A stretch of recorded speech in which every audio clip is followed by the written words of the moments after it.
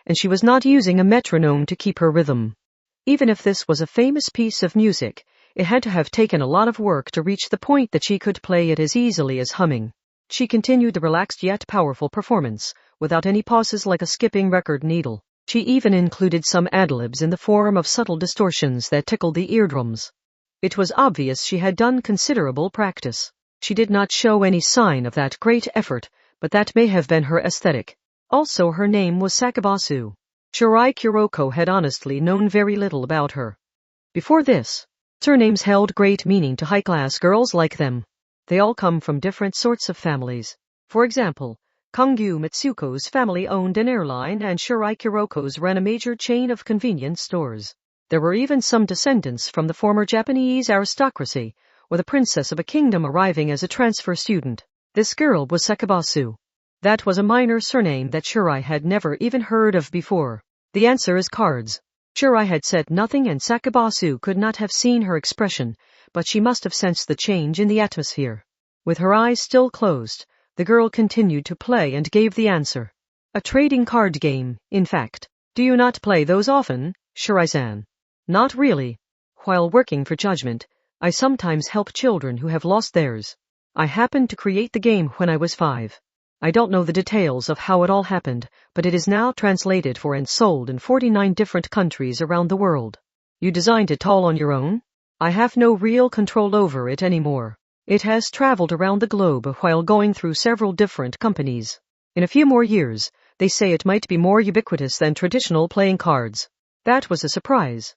There were some girls in Takiwata who had started a company or research team while attending the school, but that was all something extra after their parents had already provided for their tuition and other expenses. They were all the daughters of rich people, not the ruler or conglomerate president themselves. It was quite rare for a girl in Takiwata to be supported by their own efforts alone.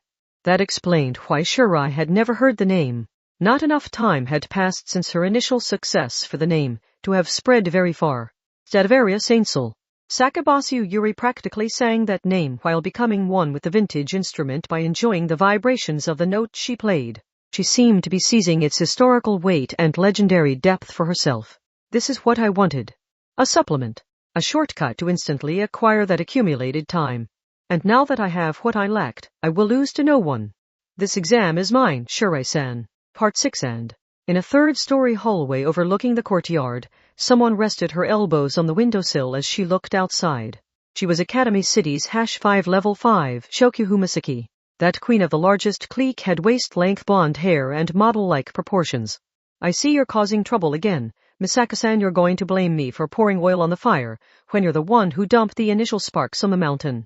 Mikoto held a chocolate bar in her mouth. Shokyuhu avoided all additives, so she stared at Mikoto like the girl was a creepy old guy eating mud dumplings that children had made at the park. Your adorable little underclassman could have sidestepped all of this by forfeiting the competition, couldn't she have?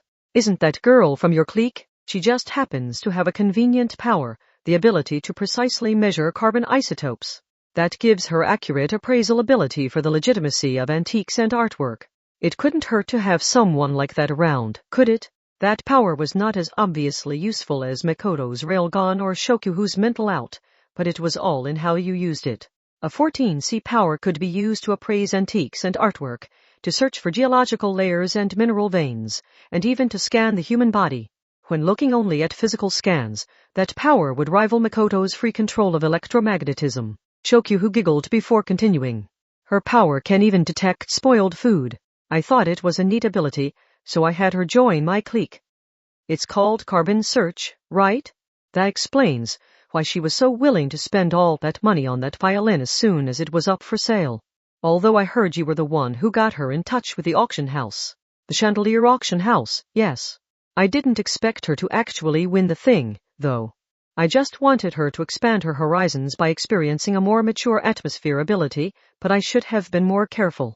I forgot auctions houses tend to get beginners so worked up they forget how to make smart decisions. Shokyuhu bent her hips to lean on the windowsill as she looked down to the courtyard outside once more. Sakabasu Yuri's performance was at a very high level. The Takiwata girls were used to hearing high-quality music, but even they were drawn in to listen. Their hearts must have been tickled by the adventurous spirit that was like gently touching a half-healed scab. but all of them would give the credit to the Stradivarius. They were drawn to the shine of that famous instrument, so none of them would acknowledge Sakabasu Yuri's own efforts. Yes, not even the girl herself would. That would trample on the possibility budding up from the dirt. It was not uncommon for a Takiwadai girl to eventually stop trying when the results of her efforts were always chalked up to coasting off her parents' success. Sakabasu's situation was similar. The Stradivarius was only a tool to be used, but Sakabasu was choosing to let it swallow up her own efforts. I really did fail with her, said Shokyuhu. For once, I really need to make sure I do better next time. What were you even trying to do with her? She is always worried about her parents. Shokyuhu gave a sorrowful look toward the courtyard instead of turning back toward Mikoto. Both her parents worked so very hard at their jobs so they could save up enough to raise their child as best they could. But then a mere child's toy earned far more than that. She says her parents were delighted by her success ability and are proud that she managed to get into Takiwadai, but it still weighs on her. She worries she broke something irreplaceable at the very core of her parents. They have money now, but none of the tradition ability.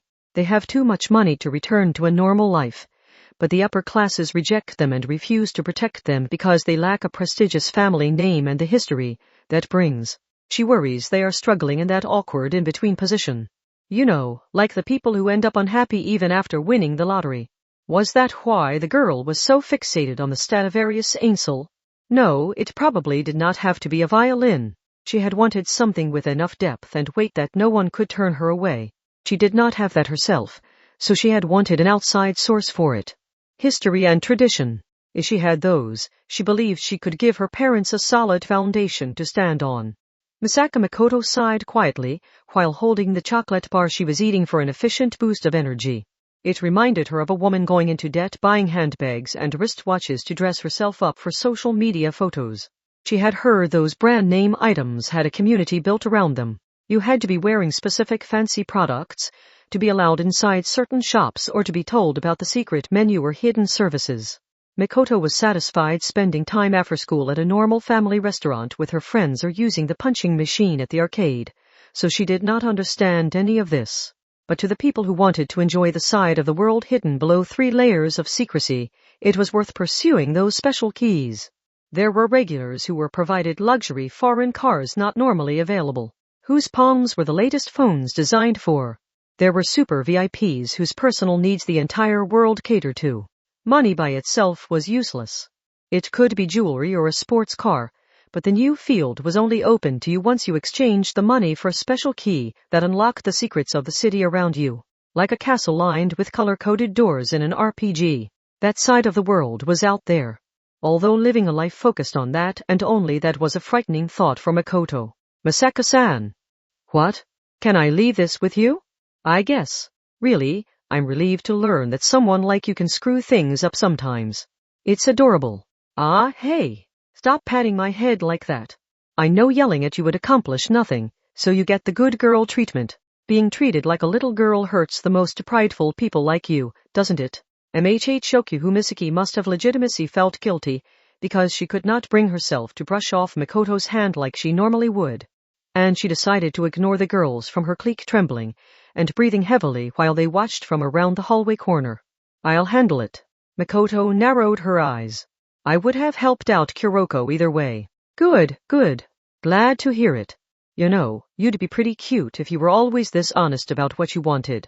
She finally removed her hand from Shokyuhu's head and waved as she left. The queen continued to pout her lips like a small child, but then she realized something. That hand.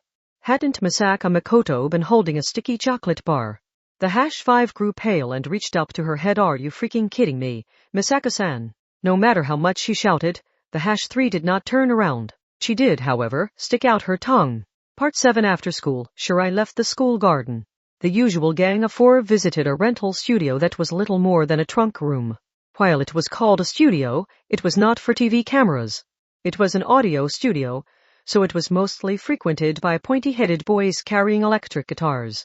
Wow, said Yuiharu as she stopped in the entrance of the room. First that batting cage and now this. Saten-san, you're familiar with a lot of places we don't visit often in Judgment, eh? Not really, Yuiharu. There are tons of places I can't get into. You know how you have to take the long way around to get from the platform to the ticket gate at the train station we always use.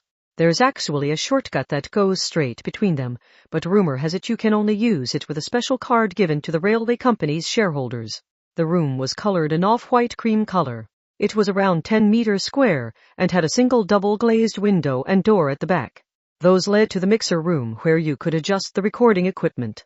This was a simple space for practicing, so it did not have the best equipment. But since it was for practice, the equipment was set up so you could objectively analyze your own performance. That was what they needed. They had not used a normal karaoke box because they wanted to analyze the audio data recorded on the phone Shirai Kuroko pulled from her skirt pocket. I wonder how well I recorded the Stradivarius Ainsel. Wow. I wish I could have heard that live. Saiten's eyes widened.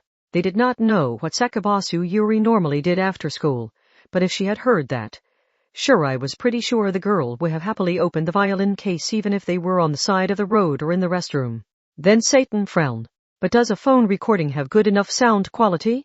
This is judgment equipment, so it records a wider range of frequencies than normal phones. It will be enough to analyze.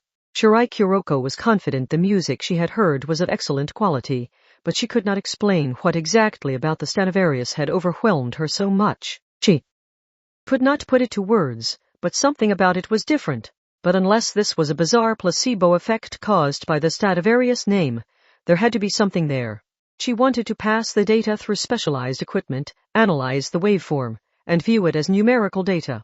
This is an analog waveform recorded as a digital signal, so there is some unavoidable loss. Will this cable be good enough? Why not transfer it wirelessly? I want to avoid as much noise as possible, so we need to do this the right way from the beginning. Unlike a computer or piano, the recording equipment was covered with rows of sliders and knobs that were a bit intimidating to touch, but Ueharu adjusted the settings to play the sound file without any alterations. Air on the G string.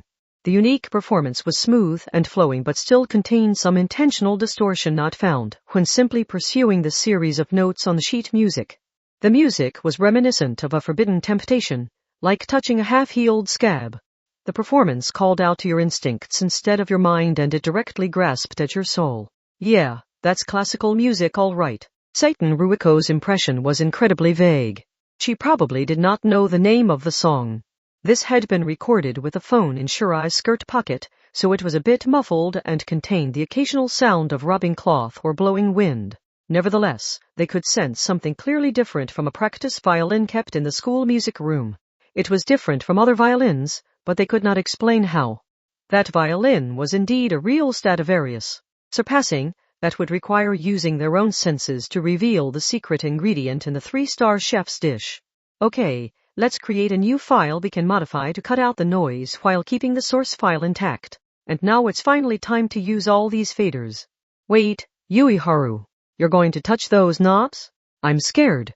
Shirai was not that interested in machines, but she did occasionally analyze the audio from phone and VoIP calls for judgment investigations. Still, she was more familiar with an ordinary mouse and keyboard. She was afraid of altering something and not knowing how to get it back to normal, so she understood why Saiten was so cautious.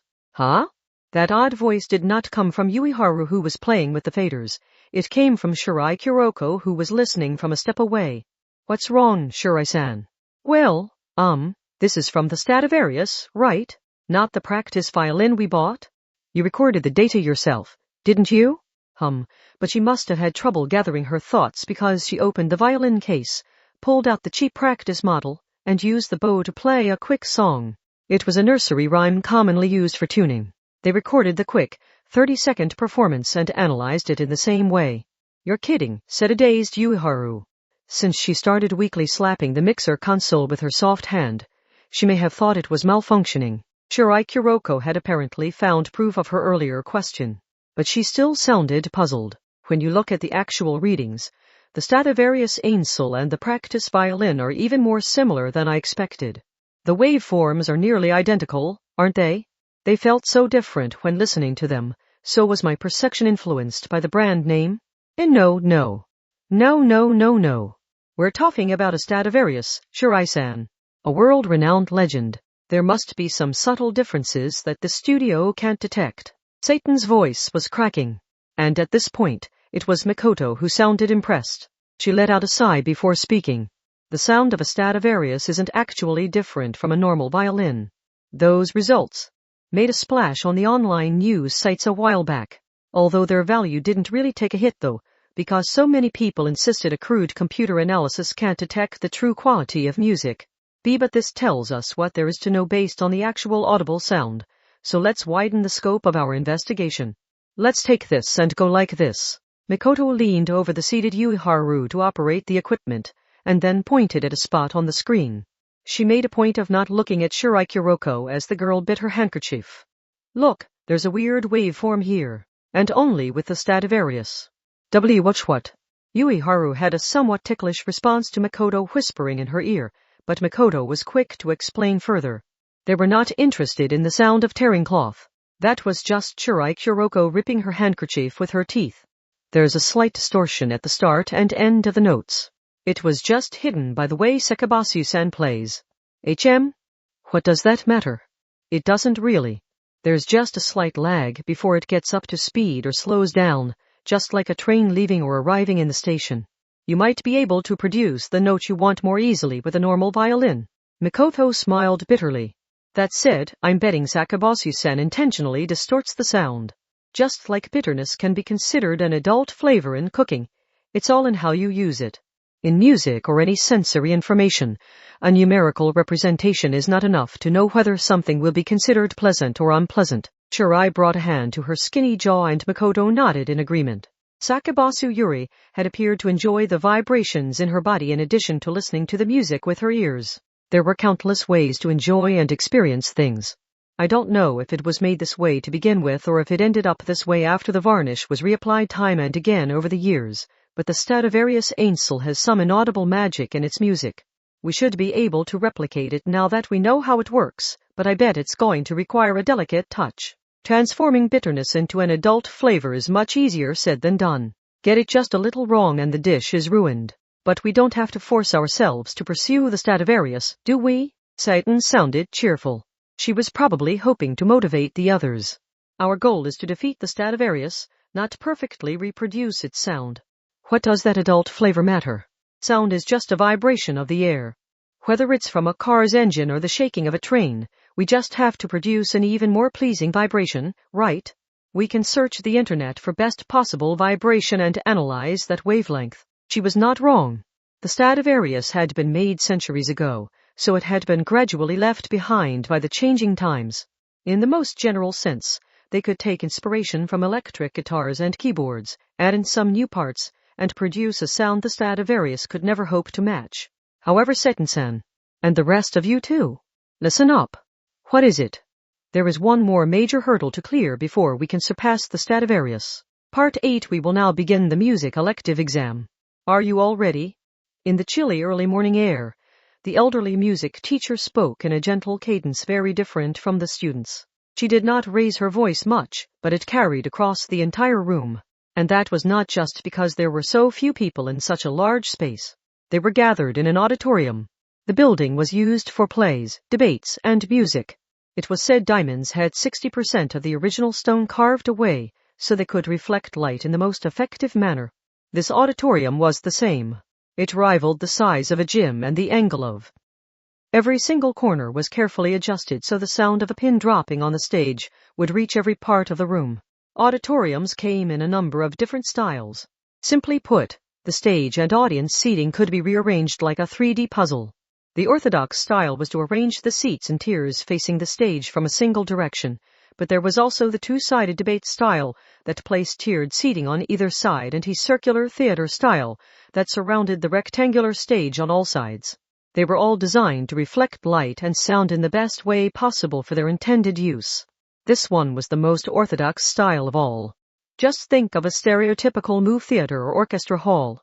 The stage was built alongside one wall and the tiered seating was stacked up to provide a view of that stage. Instead of providing a negative impression, the elegant music teacher's soft wrinkles added to the beauty of her face. She gently reached for her own instrument. Your assignment is to play one of these, a violin. The specific instrument and song is up to you, but you each have 3 minutes to play. Choosing what song and what section of that song to play is part of your assignment, but I assume you already understand that. In the world of classical music, 3 minutes was an extremely short amount of time. If you played from the beginning, your time would be up before you completed the initial prelude. There was even an unconfirmed urban legend that the CD standard was designed so that Beethoven's Ninth would fit on a single disc. Just like with the gym exam, this exam had 2 consecutive class periods to work with, but 3 minutes per person was still barely enough time. Even just 10 people meant over half an hour, because there was a time loss while one performer left the stage and the next took their place. Ahain. I hope you have been practicing, Shirai-san. The girl with spiraling ends to her black twin-tails whispered to Shirai, who lightly rubbed the back of her hand. Shirai was wearing white gloves to protect her hands during this important exam. Practicing the perfect words to praise my flawless victory, I mean, you will once more be blessed with the music of the Stradivarius Ainsel. Stop talking. The teacher is glaring at us. Sakabasu Yuri quickly straightened up, but the elderly music teacher was apparently only focused on her to have her perform first. After bending her black knee-socked legs to crouch down and undo the clasps on the violin case, she pulled out the instrument, which shined with a deep amber light. That was enough to gather the other girls' attention. Even these sheltered girls were Academy City residents first and Takiwadai students second. They had not been taught to believe in mystical auras. It was no more than a 60-centimeter piece of wood with 4 strings, but it cost enough to buy a house. Sakabasu Yuri held the neck in one hand and spun it around like a baton in what looked like some kind of good luck charm. Then she lightly held the violin between her shoulder and neck as if checking on its position. This is the Stradivarius Ainsel. I am sure you did your research over the past few days, Shirai-san. Did you rush to the online news and video sites and cling to the sour grapes stories about the surprisingly little difference in the audio waveforms? But that is not enough. That is not the true essence of a Stradivarius. Recording numerical values with sensors is not the same thing as listening to music. It is people who listen to music, and it is our hearts that appreciate it. If you did not lose sight of that basic fact, then you should have realized there is no way to defeat a Stradivarius.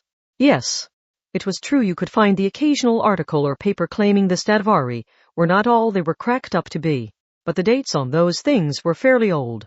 They would appear and be quickly forgotten. No matter what proof was found in the sensor readings and waveforms, everyone continued to praise the Stradivari as the world's greatest violins. They continued to insist there was no more beautiful sound in the world. Everyone's opinions reverted to normal. That was why people continued to spend hundreds of millions at auctions. But why did that happen? Allow me to demonstrate the true charm found in the world-renowned Stradivarius Ainsel. Sakabasu-san, I will be judging your performance, not the violins. Nonsense. I have nothing of my own. Not one thing. And that is perfectly fine with me. I can use an outside source to make up for what I lack, as long as that allows me to protect my blameless parents. Sakabasu Yuri stepped up onto the stage with a nasal laugh. The Stradivarius Ainsel carried great charm, but her reliance on that instrument prevented her own great skill from being recognized. Any fame she gained would be attributed to the violin, by others and by herself. It was a beautiful tool, but it stole all possibility from its owner. It was like a cursed sword in that way.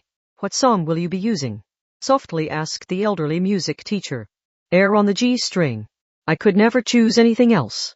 The spotlight shined down on the center of the stage. She took one small step to the left of center. Even with so many listeners and rivals focused on her, her core was not shaken thanks to the external confidence booster she held. Also, she did not even bother looking back at those listeners. Nor did she prepare any sheet music. She silently shut her eyelids decorated with beautiful lashes, and closed herself in her own little world. She placed the bow on the violin and held down the 4 strings with her slender fingers. A moment later, the first note was played. It was powerful. The burst of sound could even be called violent. The note distorted itself to open with some bizarre noise, but that provided a forbidden thrill similar to gently touching a half-healed scab. That divine temptation hovered on the precipice, dividing pleasure from displeasure. This could never be reproduced by viewing the sheet music and following the notes written there. This devil's whisper could only be created by reading the slight idiosyncrasies of the Stradivarius Ainsel. If the player was even a little bit off, the scab would tear open and everyone's ears would be assaulted by an unpleasant noise akin to pain. Instead of starting in the middle somewhere, Sakabasu Yuri had chosen to play from the very beginning.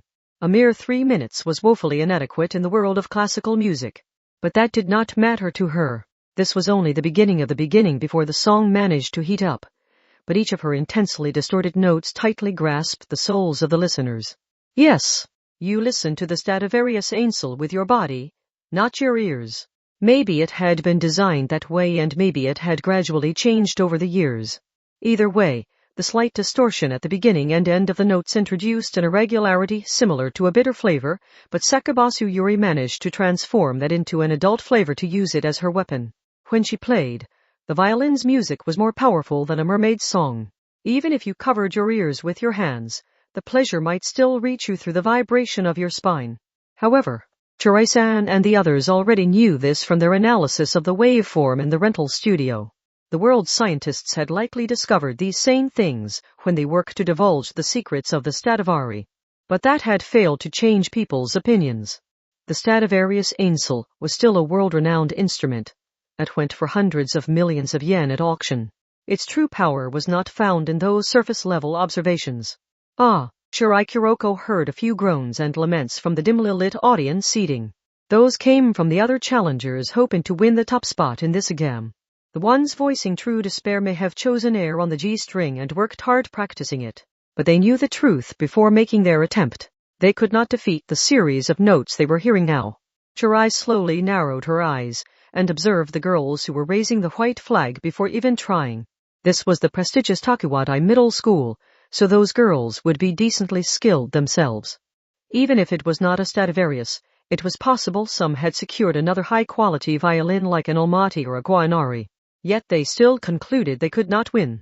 Shirai Kuroko had thoroughly studied the Stradivarius to fight back against it, but even she was succumbing to its magic. Yes, she only had to look back on what she had thought just now. Even if it was not a Stradivarius.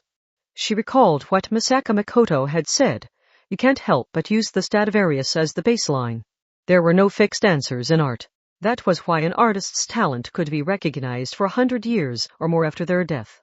When comparing two instruments, it should be impossible to determine which one was objectively superior. And yet the Stradivari stood at the peak of violins, and their position there remained unshaken. It had not mattered at all when those crass researchers had analyzed the waveforms of recorded performance data and revealed that the sound was not actually all that outstanding. The legend had remained intact. A Stradivarius is the ideal form of a violin, Makoto had said.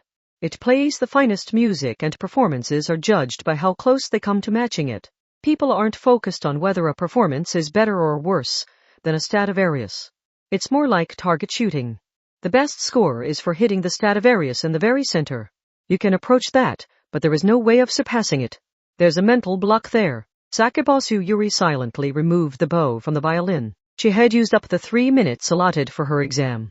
Had silence ever been so oppressive? It seemed to draw out a desire to listen to that music forever, because Shirai and the others felt a powerful craving for what they had lost. There was no applause. Applauding would have accepted that the performance really was over. The girls so wanted to hear more that they could not bring themselves to move. The girl with black twin tails had kept her eyes closed this whole time, so she could not have been watching the clock. Even her internal clock was impressive. Her own talents simply paled in comparison to the Stradivarius Ainsel she held. She softly opened her eyes. A tremor ran down her spine as she enjoyed the lingering silence. Thank you for listening. She gave an elegant bow and descended the stairs as casually as passing the baton in a relay race.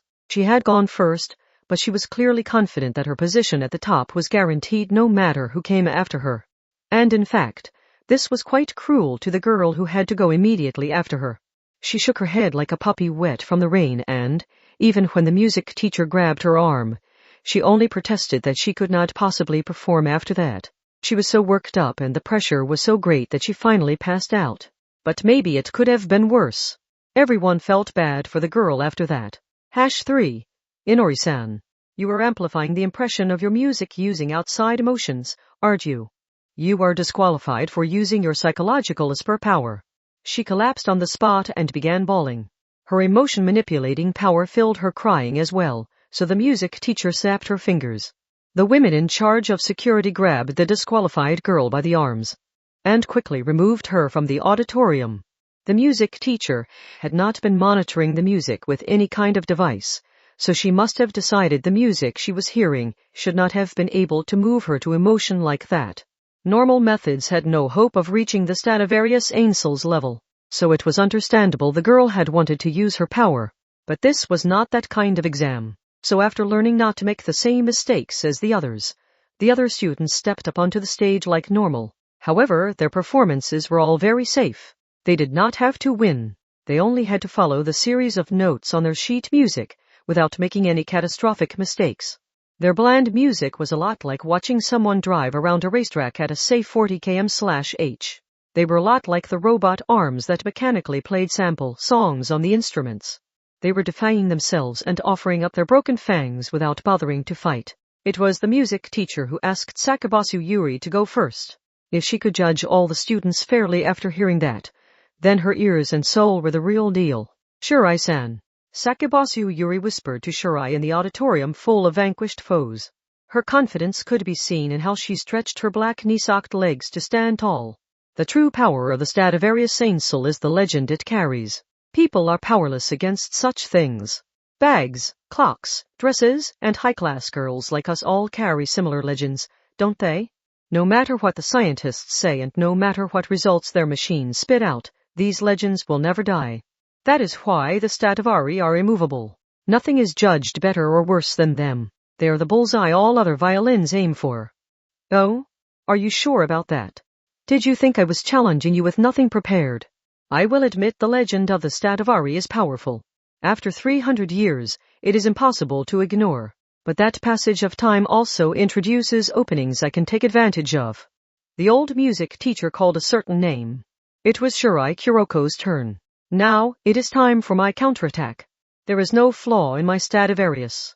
Or do you doubt its legitimacy? Unfortunately, my carbon search power means there is not even the slightest chance it is a fake. I never suggested it was. Shirai used her gloved hands to hoist a large bag onto her shoulder as she casually whispered to the other girl. I am saying I will take your Stradivarius Ainsel head on and I will crush it along with its legend. Part 9 now. Something about Shirai's actions stood out even more than her disrespectful statement. What was that bag large enough to hold a dismantled racing bike? The students had to provide their own instrument and choose their own song for this exam, but there was one required condition: a violin. They had to use a 60-centimeter collection of wood panels and strings, so what was in that bag? They had already seen a Stradivarius which went for hundreds of millions at auction, but the music teacher gave this a skeptical look. Shirai-san, what is in that bag? I believe I told you this exam requires a violin. Did you bring the wrong instrument? No.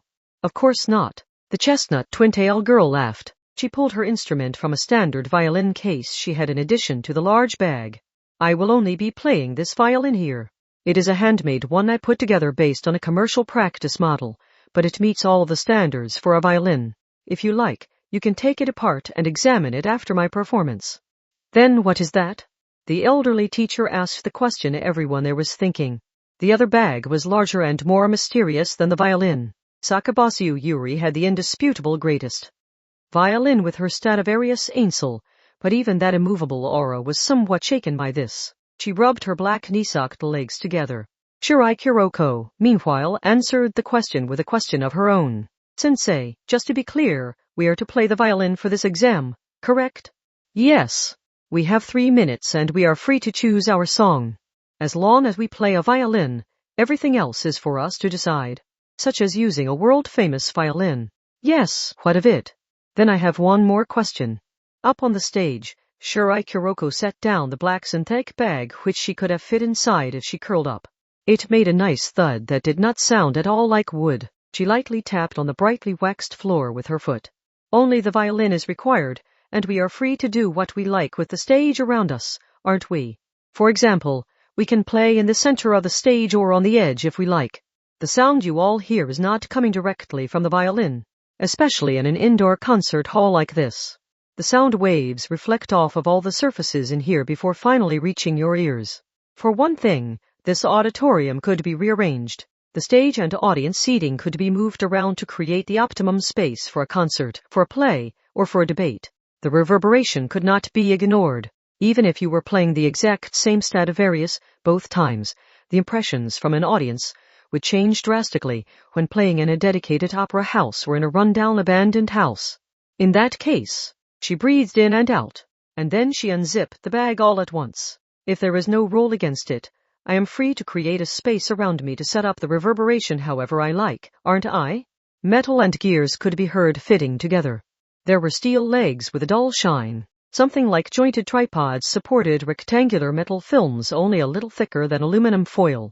They looked like metal easels or canvases that could walk on their own, and 4 of them surrounded Shirai Kuroko on the stage. Robot products like this were not uncommon in Academy City. There had been a pitching arm at the batting cage and music robots in the classical instrument store. With some help from Yuharu, who knew a lot about this stuff to the point that she got a sparkle in her eye and began licking her lips, it had not been that difficult to create these autonomous walking machines. In Academy City, you did not even need to visit an electronics district to acquire some simple circuit boards. A visit to a large bookstore was enough to get some generic craft circuit boards in the how-to-books for building pet robots or AI speakers. You may take this apart and check it over after the performance as well, but I assure you it contains no mechanical microphones, speakers, or anything capable of recording and replaying audio. They are simply sound reflection boards. They are no more than obstacles to reflect my violin's music in the optimal direction and at the optimal angle. She moved her gloved fingers with practiced ease to ready a handmade violin with no tradition behind it. The sound reflection boards must have been monitoring their distance with cameras or lasers, because they skillfully used their legs to adjust their position. No one can defeat a Stradivarius. It has nothing to do with the quality of the sound. People's ears and minds have already decided whatever sound it makes reigns supreme. Anything outside of that bullseye will be considered inferior. Sakabasu Yuri had the world's greatest violin. So Shirai Kuroko had constructed the world's greatest concert hall. There were of course music halls considered to be holy ground, but none that had a legend on the level of the Stradivari. People would want to play there, but their souls had not been stained by the idea that there was a quality of music they could only play there. The best sound quality was not achieved through the work of ancient craftsmen. That title belonged to the cutting-edge event halls mathematically designed using CAD. I will not be challenging the Stradivarius with the quality of my violin. The final judgment is made on sound that reaches your ears, not the sound that leaves my instrument. I will modify the concert hall around me to produce a sound greater than that world-famous instrument. No matter how great an instrument is, the audience's impression will change depending on where you play it. The Stradivarius might be considered the baseline, but I will not be bound by that. Shirai Kuroko grinned. Sakabasu-san, you must know how crucial the stage is. Before playing, you took a step to the left of center, didn't you? But you were still using the existing stage, so you cannot hope to match the stage I have built for myself. Sakabasu's eyes widened. Her method was to cling to the weight of the accumulated past, so she turned back toward the music teacher. Can she do that? Really? Shirai-san. The elderly teacher sighed softly. My judgment of your music will be provisional. It will take time to dismantle and examine that, but if I do find any mechanical means of recording and replaying audio, your score will be withdrawn. Is that acceptable? She was effectively giving approval. Shirai Kuroko smiled boldly. Of course. The Stradivarius had a legend behind it. Everyone viewed it as the baseline for the best possible sound, so they succumbed to its name without even checking how it actually sounded. That was the weight it had gained over several centuries. Several researchers and musicians had challenged that legend over the years. They had claimed it was not all it was cracked up to be and provided data as proof, but they had failed to tear down the walls of that impregnable fortress. The masses had pathetically accused them of being crass or jealous. Overwhelmed by those cries, the challengers had all sunk into the swamp of humiliation and defeat. However, why had they wanted to challenge the Stradivari in the first place? They were world-famous instruments from a historical creator. They had to have known what would happen if they spat on that yet were defeated, so why had they suppressed the fear of universal hatred and done it anyway? The answer was simple. They knew the Stradivari were the greatest. They carried a legend powered by so many people's wishes that they remained the greatest. An individual's efforts could never change an entire country or the world. Those instruments had the same absolute weight of a group behind them. But at the same time, if that legend could be shattered, people would want to see that great feat achieved during their lifetime. They wanted to be charmed by that great upset. The many challengers, who had continued to fall defeated over the centuries, had built up a legend separate from the Stradivari themselves. It was a paradox. Just like the Kuchisake Anna and Pomade, the rise of one legend would naturally lead to the rise of a counter-legend attempting to destroy the first. Humans were indulgent creatures, and there was no rule saying they could only carry one wish in their hearts. It was the same as being in the mood for both Chinese and French food at the same time. They were contradictory and cursed creatures who would unwaveringly believe in the Stradivari's status at the top, while also hoping to see the moment those instruments were thrown down to earth. Shirai Kuroko was not making this challenge with only a few days of work. If Sakabasu Yuri was carrying the legend of the Stradivarius Ainsel, then she would wield the paradox that had plagued those instruments for centuries. Now, Shirai-san, what song will you be playing? When the music teacher asked that question, everyone there awaited Shirai's answer, while the technological music all surrounded her. Would it be Bach, Beethoven, or Mozart? Everyone must have assumed she would choose some famous song to challenge Sakabasu's air on the G string. But they assumed wrong. This exam is meant to test our skill with the violin, so we are free to choose whatever song we want, correct? Yes. Then. This was where Shirai Kuroko could best make her stance clear. She lightly held the glove between her teeth to remove it. The hand below had bandages covering the fingertips. She had made her preparations. She had put together a plan. But who said she had not practiced hard as well? Then I will play an original song. It might not be on the level of the classical composers, but please enjoy. Part 10. They say what followed was a 3-minute miracle. Part 11. In Takuwadai Middle School's grounds, Misaka Makoto held one of her right hand's fingers in her mouth, while wearing short-sleeved gym clothes. Specifically, the fingertip, where a small injury, was covered by a bandage decorated with a frog mascot character. She had practiced along with Shirai more than she maybe should have. She did not want to hear any more classical music for quite a while. This hurts a fair bit, but not enough to keep me from running around campus. Misayaka-san. What is it, Shokyuhu? While taking a short break and wiping the sweat from her brow with a microfiber towel, Misaka Makoto turned around with an annoyed look in her eyes. She was in the middle of the exam for her elective. Shokyuhu must have finished hers already. For some reason, she wore an apron over her uniform. Hold on. Eh? Are you serious? Don't tell me you chose home ec. I'm not great at it or anything. I really just wanted the cooking ability to make my own bentos. Shokyuhu Misaki had called out to Mikoto, but she was not looking at the ace's way. The queen's eyes were on the auditorium. I know I asked for your help ability and I know Sakabasu had to be taken down a peg given the situation, but I didn't expect you to be so crafty. What, did you use a remote to listen through one of your clique girls? And you of all people have no right to accuse someone else of being crafty. Aren't you worried how it will turn out? I trust her to pull it off. Shokyuhu sighed at that. Shokyuhu Misaki was the queen of Takuwadai's largest clique. She had built up an immovable position with her incredible charisma and power. But she had gained a different kind of powerful connection through the strange bond linking her and Misaka Makoto. And the strength of a bond was not determined by the number of people it linked. First of all, it's ridiculous to have a violin test that only lasts 3 minutes. That's just to make it easier on the teacher giving the test, right?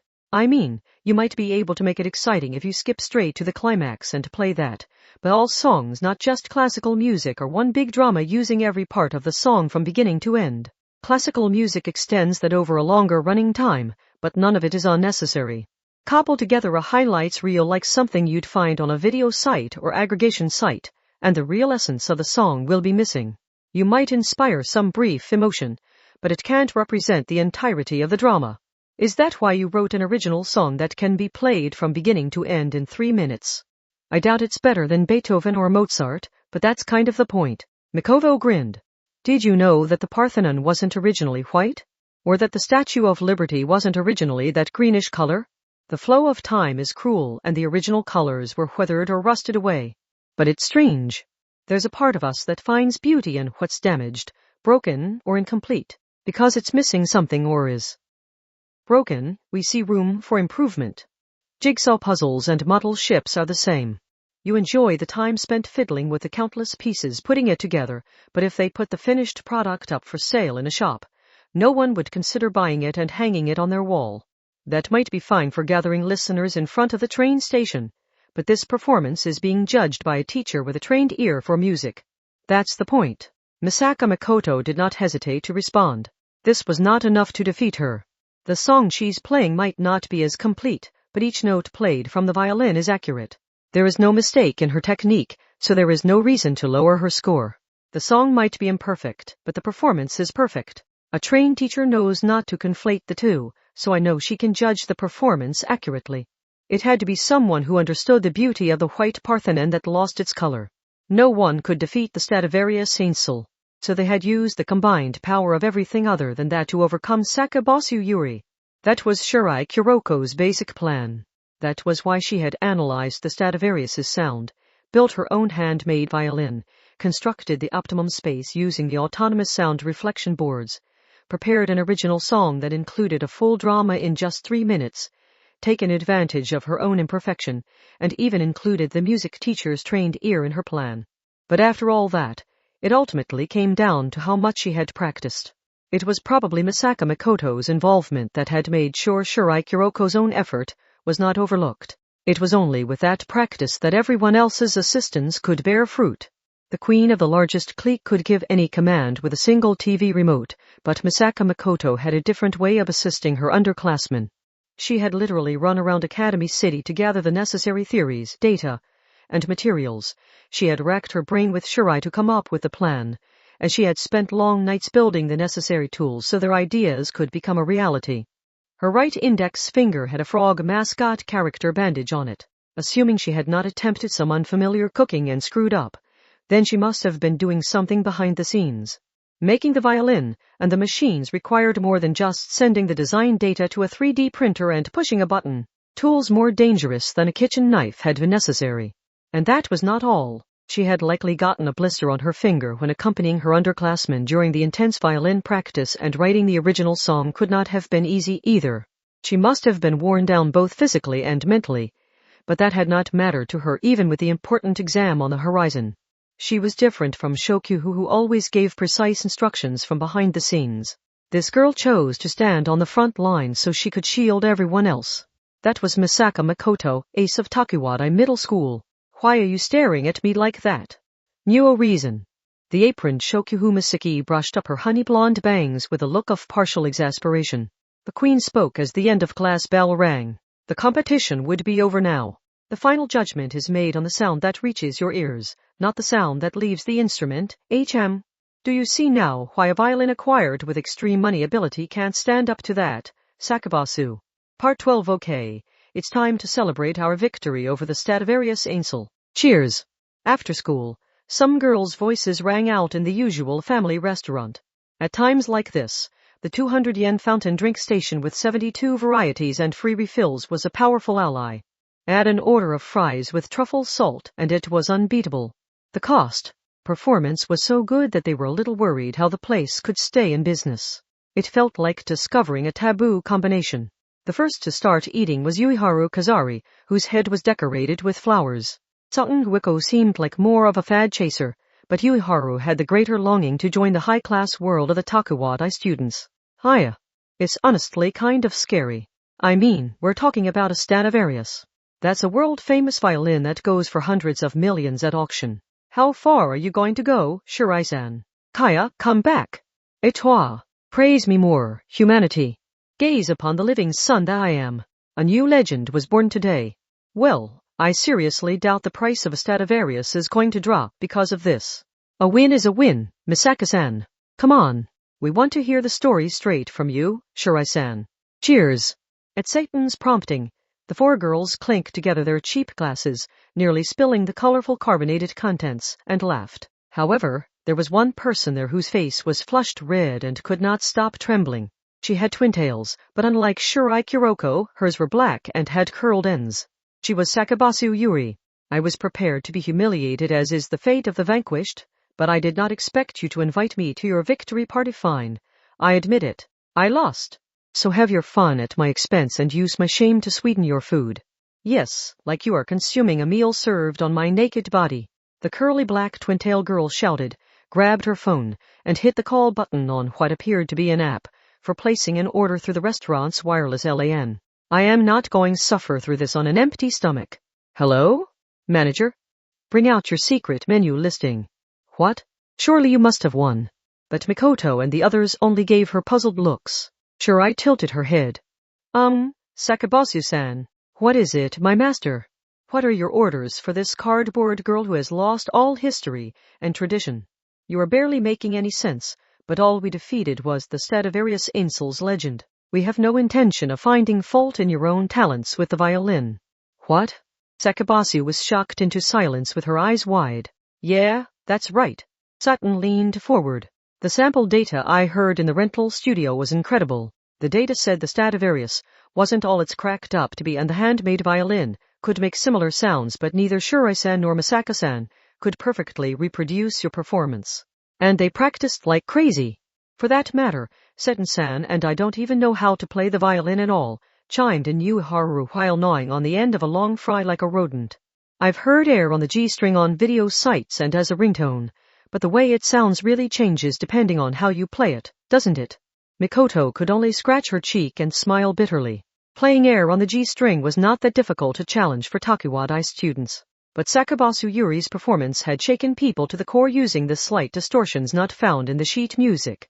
That was her own secret technique. And the fact remained that Mikoto and Shirai had failed to bring down that stronghold even after working so hard they had bandages on their fingers. You have a unique way of applying force. Using enough force to bend the strings normally just pushes back the bow instead. But Sakabasu Yuri bit her lip and let out a trembling voice. This may have been an emotion other than anger. It was more like the confusion of someone driven into a dead end, or to the edge of a cliff. What good is that? Everything I have comes from the Stradivarius. Praise me all you like, but I can't move anyone's hearts without the weight of that world-famous violin behind it. No one will accept me without that history, and I can't give my parents peace of mind without that tradition. So why bother consoling me like this? Sakabasu-san. Shirai Kuroko quietly called the girl's name. She held a perfectly ordinary violin and spun it around by the neck. This was not a Stradivarius or even the handmade one she had put together with Mikoto and the others. It was the practice model they had used for reference. But it was still a musical instrument that would produce the proper notes when played properly. Then could I ask for a song? I want to hear your specialty. Air on the G-string. KH. How far can you take the sound now that you have lost the legend of the Stradivarius? I think your true value can be found there. And let me make one thing clear. I may be able to defeat the Stradivarius Ainsel, but I cannot defeat you, Sakabasu Yuri. You lamented the lack of history and tradition, didn't you? You think your parents must feel ashamed, don't you? Then isn't there only one course of action? Create a new legend yourself. That girl had claimed she had nothing herself.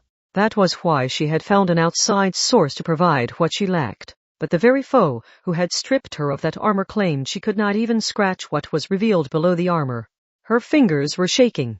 She reached for the practice violin that Shirai Kuroko held out, but she hesitated and did not immediately grab it. Slowly and hesitantly, like she was touching a metal rod in the fire, she grabbed the perfectly ordinary violin. The curse of the Stradivarius Ainsl's reputation was no more. This performance was the girl's and the girl's alone. The sound may have been subtly different from the Stradivarius and its slight distortion at the beginning and ending of each note. No matter how hard she tried, she could not reproduce that sound. But that was not enough to ruin Sakabasu Yuri's performance. Even with the practice violin, the essence of her music, that stroking of the emotional scab filled the space around her. It did not matter that she did not have the world-renowned Stradivarius.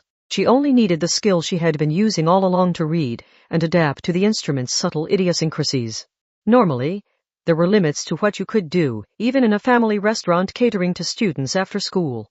If you walked in and started loudly playing an instrument, the staff would run over and tell you to stop. They might even kick you out. However, those emotional thorns never manifested. From the moment the bow touched the strings, everyone was focused on listening. No ring of people formed around the musician. No one clapped their hands. But everyone leaned back in their seats, let the series of notes wash over them, and enjoyed the performance. The staff even considerately turned down the music playing over the restaurant's speakers. The performance continued in full, to the very last note. A small noise entered the silence that followed. It was perfectly ordinary applause. It was unclear who clapped first, but eventually everyone was showing their appreciation. That was the power of music. It carried a charm greater than a mermaid song. Do you see now, Sakabasu-san? Shirai Kuroko spoke to Sakabasu, who was more surprised by what she had done than anyone. Tricks had only been enough to defeat the tool. Even with the 4 girls working together, they could not hope to match the true talent. This is a true legend. No matter how high the price, a Stradivarius you can buy with money cannot hope to defeat the light that you alone carry. It's time you realize that you already hold a position no one else can reach. That is your responsibility as the ruler who carries a true legend. She said nothing for a while, but it was obvious to everyone that Sakabasu Yuri was experiencing some kind of emotional response. So, all she could manage after her performance was to silently bow. And no one was crass enough to try and peek at her expression from below. Part 13 Target located. The sample set is apparently inside the school gardens Takuwadai Middle School, but we can come up with a different plan for that. For now, Riot, you need to eliminate the individual. Understood? We cannot let this stand. The Stradivarius legend must not fall. I'm using a shotgun, so I can't aim very precisely. Before I do this, I want to check the rate for the surrounding civilians. Unlimited. Understood. Attacking the target takes top priority, and I will not worry about how many other people I hit. I will only accept good news. I can feel the love. Part 14 Makoto glimpsed something outside the family restaurant window. The first oddity she noticed was not a loud noise or bright light. Quite the opposite. Even with the thick glass in the way, it was odd for such a large motorcycle to be so silent. It probably used an electric motor, but the required engine sound effect had been illegally shut off. It was ridden by a pair of people in black riding suits and full-face helmets. The one on the back seat was aiming some kind of a long tube their way. Just as Makoto felt tension squeeze at her heart, she heard a series of blasts, and the restaurant's windows shattered into a cascade of glass shards. Chapter 2 Part 1 The boom of bursting gunpowder and the shriek of shattering glass pounded on their ears. The large, electric motorcycle had its engine sound effect deactivated, so it drove off while hiding within the din its riders had caused. Misaka Makoto was one of Academy City's 7 level 5s and the strongest of the Electromasters. If she had abandoned all else and focused on hijacking the engine, she might have been able to stop the motorcycle before it could escape. However, really? She could still hear the sound of glass shards hitting the floor. A shotgun had been fired in from outside, and it had fired more than once. If Makoto had not used magnetism to gather the restaurant's equipment and form a large shield, who knows how many people would have died. The atmosphere inside the restaurant had entirely changed. The world Sakabasu Yuri had been gently creating had been erased by a vortex of crude violence. The screams and cries of the other customers and the staff were like someone mercilessly scratching at the invisible scab with their nails. The noise was so brutal it brought to mind the idea of an acoustic weapon. You realize that sound could create something like this, when brought in the negative direction. Shirai Kuroko spoke, while carefully brushing the glass shards off of her head. She attached a distinctive armband while she did so. Ueharu, start by checking for any injuries. Of course. Preserve the scene at the same time. This is too much for judgment. Keep your eyes open to make sure no one disturbs the scene before the adults from anti-skill can arrive. Shirai often took action beyond her authority, but judgment members like her were technically only meant to mediate trouble between students at their own schools. They were not meant to investigate serious criminal activity occurring in the city. What another girl in a Takuwadai middle school winter uniform was dazed. That girl was Sakabasu Yuri. What happened? Since she belonged to that prestigious Esper development program, she had to be at least level 3, but despite the common misconception, having a higher level did not necessarily make you stronger in a fight. Her power was carbon search, which let her precisely measure carbon isotopes. It would be cruel to ask her to battle a shotgun with that. Trembling in fear was the correct response. Ueharu and Seton, on the other hand, did not seem afraid at all, but that was because it was all so sudden that their fear had yet to catch up with them. That was dangerous too. In that sense, Sakabasu Yuri's neutral and normal emotional response may have put her a step ahead. Kuroko. Makoto briefly called her underclassman's name. Ueharu and Seton were here, but so were plenty of onlookers both inside and outside the restaurant. She whispered in Shirai's ear to make sure not to cause any unnecessary waves. Based on what I felt hitting the shield, the shotgun blasts were not targeting everyone in here indiscriminately. They were clearly changing the angle of the shots as they drove past to target a single point. And that point was our table. a modified silent bike and a specialist firearm. Did they not use an Esper power because they do not have one, or because they were afraid we could work out their identity by doing a mechanical search of the bank? Either way, they put a lot of effort into this. A shotgun scatters lots of small balls that do not match the gun's caliber, so it is hard to identify the weapon using rifling marks like you can with a handgun or rifle. I doubt this was something they suddenly decided to do for kicks. Let's list off every reason we can think of why someone would be targeting us. Of course, I can think of countless reasons why someone would go after a level 5. If we're going there, I've earned more than my fair share of grudges with my judgment work, although not many of them would have the temerity to pay me a visit with a shotgun in hand. Then could it be about the Stradivarius? But in that case, it's odd that they made no attempt to steal the violin from Sakabasu-san. No matter how tough the case, a stray shot could easily break the instrument inside. It is also worth noting that this was shortly after I destroyed the violin's legend. At any rate, it took a bit of time before the volunteer teachers of anti-skill arrived. First, some officers out on patrol arrived in a special vehicle made by modifying a sports car, then a group with specialized forensic tools arrived in a large minivan. Men wearing tough-looking bulletproof jackets approached Shirai. They likely chose her because of the armband on her right upper arm. Amida, and this is Inao.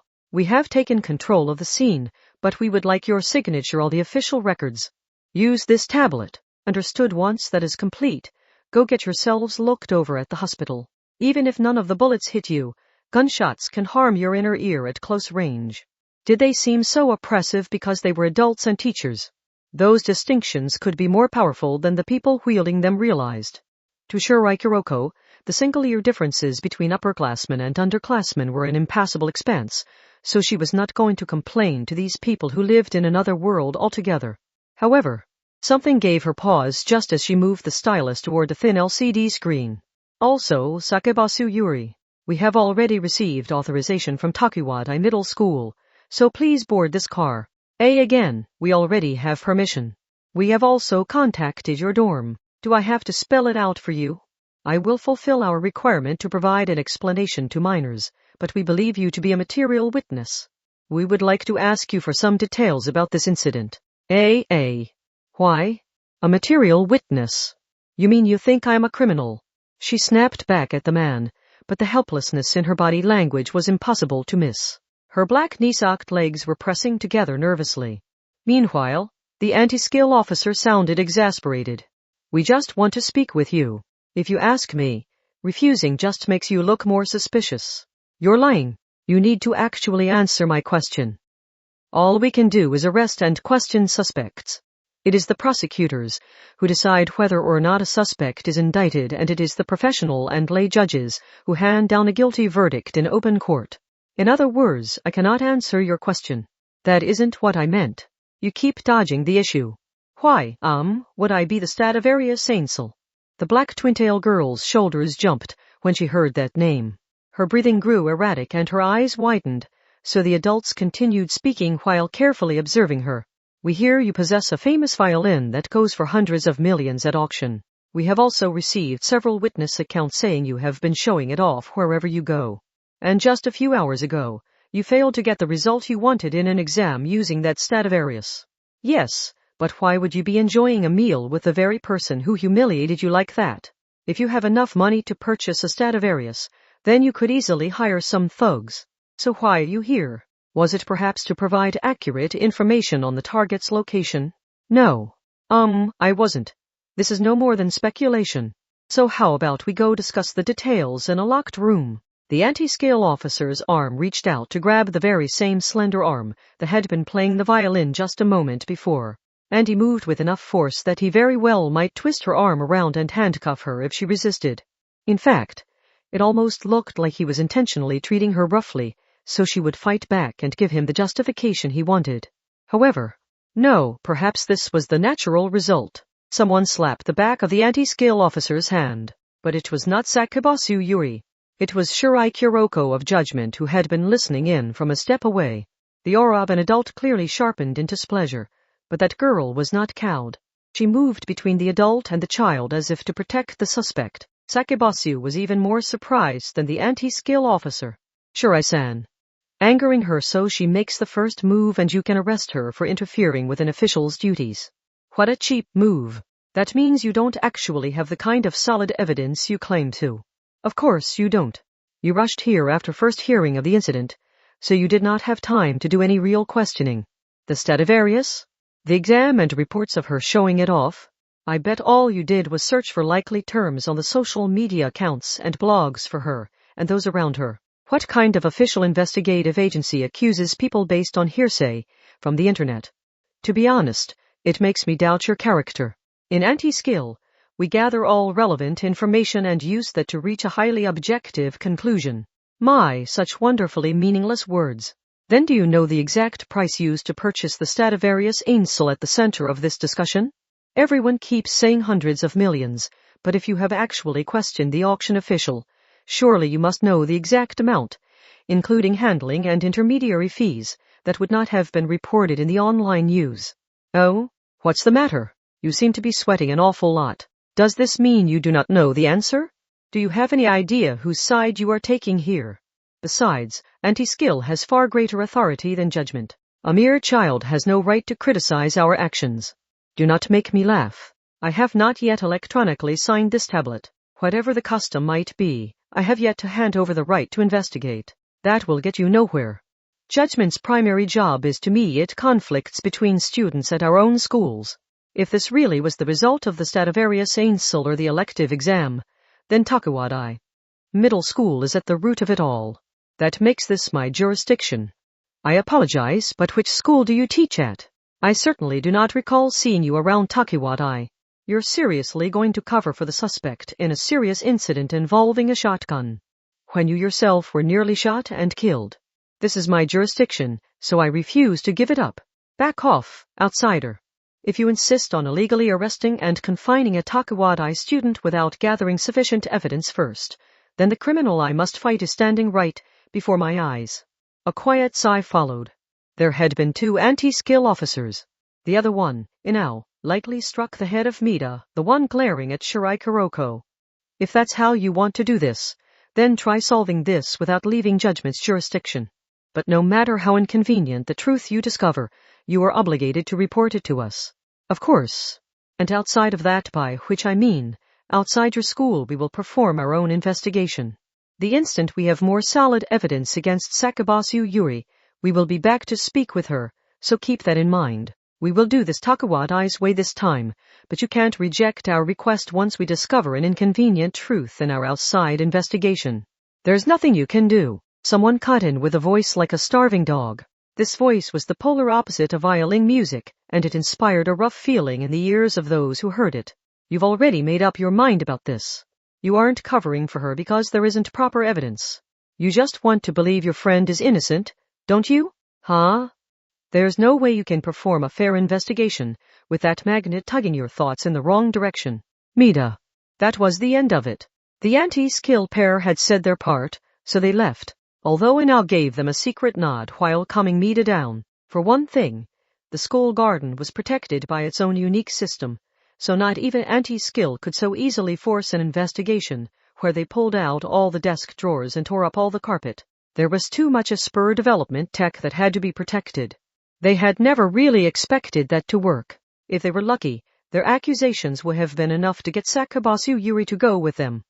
But even if they were not lucky, they could still find a way to arrest and indict her if they found a link to her while investigating the crime scene, the route used to acquire the weapon, or whatever else.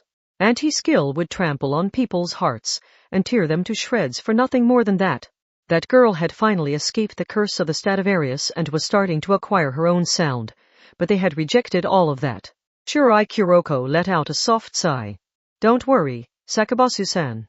The adults aren't actually targeting you as much as it might seem. That was what they call the good cop, bad cop routine. By assigning themselves those roles, they hope to manipulate us into trusting the good cop and shake the connection between us. Remember that it is an act and don't let it get to you. Eh? Eh? The girl with curly-tipped black twintails had no idea what was going on, so Mikoto waved at her too. To put it another way, they get nothing as long as you don't react. They have nothing solid against you. Takuwadai is impregnable, so anti-skill can't charge in and stuff everything they want into cardboard boxes. That said, this still affected Sakabasu Yuri's situation. Sooner or later, it would get out that she was anti-skill's top suspect. It was even possible the adults would intentionally leak that information online to set things in motion. A suspect was not the same thing as a criminal, but the normal people on the streets and the bored people online tended to overlook that fact. If nothing was done, people would begin digging up every last piece of personal information on her, and it would all be listed on message boards and aggregation sites that anyone in the world could read. And even if the authorities later came out and said, "Whoopsie daisy, we were wrong. Sorry about that," the online harassment from all around the world would not go away. Never, ever. She was in a state of limbo and hanging on by a thread. But this also meant she was not protected by the official system meant to protect suspects. If there were any unusual openings or loopholes, there was a chance she would be targeted by the professional media and by amateurs hoping to show off on social media. The snowball had been placed at the top of the hill. They had to reveal the truth and remove all suspicion from her before it wobbled and started rolling. They had to work even faster than the adults. "We're going to be busy," said Mikoto. "Yes," agreed Kuroko. "Yuiharu, we will need your support from the information end of things." "Yes, yes." Saiten eagerly raised her hand. "You can rely on me for information too." It all came together smoothly, like this was the natural outcome. No one protested. A real shotgun had appeared without warning. The difficulty of acquiring specialized tools like the gun and the motorcycle suggested they might be up against more than an individual. It was also possible this was a rational enough criminal to intentionally avoid using their spur power. The risk was quite high. Even now, the slightest opening could get the girls killed with their first move. And yet, Sakabasu Yuri was at the center of it all, but she felt like she was in the eye of the storm. She could not touch the powerful winds blowing around her, and she only felt left behind and bewildered. Why? Because Shirai was a judgment member? Because Sakabasu was a fellow Takuwadai student? No. Shirai. Kuroko put her hands on her hips, breathed from her nose, and gave her answer. Not one of us needs a reason to do this. Aren't you the same? Now, it was time for the counterattack. They would accept this challenge, and they would not allow the adults to go back on their agreement after the fact. Part 2, they needed to review what information they had. Shirai and the others wanted to continue discussing the case, but Takuwadai's dorms had a strict curfew and they had no desire to remain at the family restaurant, where so many anti-skill officers were investigating the crime scene. Their first order of business was to secure a location where they could set up camp and exchange information. Satin raised her hand while walking down the road just before sunset. If we want a secret base, I vote we do it online. That way we can swap ideas anytime and anywhere, and we can even talk during class. But Sakabasu must have still been shaken after what happened. She seemed to shrink down as she held her violin case in both hands, rubbed her black knee-socked legs together, and made a hesitant rebuttal. "I do not know exactly how it works, but aren't the adults monitoring everything that happens on the internet? I have heard the systems meant to protect personal information have a few exceptions, such as criminal investigations and court cases. Anti-skill isn't going to actually destroy evidence, so it should not be much of an issue even if they do spy on our conversations." Fine. Yuharu, you do something about it. Sigh. I just have to build a server that anti-skill can't track us on, right? I'll have that in no time. Rather than creating something new from the ground up, it felt more like she reached into a secret drawer and pulled out something she had made before. Shirai gave her a skeptical look that asked why she had this, but Yuiharu was unfazed. There's a bit of a trick to using it, but once you're used to it, you'll see it's more convenient than a normal social media site. For now, I'll register all our phones on each other's friends lists. Electronic tones played from their pockets. When they checked the screens, they found a new icon, the addition of which none of them had authorized. Yuiharu should not have even known Sakabasu's phone number or email address. Mikoto should have known more about this stuff thanks to her ability to directly manipulate electricity, but not even she was immune. Yuiharu, it seems wrong to criticize me when all I did was flawlessly carry out the task you gave me, Shirai-san. Oh, and it has an obvious icon now, but you can set that to be hidden. People often spy on your phone screen from the side or behind, so I recommend erasing the icon from the menu just in case. However, Sakibasu Yuri was trembling while holding her phone in both hands. Wah! She stared intently at the screen and her cheeks started to grow flushed. Her heart was racing to the point it looked like she might start hopping around. Wah wah. Friends, I'm finally internet friends with someone. And is this what they call a secret site? What do I do, mother? I'm turning into a bad girl. Tremble, tremble, tremble. Sigh. So what should we do about this app? If you don't like it, I can smack Yuharu and have her erase it without a trace. Sakibasu-san? No, leave it. This is a sweet nectar I can never let my mother know about. Sure, I looked puzzled, but that was not the issue. Mikoto clapped her hands lightly. Okay, let's head home for today. We don't know who they are, but don't forget that there is an actual criminal out there. Get back to your dorms before it gets dark to make sure you're safe. That might sound obvious, but we can't afford to stumble right out of the gate. Let's deal with this a step at a time. Got it? Okay, we can meet in the app once we're back. Hee hee hee. Once I get a taste for the sweet flavor, there is no going back. After seeing Yuiharu and Seton back to their dorm, it was time for Mikoto and the others to head to their own dorm. But sticking with Sakibasu 24/7 to protect her was not realistic with their school activities. Instead of protecting her by fighting and defeating the threat, they had to set up a situation where the attacker would have a hard time trying anything again. Sure, I turned back towards Sakibasu. Now how about we get home? Don't look so surprised. We all live in the same Takuwadai dorm, so there is no point in splitting up now. Gulp. You mean we will be walking home together? Hanging out with friends after school and wandering around the city? Is the path of the bad girl? Kaya, I can't believe it. Kaya. Sakibasu-san.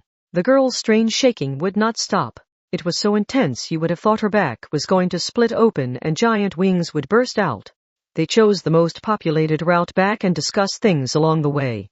Let's get to the most fundamental question. Yes, One-sama. Who do you honestly think the target was? The four of us, or Sakibasu-san? When Mikoto had blocked the shotgun blasts, it had felt like all the shots were clearly targeting their table. She was more or less certain of that. And with that question in mind, sure, I considered a few pieces of information.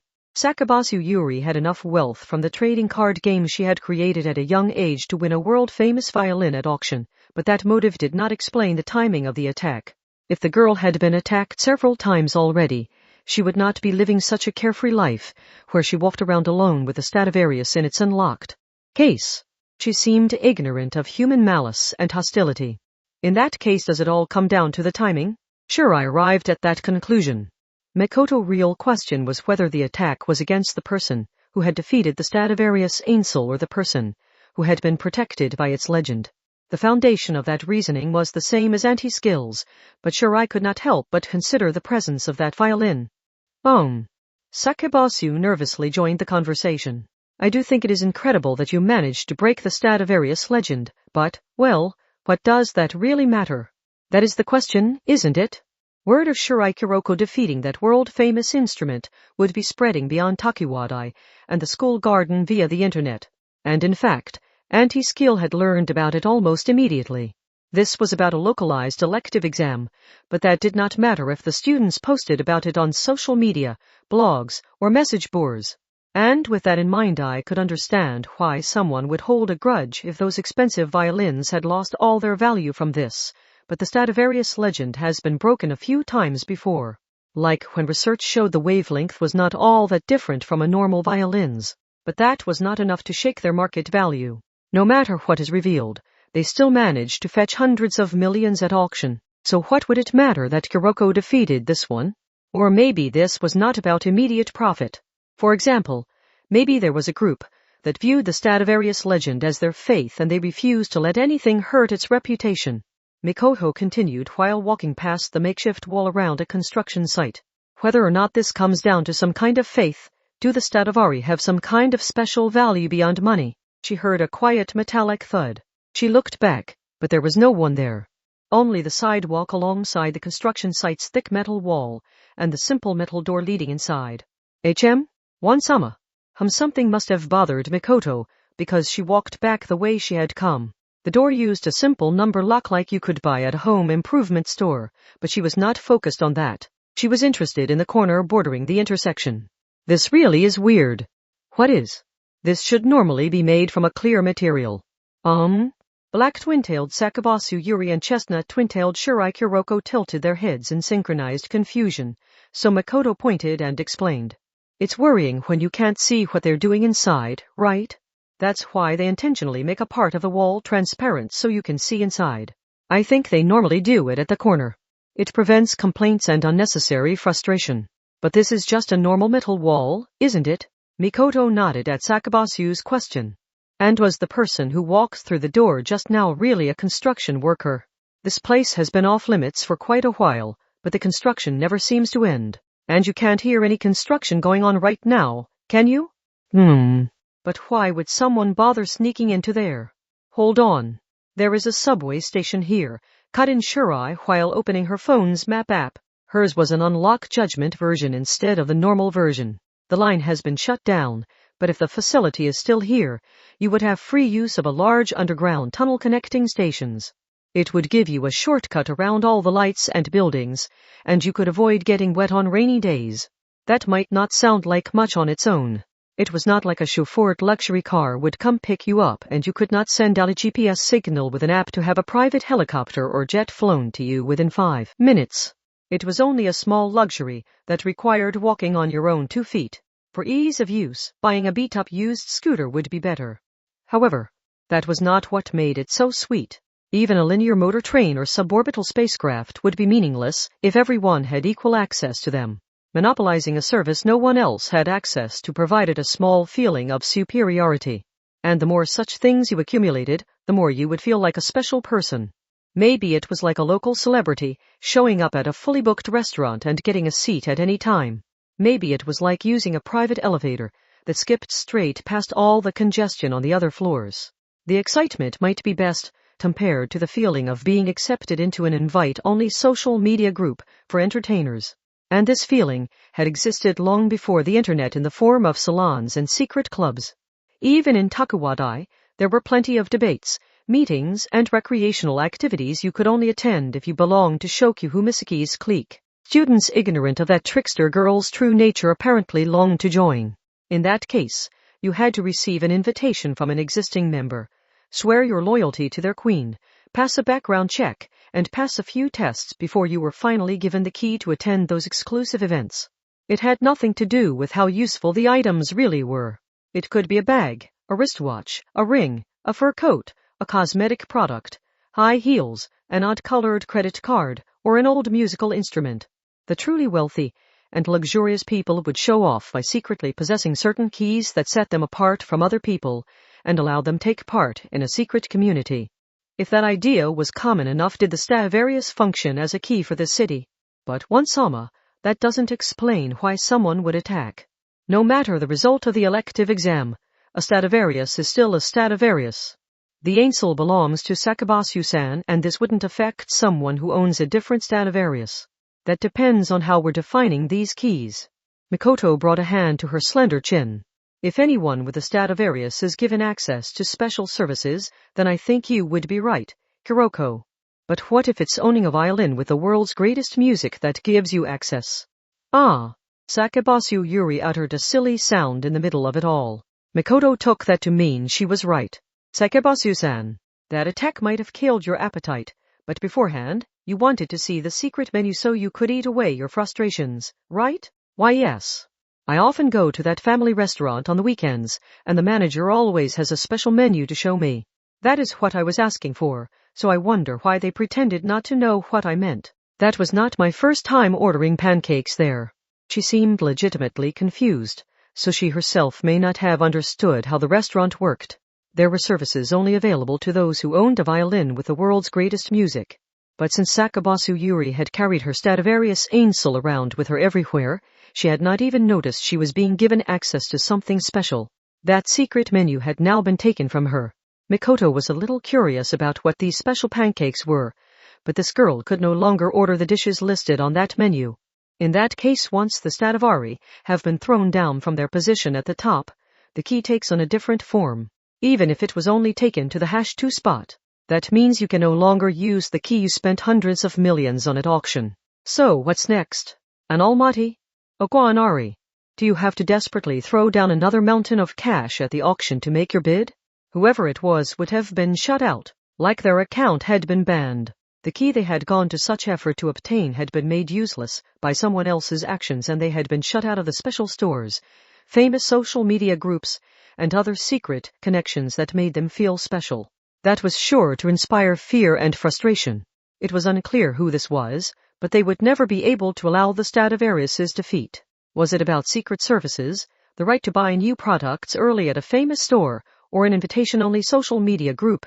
Whatever had been taken from them by the shaking of the Stradivarius's value, they would do whatever it took to recover their position. Especially if they were someone with no other connections who felt they needed that in order to stand out, so they would want to erase the result of that elective exam.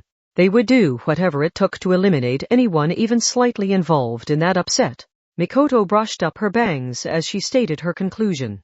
Looks like we need to investigate that violin some more. That might tell us how many people would hold a grudge and how many enemies we might have.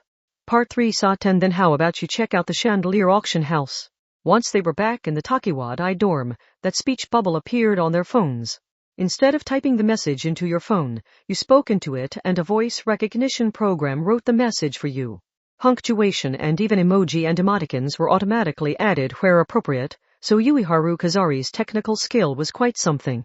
This honestly seemed like something she could use for a startup. But some geniuses only used their skills for fun and stopped before it ever became a job or obligation. Regardless, the chandelier auction house? Mikoko frowned, because she had heard that name from Shokyu Humasaki before. Saw 10. They're an office that auctions off a wide range of products in Academy City, although they specialize in artwork and antiques. I believe they offer things like rare old manga manuscripts and the world's first sewing machine, but also instruments like the Stradivari. Yeah, there are a lot of rumors about that place, but I couldn't possibly step into that fancy world. You mean Saw 10, as you've probably guessed. They apparently specialize in those fancy keys that give you access to that world, although I couldn't tell you if that's actually true. Basically, everything sold at Chandelier, be it wine or a famous painting, functions as one of those keys. If the Stradivarius Ainsel has that additional value, then maybe the rumors are true. Kuroko.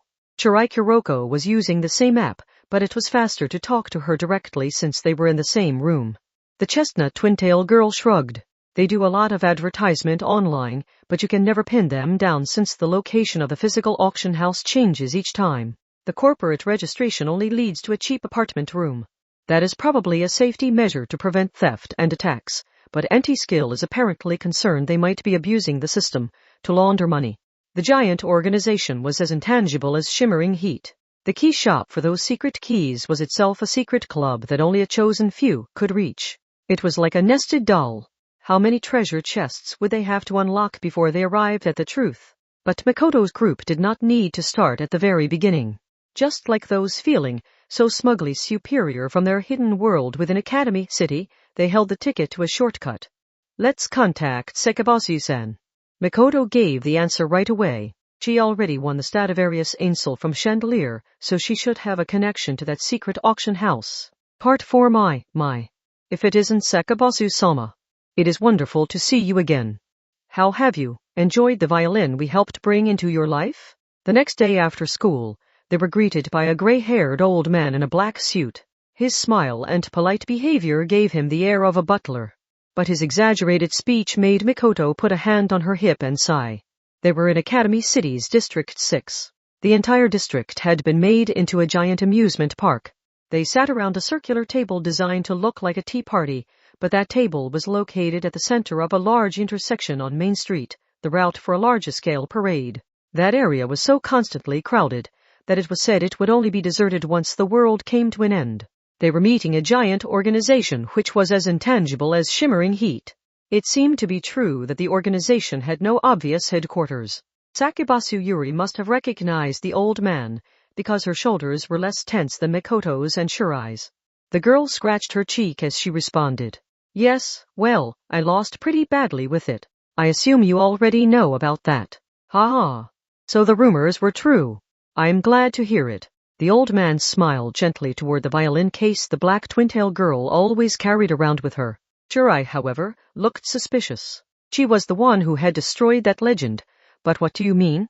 Isn't it a problem for you if the Stradivarius legend collapses? You must have received a significant amount in handling fees, while acting as the middleman for the violin sale. Was it perhaps 20% on a price in the hundreds of millions? The greater the purchase price, the better for you. Saturn trembled at the thought of 20% out of hundreds of millions of yen. Shirai had summed it up as acting the middleman, but Mikoto, Sakabasu, and Shirai herself knew that procuring, storing, securing, and transporting such a famous instrument would come with plenty of risk. What if they ended up with a counterfeit? What if it was stolen before the auction? What if it was ruined by humidity or a leaky roof? What if it did not sell for as much as initially thought? Whether it was a jewel or a painting, possessing a pricey item would wear at the nerves. Since this issue had already proven it could place people's lives at risk, this business could not be an easy way to make money. But the old man in a suit did not tough on any of those internal issues and only added a hint of bitterness to his smile. I cannot deny we have our financial interests to consider. This was not enough to shake him. He was very different from the anti-skill officers from the day before. However, you must not forget that the products we handle are tools. Whatever they might be and whatever price they might sell for, we appreciate it when they reach the hands of someone who will use them to their fullest. I believe the Stradivarius Ainsel itself would want to be used in a serious competition, with a chance of losing instead of easily won competitions where your opponent never stood a chance. You and the violin you hold have accepted each other and become comrades in arms bound by genuine trust. I cannot reveal the identity of the former owner as our sellers are guaranteed their anonymity, but I can say that I am proud to have sold it to a benevolent owner such as you. Satin hesitantly raised a hand. Excuse me, but we had heard that all the products sold by Chandelier double as secret keys. Is that part of what you mean by using them as tools? If the Stradivari were a sort of key and another owner refused to accept Shirai Kuroko's victory since it threatened the value of their key, then the Chandelier auction house might have a list of suspects. Especially if this was the only place someone could obtain a Stradivarius.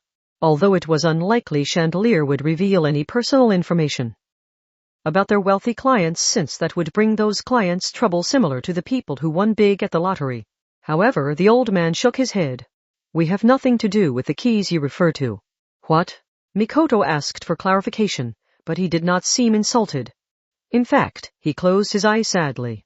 It is similar to how the game company plays no direct part in the real money trade that has become so prevalent in online games. Those transactions are carried out on message boards and social media communities separate from the game servers. And even if it intrudes on the game servers, it is difficult for a single company to forcibly put a stop to it. You mean Chandelier doesn't deal in those keys? Someone else has turned your products into them? The old man nodded at Ueharu's carefully worded question. In the past year, our sales prices have rapidly grown by more than 50%. We had found it odd since it did not seem the sellers were hiring plants to inflate the prices. You might find this viewpoint odd for someone who makes a living by running an auction, but a tool is no more than a tool. Any value not attached to its functionality will always lead to a distortion. An unnecessary added value acts like a curse, and will occasionally harm people. I do not know what unseen person is possessing us, but it saddens me very much. Mikoto sighed quietly. She decided to tentatively view what the old man said as evidence. If the source of the infection really was elsewhere and Chandelier itself had done nothing wrong, there was nothing they could accomplish poking around here. No amount of prodding or coaxing would get him to do anything beyond his duty. That meant he would never hand over personal information on his clients. So we're back to square one, huh? This is another dead end. However, Sakabasu did not seem to have given up. You said it was best if your products ended up with people who would use them, correct? Then you would not want a Stradivarius to end up with someone who will not use it. Anyone who bought one of the violins as a key is using it in a way that violates Chandelier's values. Don't you want to flush out that corruption? The old man did not respond. Their client list might contain some suspicious people who were not worth protecting. But if they sold off the entire list for that, they could not continue running their auctions. Mikoto, Sakabasu, and the others did not have any material evidence to back up their claims, and the clients would all back out if their personal information was divulged based on mere speculation. It was the same as a big winner at the lottery. No one would leave their personal information with someone who did not follow any strict rules and gave out names and addresses on a whim. This is your chance. You need not take any risk yourself. We will take care of everything for you. So please. This had nothing to do with what the old man wanted to do. He could not agree to this. Give it up, Sakabasu-san. Continuing this won't help anyone. But Sakabasu-san, I was so happy when I got the Stradivarius Ainsel. I will not let history and tradition bind me any longer, but when I first held this instrument in my hands, my life definitely did change. I felt like I was ascending into heaven. You said you helped bring it into my life, didn't you?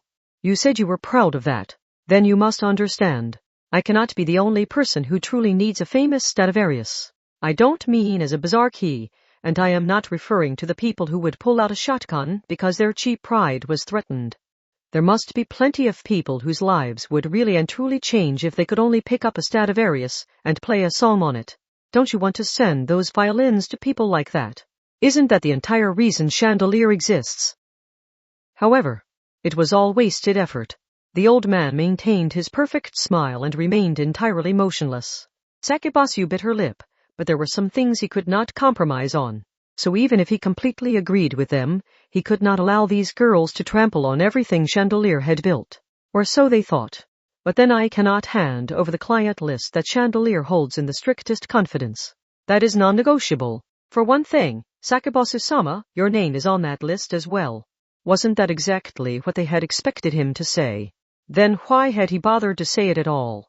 However, there might be a seam in that anonymity where another company plays a role. Yes, just as an online game's real money trade is difficult for the game company to stop, because it occurs on a message board hosted by another company. What do you mean? Pay me no heed. I am merely speaking to myself. The old man smiled. Linanshi, Titania, Tamlin, Pixie, Siren, whichever Stradivarius we are talking about, they sell for hundreds of millions. Especially in the last 6 months, when the prices have grown by more than 50% what we predicted. Do you think they are simply thrown in a closet after won at auction? In most cases, wouldn't the buyer hire various forms of security, hire more private guards, and take out a high-value insurance plan to prepare for the unforeseen? Ah! Sakabasu placed a hand over her mouth. The old man looked at her like she was his beloved granddaughter. This is truly no more than a senile old man speaking to himself, so please do not take it seriously. That said, there are likely only a few specialist divisions even among the largest national insurance companies that will provide a policy for a violin worth hundreds of millions. Only 1 or 2 in Academy City, I would imagine. Then if we pursue that, they are doing their job as well. From what I have heard, they provide such superb service that they will preserve their obligation of secrecy even if it is a blatantly stolen item. They will keep its storage location secret and reject any requests for the return of the stolen item. It is possible that you could find something by searching the division that specializes in antiques and artwork of that nature. Part 5. Night had fallen. The curfew had long since passed, yet Misaka Makoto had changed into casual clothes and was retying her shoes in obvious preparation to sneak out of her dorm room. One-sama. Hey, you're getting dressed too, so don't treat me like the only bad guy here. They wanted to investigate an insurance company's building. They were not going through the proper channels for this, so it was illegal even if it was the right thing to do. Shirai Kuroko of Judgment would normally be the person to put a stop to something like this, but our lives were targeted, but the company still isn't responding to my requests. If anything, it seemed like they leaked information to Anti-Skill to keep us from acting. If they remain silent or even get in our way while aware this will lead to harm, they could be charged with willful negligence. Simply put, this is a special case and we need not hold back. The old man from the Chandelier auction house had only provided them with words. He had not taken any real action such as handing over a list of suspects, but what little he had said must have come with considerable risk. He had set up the pretext of talking to himself, but if people decided he had provided a hint to a client's personal information, he could easily lose all the trust he had built up over the years. Nevertheless, he had still wanted to help them. He had wanted to give Sakabasu Yuri the push she needed to flush out the corruption that had worked its way into his business. They had no intention of wasting that. Mikoto walked to their room's window instead of the door. Okay, it's time to pay the city's night a visit. What about Sakabasu-san? You have to ask? We don't have to worry about her being attacked by a large motorcycle or a shotgun as long as she's inside the storm. They were used to doing this by now. The two of them jumped out the window and landed in the liberating night. A message arrived on their phones. GK, your destination is National General Life's Academy City HQ building. Who is GK? Asked Mikoto. Whose initials are those? It stands for goalkeeper, explained Shirai. That is Ueharu. They decided to ignore the heated message from Ueharu insisting they were going to make her cry. GK, that appears to be the only place in the city that specializes in high-value insurance policies for string instruments. Violins are made of wood, so they are easily damaged by humidity and finger oils if not properly maintained. That can easily distort the sound, so they are difficult for companies to handle. That would be more difficult than a pure gold statue that would remain nice and shiny even after 100 years. There was a lot of variety in the insurance industry, but high-value policies on items generally made their money when nothing happened. In other words, it was best for them if the customer paid for a policy, the end of the policy period ended without incident, and the company did not have to pay out anything. If an instrument like a Stradivarius was lost, the company would have to pay out its full value. And if they ended up having to cough up that kind of dough, whoever was in charge of the policy would never move up in the company. Banks, insurance companies, and securities companies tended to judge people with a demerit system. Can't you get in from outside with your hacking skills? GK, if they were that easy to hack into, they could never survive in the insurance industry. The fact that they are still in business essentially proves the strength of their servers. So they had to do it the old-fashioned way. It would be best to physically enter the building, find the server, and attach a small device with a wireless antenna. They already refused to reveal their information when you went through the proper judgment channels, right? I hope they haven't beefed up their security because of that. But she was the Railgun, so the thought of being unable to get in did not cross her mind. The building in question was in District 3, which contained primarily administrative offices and corporate headquarters. Academy City's trains shut down early, so Shirai Kuroko's teleportation was extremely useful at times like this. In this case, that meant holding on to her from the front. Maybe I should build my own flying device. Wait, One-sama. Isn't it polite to react more strongly when I cling to you and rub up against you? At the very least, please avoid coming up with ideas that render me entirely useless. The fact that responding would only cause things to escalate was a well-known piece of child psychology. For better or for worse, District 7 felt like a mixture of so many things, but District 3 was unified in its sense of being an adult city, and not in the sense of being a cluttered shopping district. There was no desire in the scene before them. The scenery seemed to demonstrate the ideal vision of a city that wanted to protect the dignity of adulthood. This office district was a collection of glass-covered skyscrapers that had been designed with help from famous architects and may not have been entirely logical. That distinctive, but somehow cold impression may have represented the image of adulthood they wanted to show off to the children. Simply put, the cityscape had no sense of raw desire. They understood that there was nothing as distressing as senior parents' sexual desire, but by middle school, they understood that no human was truly cut off from all such desires. There were no real lights on in the area. Top-level corporations focused only on completing their projects in the allotted time, so they apparently did not need to work overtime. That seemed like it would cause problems elsewhere, but at the very least, the people working here were probably happy in both their work and family lives. GK National General Life is Block 4, Building 3. It is a very orderly district, so you shouldn't get lost as long as you keep an eye on the sign numbers. Now then, Mikoto looked up at the skyscraper in question. It looked about 40 stories tall. Its shape was difficult to explain. Overall, it looked like a glass-covered smart building, but the issue was the number of walls. At ground level, it was a square, but if you looked a little higher, it had 5 walls. As you continued to raise your head, the number of walls grew to 6, 7, 8, and more. At the top floor, it had so many walls it looked more like a circle than anything. More than 1,000 employees could work inside there, but middle schoolers like Mikoto and Shirai were not really sure if an insurance company needed that many operators. Okay, I can teleport us inside. Although I would prefer you did not get a taste for this kind of irregular activity. Kuroko, we don't want to make it look like only someone who could teleport could have gotten inside. Use your head. That would be like leaving your calling card behind. You're in judgment, so you need to be more careful.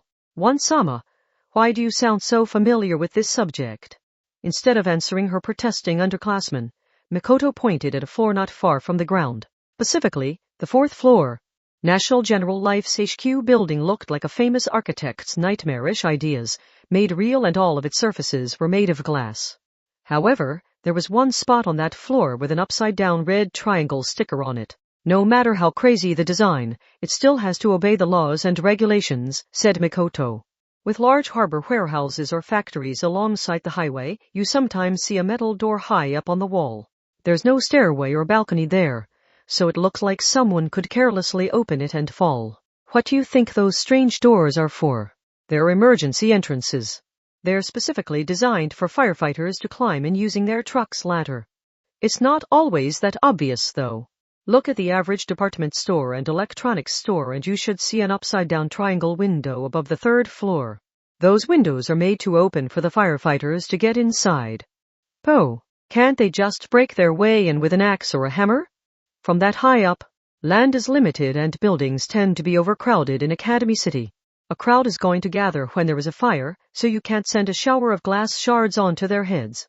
Mikoto looked up at the high-rise structure and breathed an exasperated sigh.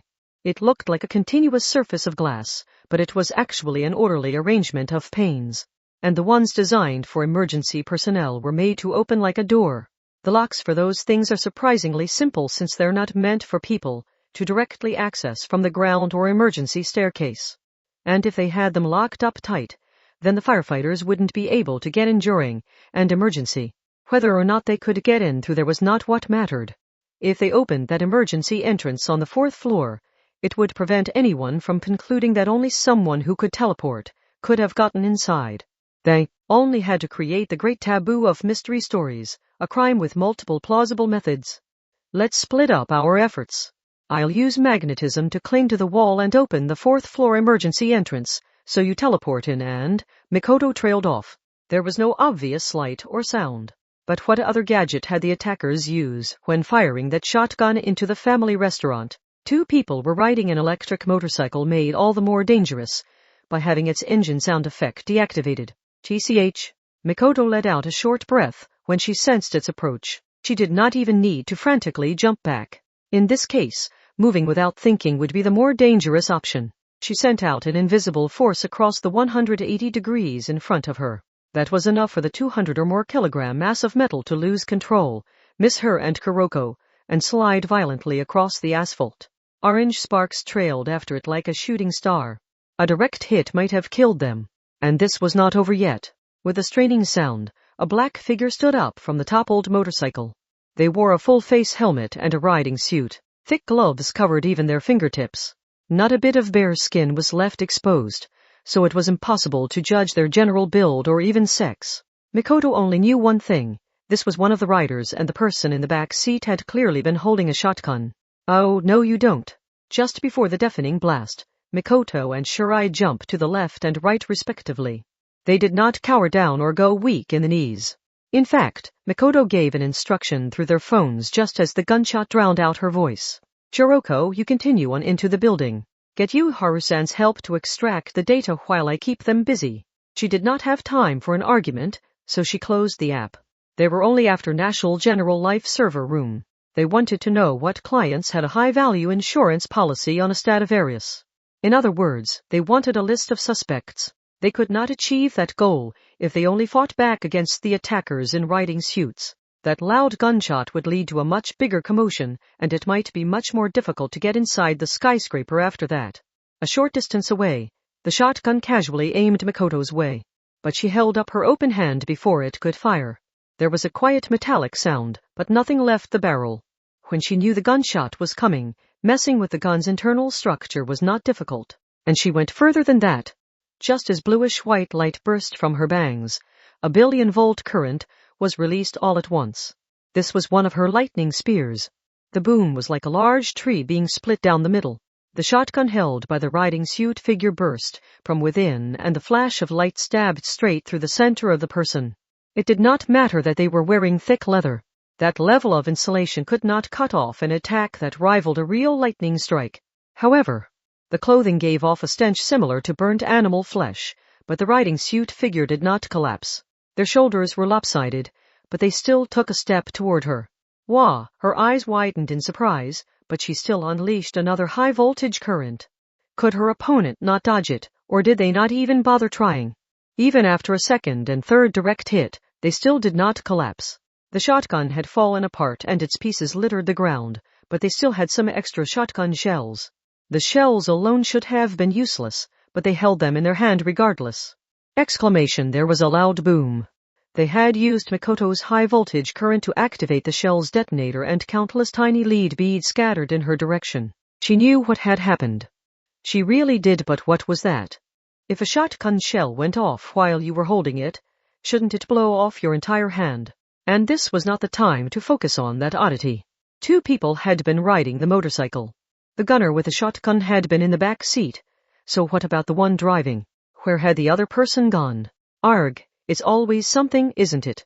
Mikoto felt the pressure of someone ducking low and rushing toward her from the side. She did not have time to hold back. Her surroundings seemed to distort, and then a bunch of iron sand rose up from the ground. This was her iron sand sword that could freely change shape and gained a cutting edge by rapidly vibrating. That weapon could slice through a metal pillar as thick as her torso in a single slash, and she immediately jabbed it into the second person's right shoulder as they attempted to tackle her. But it did not manage to stab them. With a dry sound, the iron sand sword was deflected to the side. Telekinesis. And high level at that. She gasped, but then her breathing stopped altogether. She had failed to stop the fierce tackle, so the riding suit figure jammed their shoulder into her side and wrapped their arms solidly around her torso. Their momentum continued, so Mikoto's feet left the ground. Primitive fear lifted her stomach. She was not in a martial arts ring or on judo mats. Get off me. She did not even need to form it into a spear. She sent the billion-volt current out from her in all 360 degrees, but it changed nothing. She even stabbed the tip of her iron sand sword into the riding suit figure's back several times. It accomplished nothing. After a brief floating sensation, Mikoto slammed back first into the hard ground. The shock that ran through her entire body was not much different from a judo slam. Her vision flashed in and out. She had trouble breathing and her mind started blanking out, but what thoughts she did have were only filled with confusion. And to reiterate yet again, there were 2 riding suit figures. While the one put themselves in danger to pin Mikoto down, the other slowly approached. The full-face helmet silently peered down at the girl's face. They did not seem to be confirming their victory or cruelly mocking her. They simply held out their right hand contained in black leather. The fingers held an unused shotgun shell. If the detonator activated at this close range, it might blow Mikoto's head clean off.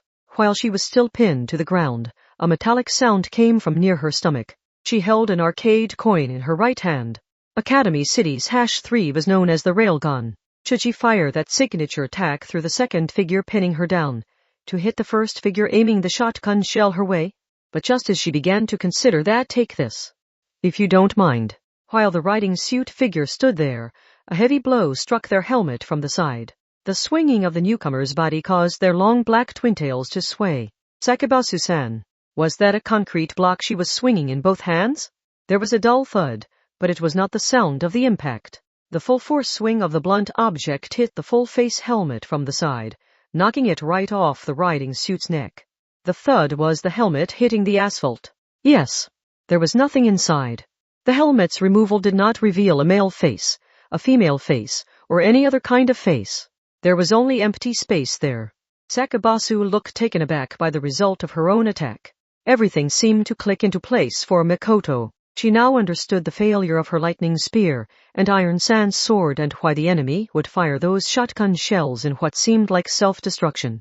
This explained why the riding suit duo had been so unconcerned with any damage they took.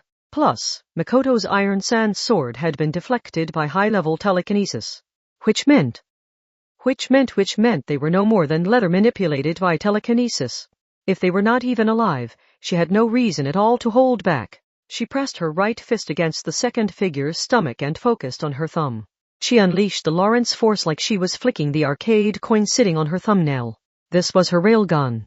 With a deafening boom, a fearsome beam of light punched through the second figure's gut, stabbed into the first figure, who lacked a helmet thanks to Sakabasu's attack, and caused them to burst from within. The orange beam shot up into the night sky before being eliminated by the friction of the air. All that remained were the scorched remains of the leather and some embers. Phew! Mikoto heard a heavy noise and realized Sakabasu had let go of the concrete block. No, she had released all the tension in her body. She slumped down onto the asphalt and clung to the violin case next to her like a child who could not sleep without their favorite stuffed animal. Even now, she kept her legs below her in an elegant and alluring way, which may have been a testament to Takuwadai's education. However, she must have been worried about her skirt, because she kept her butt a bit up off the ground. Then again, that made the hem flutter dangerously. Sakabasu Yuri wiped the sweat from her brow and spoke up in a trembling voice. I would like an explanation. I was wondering why you were sneaking out of the dorm and then this happens. You really saved me there. Mikoto meant that. However, Misaka Mikoto was worried and refused to let her guard down, but nothing more happened. The riding suits were only a decoration. The real attack had been made by telekinesis powerful enough to deflect her iron sand sword head-on. And since the spur was not here, she could guess their power had precise control even from a remote location. After all, they had indirectly driven the motorcycle and fired the shotgun by controlling the riding suits with their power. Mikoto could gather scrap metal and create a humanoid figure from it if she tried. She could probably move its arms and legs too. But could she use that figure to accurately play a guitar or violin? This spur's precision had reached that level. They could have chosen to continue fighting. After all, it did not harm them to have the riding suit duo destroyed. The exact conditions for their power were unknown, but it was possible they could pick a car off the ground and fling it at her or grab Sakabasu's limbs and forcibly control her like the riding suits. In fact, it was harder to come up with reasons why they would withdraw here. Mikoto was left with a few questions. It had seemed like they were waiting in front of National General Life's HQ building, but how had they detected Mikoto and Shirai's actions? Their goal appeared to be preventing Mikoto and Shirai from acquiring the list of suspects, that is, who owned a Stradivarius. So why had they given up and withdrawn? Who was this telekinesis user? Shirai Kuroko would have made it inside the National General Life building to access the list of suspects, but would that really be enough to arrive at the truth? Mikoto was starting to have her doubts since such a powerful Esper had been so willing to withdraw. And just then, Sakabasu Yuri swung her right hand and nimbly snatched something between her index and middle fingers. It was a scrap of black leather fluttering through the air with some embers. Well, whatever the case, we just have to keep working.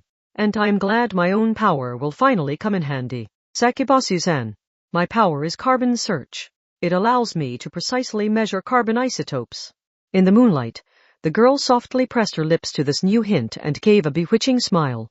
Misaka-san, did you know that can also be used to appraise leather products?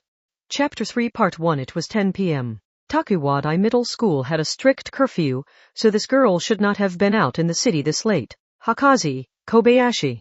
Wait for me here as promised. Okay, Shokyu Misaki was queen of the school's largest clique. However, she was not out on the cold, dark streets. My. If it isn't, Shokyu-sama. If you had let me know you wished to do business with us, I would have sent someone to you. A slender man in a suit that looked stuck in the past greeted her with a bright smile. They were inside a shop filled with gentle, indirect lighting and soft music. The space was smaller than a convenience store, but it was filled with items valuable enough to buy up dozens of convenience stores, land included. Glass cases lined the walls and waist-height tables and counters formed more showcases in the center. This was a pawn shop.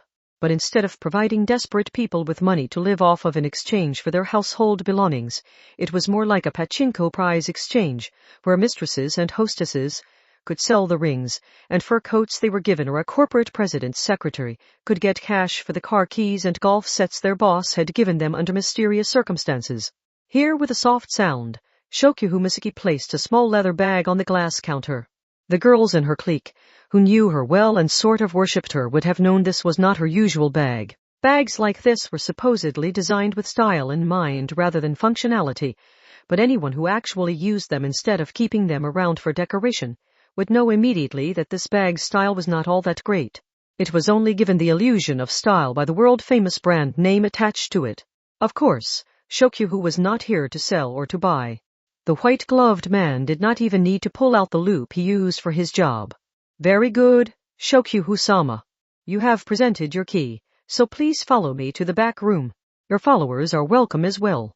You are a regular client, so anyone you vouch for is free to accompany you. Shokyu Misaki possessed one of the keys, which allowed a limited few to use special services, and enter restricted areas in Academy City. She already knew about this pawnshop's back room. It connected to the back room of the beauty salon next door, and it provided a truly exclusive selection that no one could ever gain access to by spending money at the front counter. However, just as the man in a suit turned around, Shokuhu casually reached into the leather bag. He may have noticed in the reflections of all the glass cases, but before he could turn back around, she aimed a TV remote toward his back and toyed with the button. She was Academy City's #5 level 5. Metal Out was the strongest of the purely psychological powers. Shokuhu-sama, well, I do frequent this shop, so I will give you some leeway ability before I mess with your head, but I will make sure you tell me everything even if you refuse to obey. So wouldn't it be nicer for you if you just came clean on your own? There was no smile in the queen's eyes, and her voice was icy. In fact, there was a dreadfully bewitching look to her eyes that could only be found in the extraordinarily beautiful. Have we made some sort of mistake? I believe we have helped you acquire several different keys. That's the thing. Her voice was flat. No, her emotion had passed the upper limits that ordinary people could detect, similar to how ultrasonic waves surpassed the audible range of the human ear. That privileged class is a service allowing people to enjoy a pleasant high, isn't it? Special privileges are best when you do not actually use them. Then it is the ultimate game of make-believe. But if people actually open that lid and discover how toxic it all is, on the inside, don't you think you will lose all that trustability you have built up? To be blunt, I am sick of it. Riding around the city on a motorcycle and firing a shotgun? All I want to do is lug this bag around and enjoy life at the top, so I certainly do not want people seeing me as part of some silly gang of criminals. The slender man did not turn around, and that may not have been due to the TV remote or her level 5 powers. How could he possibly gather the courage to directly face the look in the queen's eyes? We work day in and day out to bring our clients to a higher level. That bag would have gone to someone else, but we held onto it especially for you. I cannot sit here and have you criticizing us for that. You were Cinderella asking for a dress. So how can you treat us like a wicked witch? Sakabasu Yuri. With those piercing words, her voice grew even deeper. Something different from killer intent erupted from her. That had to be something only the Queen of Takuwadai could produce. After all, she did not view things on a level of kill or be killed. She was familiar with plenty of fates worse than death. She had the strongest psychological power. Just a bit more strength entered the finger on the TV remote's button. The time for mercy had ended. You dare speak to me that way after directly targeting one of my girls? Part 2. Sakabasu Yuri, whose black twintails had curled ends, felt a tremor down her spine. She placed her hands on her cheeks and shut her eyes. It's 10 o'clock. 10 o'clock at night, qua. The curfew. The curfew. I'm completely breaking the curfew. Oh, I can't believe I'm walking around the city at this hour. Should I really be doing this? No, of course not. And I'm not alone. I'm out at night with a friend. Mother, I'm sorry. What will become of me now? Sakibasu-san. The violin girl gasped and came back to her senses. Misaka Mikoto, the girl who had called out to her, was holding her phone sideways and snapping photos of the large electric motorcycle from a variety of angles. But this was not about getting content for social media. Ueharu-san, is there anything else you need? GK-OK, you have the license plate, the lights, the electric motor, the battery, the tires, the frame, the seat, and the model numbers for them all. That should be enough for now. Car accident investigations tended to come down to running searches. You gathered as much minuscule information as you could from the road, for example tire tracks, flecks of paint, and shards of a broken light, and then checked to see what shops sold those and which companies manufactured them. You wanted to figure out who had a car containing all of parts A, B, C, and D. Then you checked to see which of those people could have been at the scene of the accident or crime. By narrowing down the suspects like that, you would eventually have just the one person remaining. Of course, you can't find the culprit that way if it was a stolen car. GK, the location and method of the theft can act as an indirect hint, so it can't hurt to gather this information. The more data I have to analyze, the better. If only we could have directly searched for their Esper power. GK telekinesis is as common a power as fire and electricity-based ones. There are differences in level of strength and control, but we would have a hard time searching the bank with the information we have. Plus, there are occasionally people who hold back during the system scan, so their power is reported as weaker than it actually is. It would help if we had some other way of narrowing it down. And we need as many ways of doing that we can get. Sakabasu Yuri tilted her head at that, and she hesitantly spoke up. These are only photos. If the motorcycle is that big a hint, why not bring it back to a judgment station? That would be difficult. Mikoto smiled bitterly. Anti-skill and judgment have different jurisdictions and authority levels. Like in all things, an adult organization like anti-skill generally has more authority. Someone must have heard the gunshots and the motorcycle crash, so we're going to hear some sirens approaching before long. If we removed such obvious evidence from the scene before they had time for an official investigation, who knows what they would accuse us of? Not to mention that we can't tell them we're here to sneak into the insurance company. Just having them ask why we're here wouldn't end well. Ugh, the black twin-tails girl shrank down a bit. She rubbed her black knee-socked legs together as a sign of unease. It was possible what had happened after school was just an act to take control of the situation, but Sakabasu must not have gotten over that oppressive view of the adults. Kuroko, did you get into the insurance company's server? True details, I got the files out the way Yuiharu told me, but I imagine they're at least encrypted. The rest is up to that geek's skill. They apparently did not have access to everything right away, but at least this was better than finding out it was a quantum signal, and they had destroyed the files by trying to mess with them. And then I guess we can't bring this back either. Ugh, and just when I thought I could show off my power, Sakabasu Yuri was referring to the scrap of black leather held between her index and middle fingers. It was from the remnants of the riding suits Mikoto had blown away. But Mikoto's eyes widened when she saw it. Sakabasu-san, you touched that with your bare hands? Let's see, what do we do now? We have to worry about fingerprints, skin flakes, the oils and sweat. And what else? Wiping it off with a handkerchief and setting it down was not enough. That would not fool a forensic investigation, and it would count as altering evidence even if it did. Leaving it here would only further confuse matters. Which meant we can't just make it go away, so I guess we'll have to leave it with judgment for the time being. Yuiharu-san, did you hear that? GK, you want me to fight the grown-ups? Bring it on. But can I order some energy drinks and caffeine gum to keep my energy level up? Using a 24-hour drone delivery service, of course. If you are going to buy those, I recommend skipping the convenience store and using a discount store that sells imported goods with who knows what language on the packaging. The foreign version of the same product is often a lot stronger. They heard a needlessly loud siren approaching. Staying here would be a bad idea. Did you see that message, Kuroko? Once you have what we need, escape the building. Sakabasu-san and I are getting out of here, so we can meet up later. True details, why do I feel like more and more the cute twin-tails underclassman pie is being taken from me? But anyway, understood. Mikoto slipped her phone into her pocket and had Sakabasu store the leather evidence in a clear bag. But how are we supposed to escape? Anti-skill specializes in arresting criminals, don't they? We aren't criminals, so don't worry about it too much. By the way, Sakabasu-san, are you afraid of heights? What? No, not really. What about fast vehicles? I have a 1-year pass to the District 6 amusement park. I make sure to check out all the new roller coasters. Then you'll be fine. With that casual response, Mikoto swept Sakabasu's legs out from under her and supported her by her back and the back of her knees. This position was commonly known as princess carrying someone. Et toi? Excuse me a moment. We're going to be airborne, so hold on to your violin case. Et toi? Sakabasu's mind went blank, but that only made this easier. Misaka Mikoto magnetically clung to a skyscraper's wall, jumped over the arriving vehicle with flashing lights on top, and continued jumping from building to building. Part 3. A rhythmic beat shook the air. Karaoke boxes could be found anywhere in Academy City. It was currently past 10:30 at night, so it was too late for middle schoolers to be renting out a room there.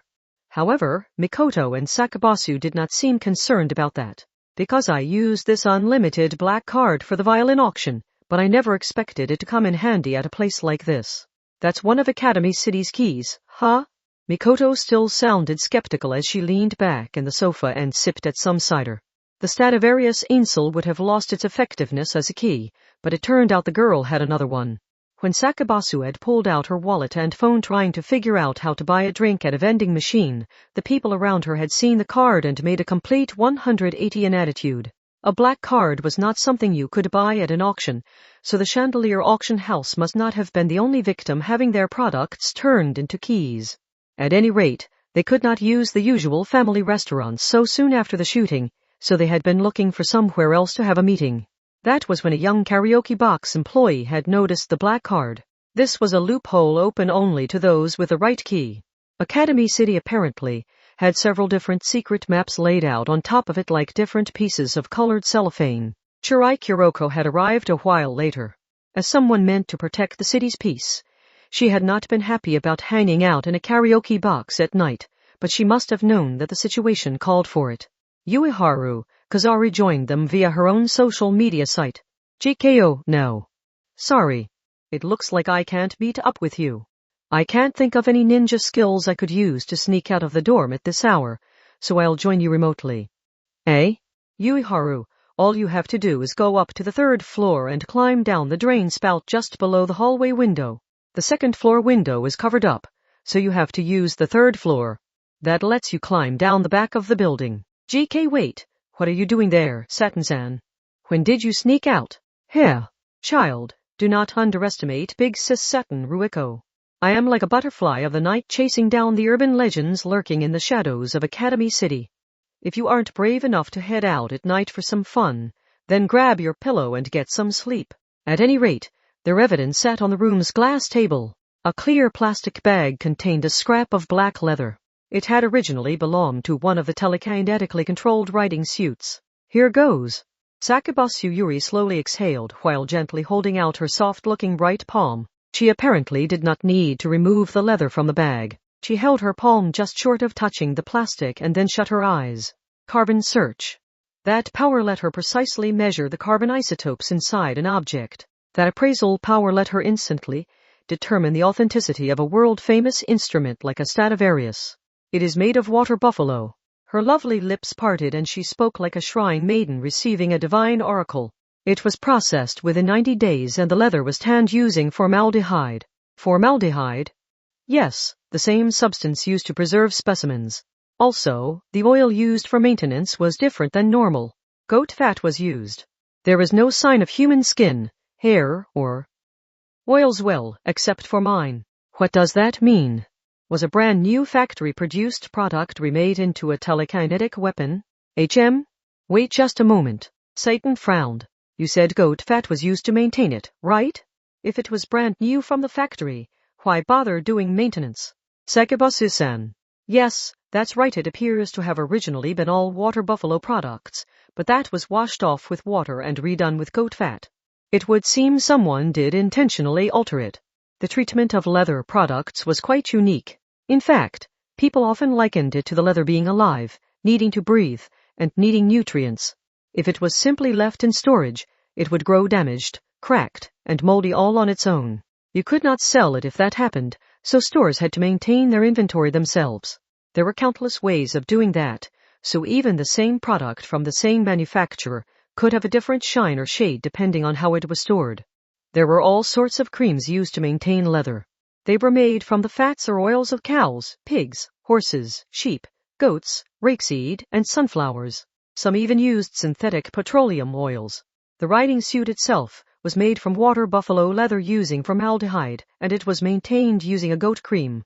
If they could find a store that fit both conditions, they might be able to find who had bought and controlled the riding suits. At the very least, it was unusual for the leather to contain no fingerprints, dust, or other traces despite being removed from the bag for maintenance. Part 4. The following morning, Yuiharu Kazari sent a message to all of their phones. GK, I have identified the riding suit's manufacturer. Not many factories in Academy City use formaldehyde when tanning leather, and only one place uses goat cream for treating their products. Misaka Makoto snapped shut her phone and sighed. It was currently the break after second period, so the day was far from over. She glanced out the hallway window and muttered to herself, I really want to just leave. Oh, dear. We seem to have a dangerous delinquent in our school. I don't have time to deal with a delinquent right now, so let's leave it at that. Ugh, keeping up with social media is such a pain. Maybe I should have kept my friend list a lot shorter. A blob of fat walked by while using her phone. She would have been running into people if she were not holding onto the uniform of her clique's CQC ringlet curl girl, so that girl could lead her around. She tried picking a fight with Mikoto, but that was normal. After patiently waiting until school had let out for the day, Misaka Mikoto left the school garden with Shirai Kuroko and Sakabasu Yuri. Ueharu Kazari and Seton Ruiko were already waiting near the gate. Hey, Misaka-san. It's so hard waiting until classes are over, isn't it? We lost so much time. Seton-san. Ueharu chided Seton like a rule-abiding student, but Mikoto honestly agreed with Seton. They were short on time. Not that she could say anything about it with Shirai around. Sakabasu Yuri remained the top suspect for planning the shooting.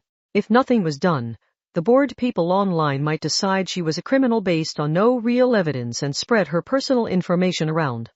And if the trail went cold, it was even possible Auntie Skill would leak her information to get things moving again. That was part of the reason they had no time, but based on the trends online, any tendency in that direction is being stifled by some powerful force. It's like someone with an incredible amount of social media influence is working behind the scenes. Ueharu's assessment aside, their first order of business was using the riding suit's purchase route to find the telekinesis user.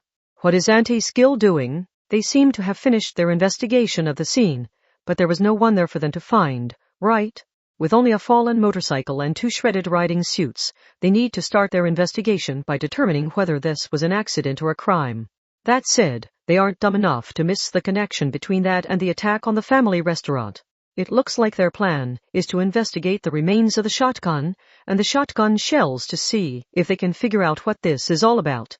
Yeah, those are the most illegal-looking parts of it all, casually responded Shirai. Come to think of it, she had worked with Ueharu to pull data from the insurance company's server.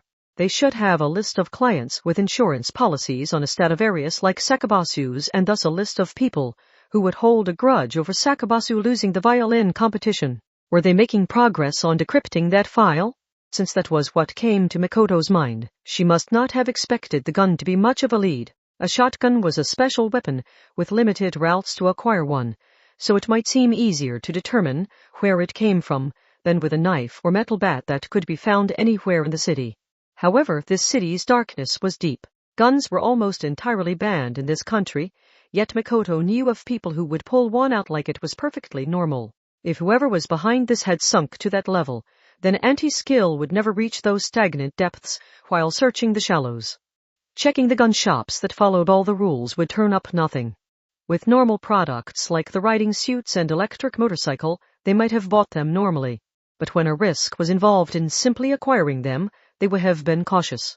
It seemed unlikely they would have carelessly left a trail behind there. Mikoto decided to let Auntie Skill try their method. As long as they would not get in the way, she was willing to ignore them. She decided to focus on pursuing the origin of the riding suits they had found. Ueharu had done the preliminary research, so she led them to a surprising location. Mikoto had expected an auto parts store or a sporting goods store, but what is this place? There was a bear. The giant bear was standing on its hind legs with its arms raised in a threatening pose. The real carnivore was far taller than Mikoto's group, but it was frozen in that pose. Its colors were a little faded after being left out in the open. The store's sign said it was a model shop, but when they peered in through the glass window, they saw deer, pheasants, and other animals frozen in time.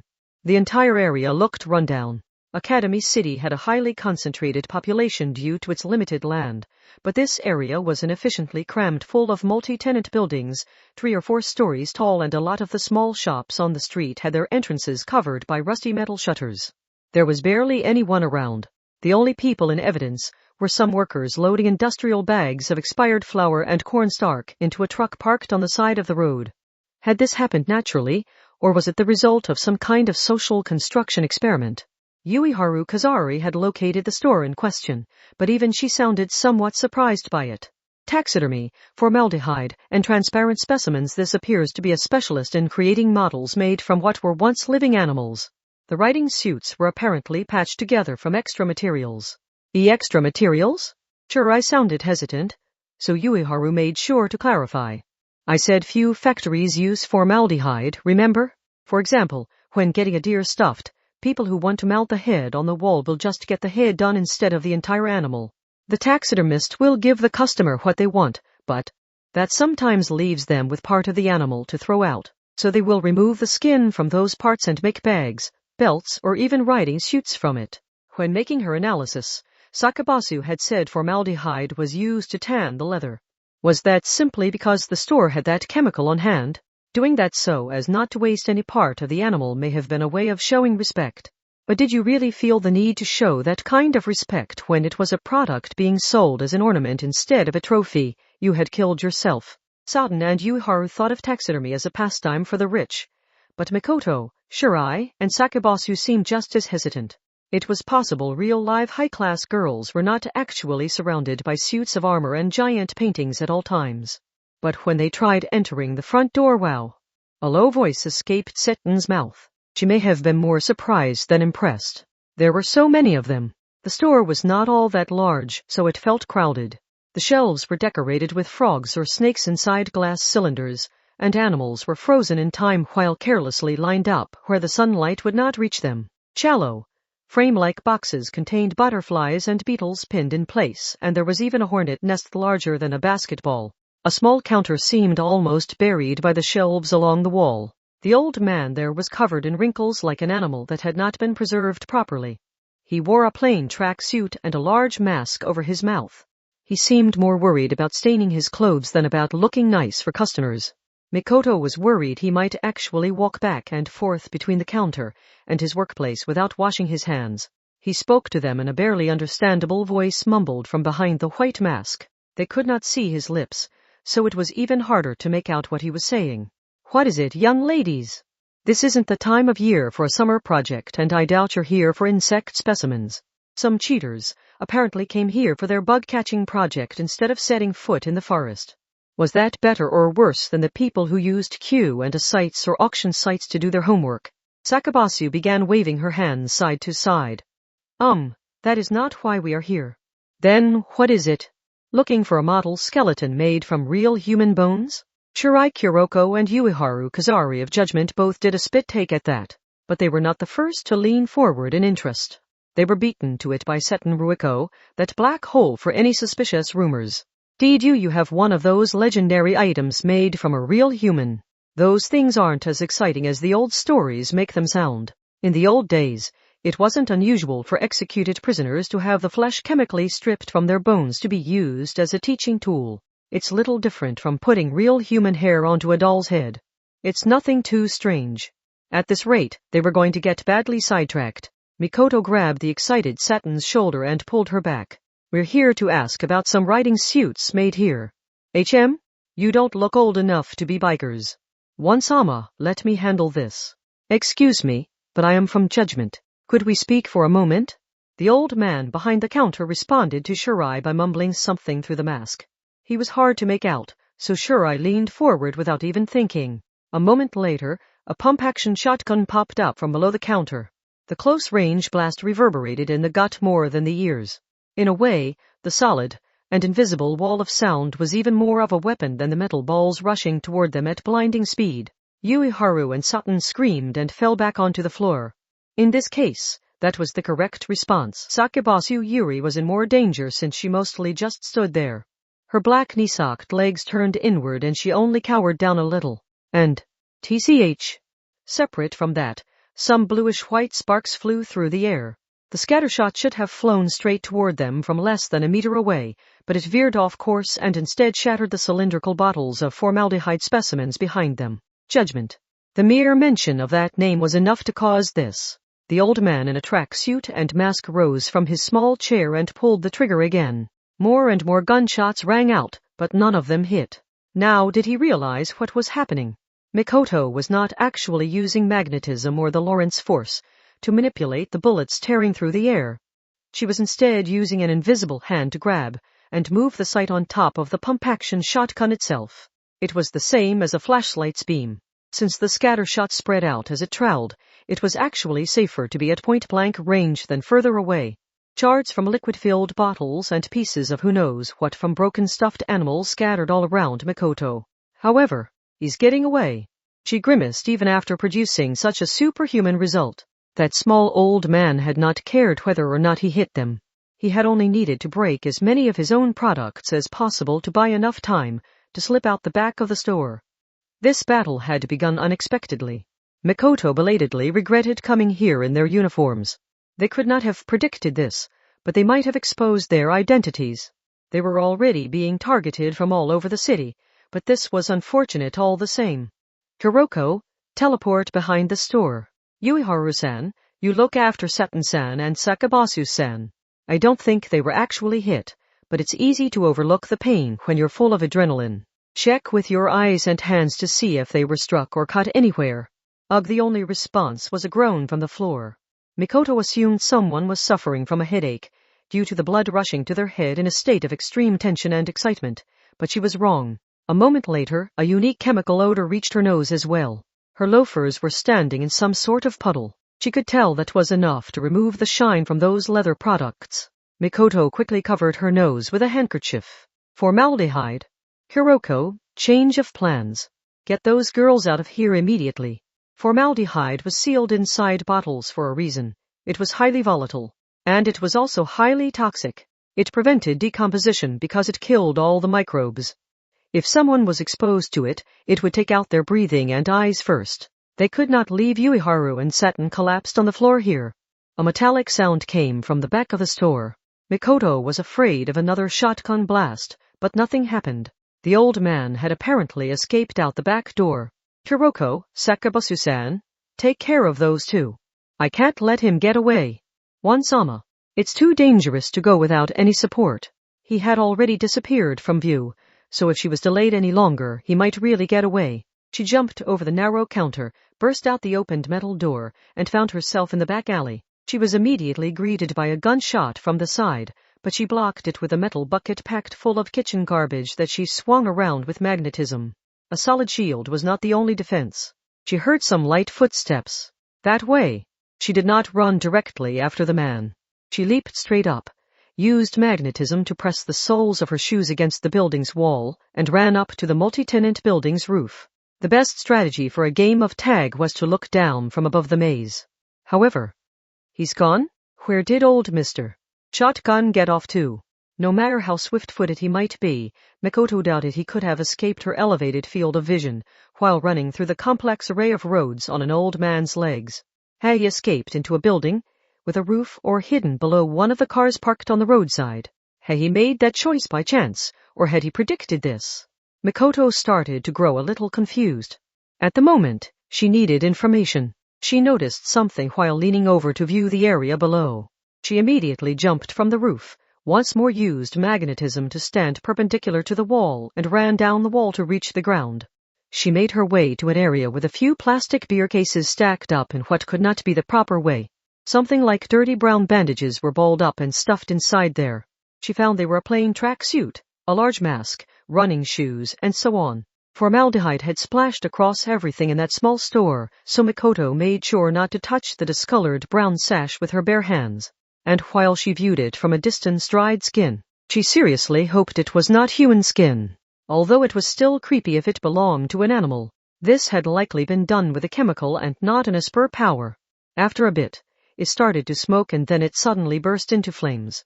Mikoto quickly pulled a thick cloth from nearby and flapped it over the top to put out the small fire. In the two previous attacks, they controlled riding suits with telekinesis to make it look like a living human. And this time, the target disappeared while moving too quickly for an old man. Could it be was that old man the telekinetic assassin himself? No, an adult wouldn't be using an Esper power then. Are they not an old man at all? Was an Esper wearing that skin to enhance their own movements like with a powered suit? Yes, she had found the track suit, the creepy skin and such, but she had not found the most shocking item, the shotgun. If it was not here, did that mean the attacker still had it? Mikoto quickly pulled her phone from her skirt pocket, started up their shared social media app, and spoke into it. Why had that old man suddenly disappeared? He should still have been in view, so had she lost sight of him because he removed that skin to change his appearance? And had he really continued to run away afterwards? Because he feared the word judgment? If not, Sakabasu Yuri was his assassination target and she was right here while he was armed with a shotgun. For that matter, was this situation even an accident for him? Could he have been waiting here for Sakabasu to eventually track down the model shop and pay it a visit? In other words, could he be traveling in a circle through the labyrinthine back alleys to return to the store? Hiroko, look after Sakabasu-san and the others. The telekinetic assassin might be headed. Bang! She heard the bursting of gunpowder directly from the vibrations of the air instead of through her phone. Part 5. The distinct odor of formaldehyde seemed to hit them in the head more than the nose, so Ueharu and Satin choked and suppressed some nausea similar to light motion sickness, while they scrambled out of the store. Shirai Kuroko was one thing, but it was ironic that an amateur like Sakabasu Yuri had to carry a judgment member like Ueharu. And Shirai-san, can you carry us all to safety if he comes back? That would be difficult. My teleport has a limit of around 130 kilograms, and that includes my own weight, so carrying 4 people at once would probably push it over the limit. Then can you use your power offensively to defeat him in a preemptive strike? I will do my best. That meant there was no guarantee. When Shirai teleported objects, they could be embedded in things while ignoring how hard or tough the original material was. And she did indeed have a belt around each thigh to carry dart-like metal spikes. If she wanted to, she could break open a bank vault door protected by tungsten steel rods. But on the other hand, her power was difficult to use in defense. She generally fought by combining projectile attacks with quick evasions. She did not even consider stopping any attacks head-on. A single hit would end it. With a shotgun being fired repeatedly, she would have a hard time fighting safely while also covering for Ueharu, Satin, and Sakabasu. The girl with the curly black twintails spoke up while holding her violin case. Then I suppose I cannot let myself be carried around this time. Sakabasu-san, you there? Those are being disposed of, aren't they? I will buy them all. And it is dangerous here, so leave immediately. The young men in work jumpsuits blinked in confusion, but when Sakabasu held her phone up to their mobile device to complete the electronic payment, she began inspecting the large bags loaded onto the back of the park truck. She must have felt the violin case was in the way because, excuse me, but could you hold on to this for a moment? The Stradivarius. Ueharu had been sitting limply on the road, but she immediately tensed up. Meanwhile, Sakabasu began pulling out the truck's contents. Let's see. Flour is the most common version seen in movies and dramas, but cornstarch actually works better. There. This was not a case of opening the bag too hard and having its contents scatter everywhere like often happened with chips. She split open the bag on the road and intentionally scattered its contents around. The white powder spread out in the air like a miniature cumulonimbus cloud. The Takuwadai uniform was made of the finest quality materials, while remaining tasteful, yet she did seem to care when this fine powder got all over her uniform. Shirai Kuroko looked puzzled. Asked Sakabasu-san, what are you doing? Carbon search. Instead of answering the judgment girl, Sakabasu calmly pointed her palm straight ahead and spoke that term. That power let her precisely measure the carbon isotopes inside an object. She could use that to accurately read the movements of the cornstarch powder distributed thinly through the air. That meant she could read the movement of the air. Sakabasu Yuri was one of the girls who studied at Takuwadai Middle School, so her power was bound to be above the norm. And, while essentially performing a three-dimensional scan of the space around her, the curly black twintails girl looked around and stopped her gaze on a single point. Found you. I know you are hiding there. With a click of the tongue, a small figure ran out of an alleyway entrance with a pump-action shotgun in hand. Was that the old man from before?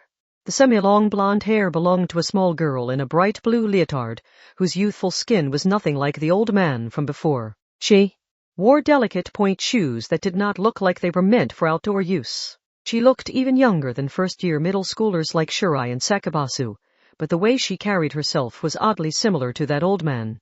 It was like seeing a 3D model running on his motion capture data. But the most important fact now was the shotgun she held. Sakabasu-san, get away from. Shirai started to shout at Sakabasu, but I can use the motion of the powder to read the air currents created by the gun's movement. That isn't going to hit me. The supposed protection target was exactly right. In fact, Sakabasu shoved Shirai out of the way. A deafening blast rang out a moment later, but the horizontal swarm of metal balls did not produce a single drop of blood. The curly black twintails girl easily avoided the very real gun. A light bursting sound followed. But this was not the firing of a gun. It was more like the sound of a paper bag popping. Sakabasu had pulled a finely embroidered handkerchief from somewhere. Instead of letting it flutter, she beat the air with it. By pushing on the air, she subtly altered the density of the cornstalk and made sure it enveloped the shotgun-wielding assassin. The static electricity built up in the synthetic leotard may have acted as the final ignition. Watch and be amazed.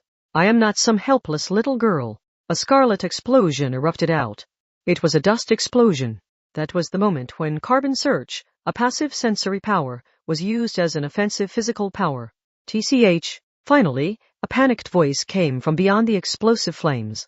That may have been a sign that the leotard girl had finally taken a step off the rails she had set up. Sakabasu Yuri's short skirt fluttered dangerously, while she winked and waved her handkerchief as if taunting her opponent. I like to go the eco-friendly and non-wasteful route, but do you see what I can accomplish doing that? This truck is full of expired cornstalk. Or should I go with flour next? Or maybe you would prefer some potato starch or pancake mix. The size and weight of the powder affects the quality of the explosion, so feel free to make your request. Now, how many more times can I intentionally trigger a dust explosion? And is an ordinary shotgun really a greater threat than that? Work your clever little head to figure out the answers. It did not matter whether the leotard girl moved forward and tried to ready her shotgun or fell back and tried to escape. Sakabasu would not let up until the girl set down her weapon and put her hands up. A few more explosions thoroughly assaulted the tiny attacker. It was a lot like fire magic in a classic RPG. The theory behind it was simple, so there was no fear of catching herself or her friends in the blasts, and it provided a powerful and highly stable attack.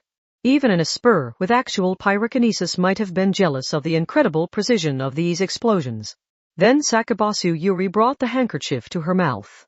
That was a hit, but it felt like she got away. What is that? Shirai Kuroko groaned, because a large swarm of small winged insects burst out of a back alley. They were the type to swarm around streetlights at night. The flashy explosions had apparently awoken those sleeping nocturnal beasts. Meanwhile, they heard a sound like scrap metal being thrown. They found the shotgun abandoned by the alley entrance with a bent barrel, but that was all.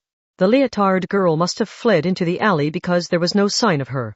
She escaped outside the cornstalk. Shirai-san, please pursue her. But don't forget that she might have another gun hidden somewhere. Seriously, I have to run right into that swarm of bugs. You can take a shortcut using your teleportation. Shirai Kuroko was in serious trouble if she was being bossed around by this girl. She was at risk of falling behind on the path of the twin tails. But just then, they heard a dull sound. It was the sound of Makoto landing on a multi-tenant building wall and joining the others from overhead. Are you okay? When she called to them from the wall, Ueharu and Satan weakly waved up at her from where they sat on the ground. They seemed to be showing off that they were not injured. After seeing that, Makoto breathed a sigh of relief. Sakabasu's previous intensity seemed to evaporate as she waved her hand side to side and opened her mouth. Misaka-san, I don't know what happened, but it seems that old man was actually a girl in a leotard. Anyway, that's what happened. If you see a small girl with a flat chest and semi-long blonde hair who is wearing a light blue leotard and point shoes, that's, the same person who attacked us. Watching her try to explain with strange hand gestures only made it more confusing, but Makoto had seen the stripped-off tracksuit and something like a strange skin. Some kind of chemical had caused it to burst into flames, so it was definitely something the enemy had not wanted anyone to find. Come to think of it, there was no innerwear there. Did they strip off what they were wearing along with the skin? As much as they could without hindering their movements, anyway. Kuroko, let's trade positions. I'll stay on the surface while you teleport between rooftops. We need to track down that attacker.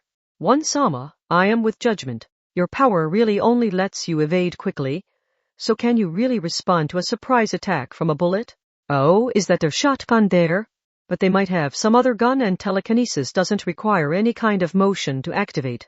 Not to mention we're talking about narrow alleyways. I can approach them more easily since I can use a thick metal panel as a shield. So hurry. Makoto did not wait for an answer. After jumping down from the wall, she ran into the alley. Bugs and rats were flying or running around in a panic after the explosions, but that did not slow her down any. Now Shirai had no choice but to follow Makoto's plan.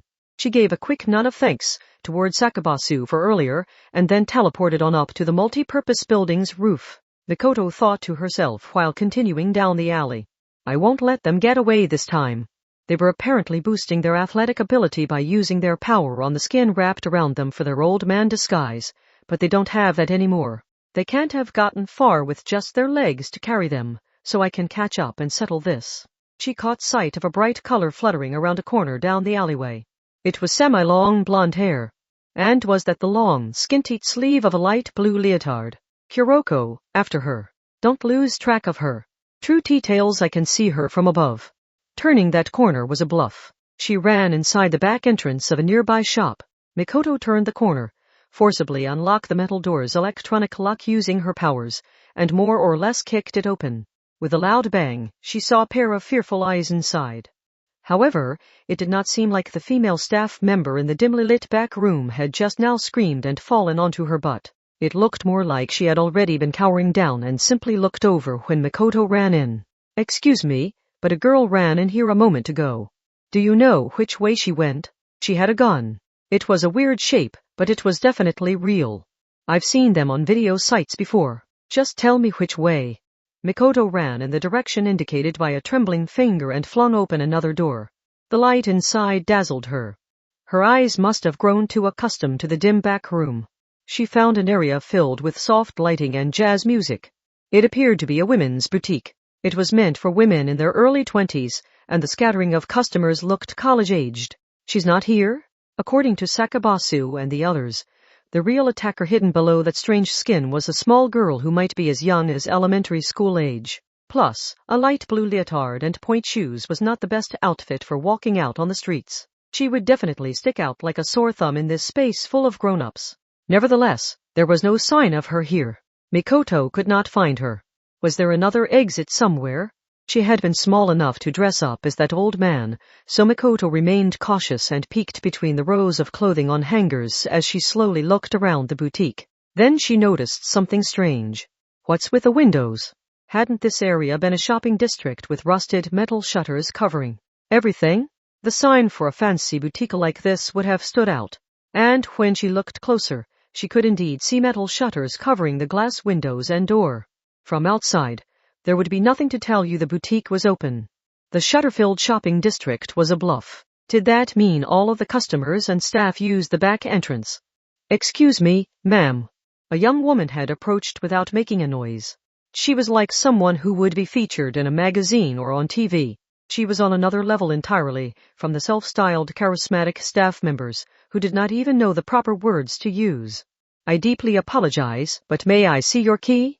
Oh, Makoto ignored the question and took another quick look around the boutique.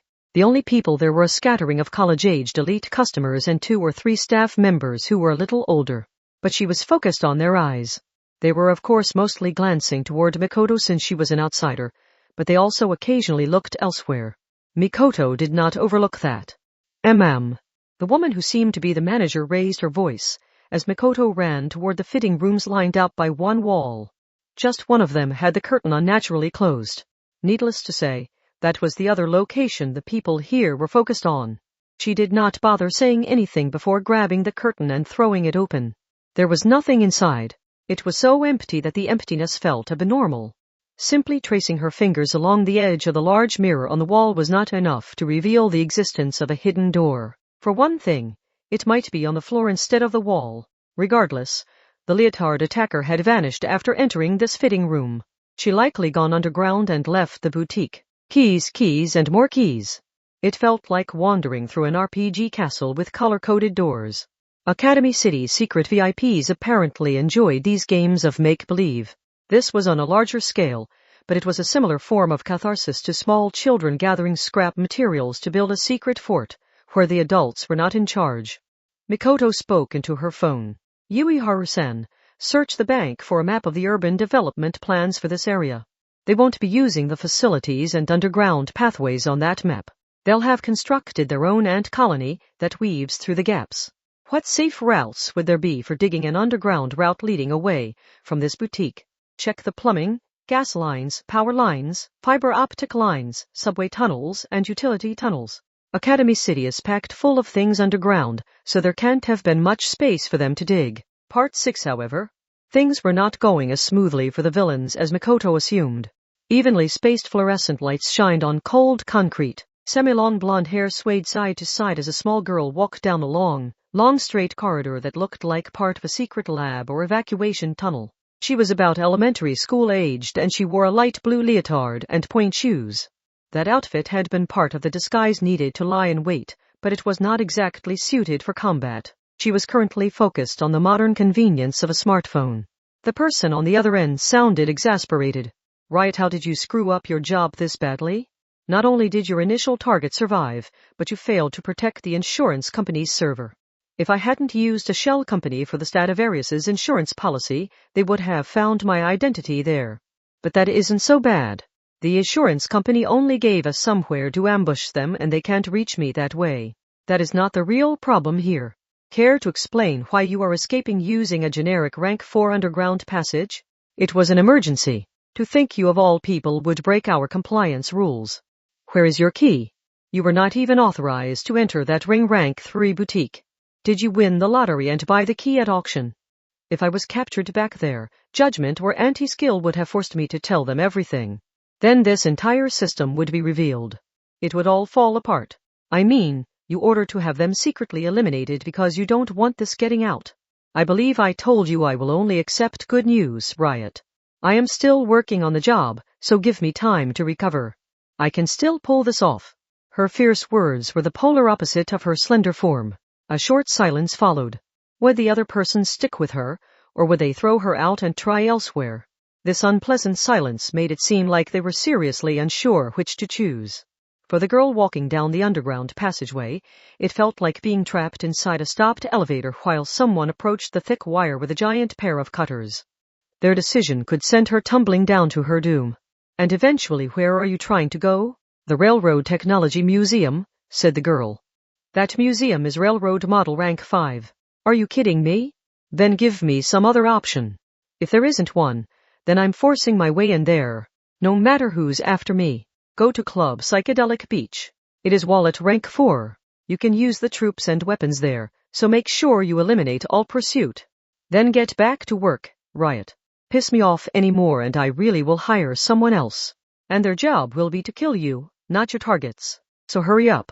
Part 7. This place here, said Seton over the social media app. Saw 10 a while back. Everyone was talking about how the subway tunnel makes a weird turn here. The rumor was they built it that way to avoid an underground power spot because there were so many accidents during construction. GK, a power spot? But there is a reference to it in the judgment records. That was where a so-called Mr. Inertia used the sharp curve to lean up against high school girls on the packed train. Most of the information was just plain awful, but Mikoto was thankful to at least know the right location. She railgunned a big hole in the road and hopped down through there. Wansala, we need to have a family meeting once this is all over. Are you checking to see if I'm calm enough to take issue with the family part? It was a narrow passageway made from plain concrete. It was like the secret exit from a lab. They had cut in somewhere in the middle, so it extended far ahead of them and behind them. Mikoto and Shirai nodded before setting off in opposite directions. By this point, Mikoto felt incredibly dumb for having started all this in their uniforms, but they did not have time to go change right now. Can you not predict where they're headed? GK, that would be difficult. I can predict the path of the underground passageway using the areas that slip through the gaps of the other underground structures, but I can't tell you what surface buildings it connects to. Misaka-san.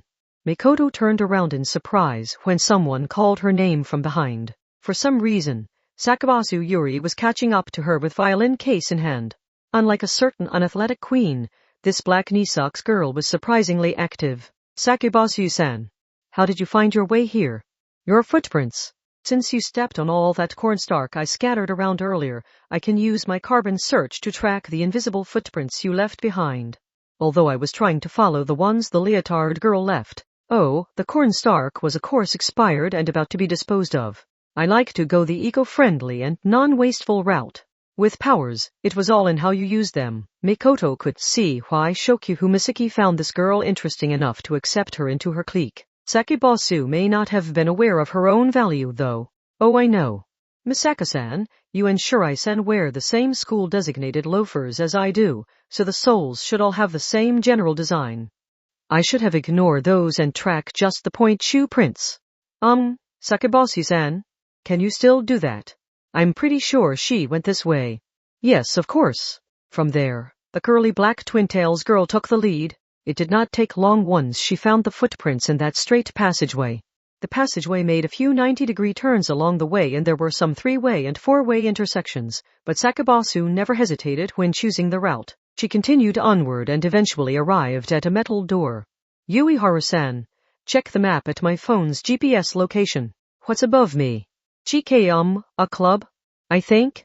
Ueharu's response was full of question marks, but that may not have been a problem with the map data. She may have just been unfamiliar with clubs in general. A lot of time had passed since they met up after school, so it would be late evening or early night up on the surface. But if this was another place, where no one used the front entrance, they could cover up all the windows 24/7 like a movie theater or planetarium, and play loud dance music whenever they wanted. The door has an electronic lock, so I can open it at any time.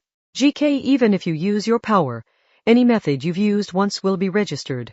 Saten registered. GK, an AI server called Zero Day Link will tag the method based on risk level and send it straight to the virus storage center. So keep in mind you can't use the same method twice. What will you do, Shirai-san? Asked Sakabasu. True details, I will meet up with you too, of course.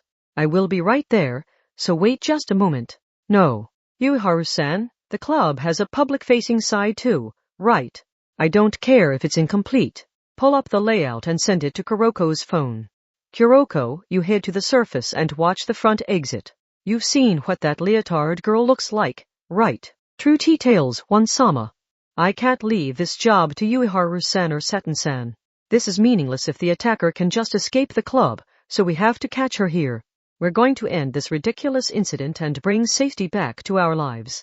Got that? True details, my position is being threatened by an invasive species, Kuroko. True details, fine. I get it. Mikoto then glanced over at Sakabasu. If the attacker specifically chose this as a destination, she must hope to accomplish something here. That means the odds are good she has a plan to fight back. I don't know if it will be with a gun or with her powers, or if she will be on her own or with a group. You wait here. I'll crush the threat on my own. I get that. Sakabasu showed her impatience and nerves by rubbing her black knee-sock thighs together. But this underground passageway is also a secret area someone doesn't want found, isn't it?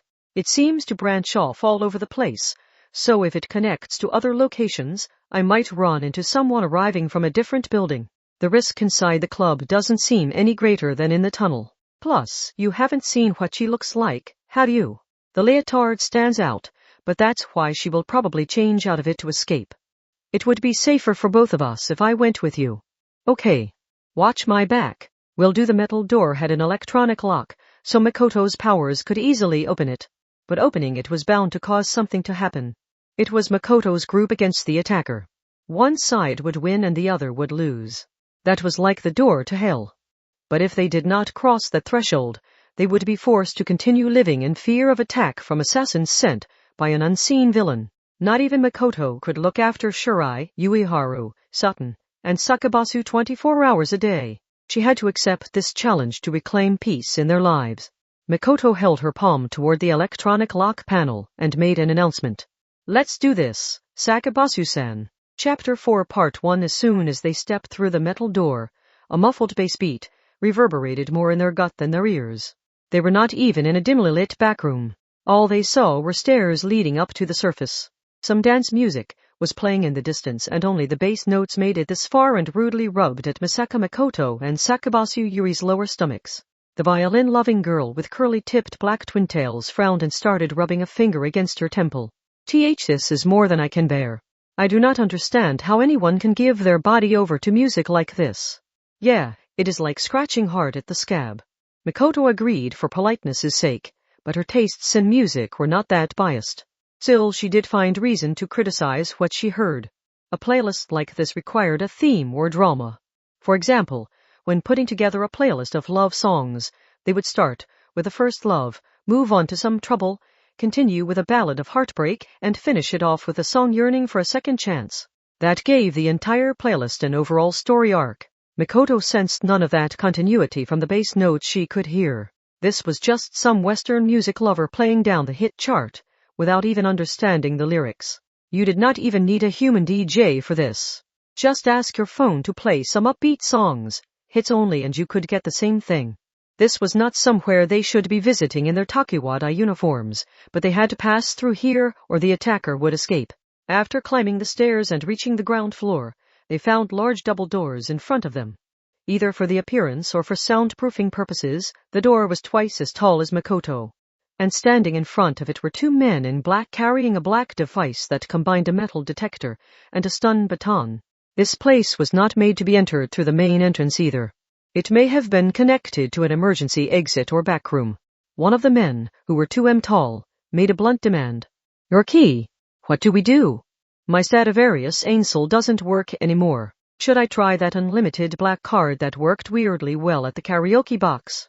Don't bother. We don't know if the same keys work everywhere and everyone here's an enemy anyway. These men are armed and working here, so they must be the rich villain soldiers. Mikoto breathed an exasperated sigh and snapped her fingers. Good evening. I've got your key right here, morons. With a popping sound louder than firecrackers, the combination metal detector and stun batons burst from within. The 2 large men screamed and writhed on the ground. One of them tried to pull a different weapon from his hip, but Mikoto ruptured his radio's battery to silence him. The other one weakly raised his hands while curled up on the floor. But he had clearly not given up hope since he kept glancing up at a corner of the ceiling. Mikoto responded by putting a hand on her hip. I wouldn't place my hopes on the security camera if I were you. How you think I got through the electric lock into here? Looks like you understand now. Sweet dreams. Bluish-white sparks burst from the bangs of her short chestnut hair to physically silence the man in black, who still intended to resist. Sakibasu was concerned enough by the men's low-angle view to hold her short skirt down with a hand, and she looked alternately between the men and the door. I'm surprised no one heard that. The explosions were pretty loud. Well, the area inside has got to be a vortex of sound. Still, this won't last forever. These men are probably meant to make periodic reports. If we don't get in there soon, we'll lose the element of surprise. Come with me, Sakibasu-san. The door was more than twice their height, but when they grabbed the knob and turned it, it was surprisingly light. It had motors built in just like an electrically assisted bicycle. Although that introduced the fundamental question of why they did not just use an automatic door. And as soon as the door opened just a crack, You wannabe gourmet sommeliers might not know the difference between ethyl and methyl, but don't let this 40-proof stuff get you all tipsy. You don't need any cheap drinks around here. I'll use the invisible hand of music to reach into your head and puree your brains. Woo! It was like a flood. The chaotic deluge of sound felt like it would scorch their chests in an instant. In what seemed like a failed attempt at using indirect lighting, the nearly pitch-black space had blinding red and green beams of laser art flying around, and for some unfathomable reason, special lights attached to the pillars were flashing intermittently, but not to take photographs. The objects glowing in the dark must have been coated in a substance that reacted to black lights. The place stank of a mixture of sweat, perfume, alcohol, and other more unmentionable things. Were the dresses supposed to look like that, or had those people been mugged? The women here wore what might have been underwear or a swimsuit with only a skirt or shorts over it. The dance floor was larger than a tennis court, and it was packed full of people. The side wall appeared to have been made into a bar, but the elevated space in the back was the DJ booth, and the curved stairs on either side of that booth led to the VIP rooms on the second floor. Some small rooms were enclosed in thick glass. The door to the back room could not be seen from here, but it would either be behind the DJ booth or on the second floor with the VIP rooms. Sakibasu Yuri looked a little nauseated just from seeing the dance floor packed as full of people as a train during rush hour. Her legs contained in black knee socks, and loafers moved hesitantly back and forth like she was preparing to step into a sticky bog. Erpwh, what is this post-apocalyptic nightmare? Where do the cornstarch footprints lead? Ugh, this way good. We won't be here for long. Mikoto fired a lightning spear at the tall ceiling as a warning shot. When the deep popping sound burst across the dance floor, the half-naked women who had been swaying like heads of wheat instead screamed and curled up like pill bugs. With Sakibasu following her, Mikoto shoved the people aside to cut across the polished glass-like floor. Of course, the club was not going to just let this happen. Bouncers in black moved from the corners of the dance floor and the second floor, but Mikoto detonated the batteries of the radios or phones in their pockets instead of worrying about their fancy hog guns or knives. That was a quick way to incapacitate anyone who did not realize their convenient modern marvels could also be used as bombs. The ones with good instincts or just good luck quickly threw their communication devices away, but that gave them one extra thing to do. The enemy essentially had to sit one turn out, so Mikoto only had to zap each one in turn using lightning spears. Sakibasu-san, where's the cornstarch? It has been trampled on a fair bit, but the footprints climbed the left stairway to the second floor. By the way, the awful dance music continued playing even as all this went down. But the DJ's fingers had frozen over, so there was no link from one song to the next. The same song kept playing over and over. Wait, wait, wait, wait, shouted the DJ. I surrender, I surrender. What did I ever do to you? That machine you're using to control all of those awful discs. Is it the club's, or did you bring it with you? Please no. I took out a bigger loan for this than for a car. Please don't destroy it. Heavy Round stopped producing this analog audio equipment ages ago, so the only way to get one is to snatch up one of the ones rotating between second-hand stores like conveyor belt sushi. There's only so many to go around, so losing it would be a loss for the whole world. Mikoto elegantly flipped him off like a proper lady as she climbed the stairs to the VIP rooms. A man in black stepped out from behind a pillar wielding a black leather blackjack full of countless metal balls, but she zapped him with a high-voltage current and shoved him down the hard glass stairs. Is this all? That model shop was more dangerous than this. Kaya, Sakibasu Yuri frantically moved to the side of the stairs, while following Mikoto up. She held her short skirt down while holding her violin case. Pressing her black knee-sucked legs together so nervously made her seem all the more feminine. Misaka Mikoto decided maybe she should not have run up the stairs so boldly even if she was wearing shorts below her skirt. Don't get hit when they fall down. Here we go, Sakibasu-san. The second-floor VIP rooms appeared to come in different grades. Some of the thick glass booths were no larger than the waiting rooms on a train station platform, and others were larger than a school classroom. When Mikoto aimed her palm toward the glass, she saw grown adults and hostesses cowering down while in each other's arms.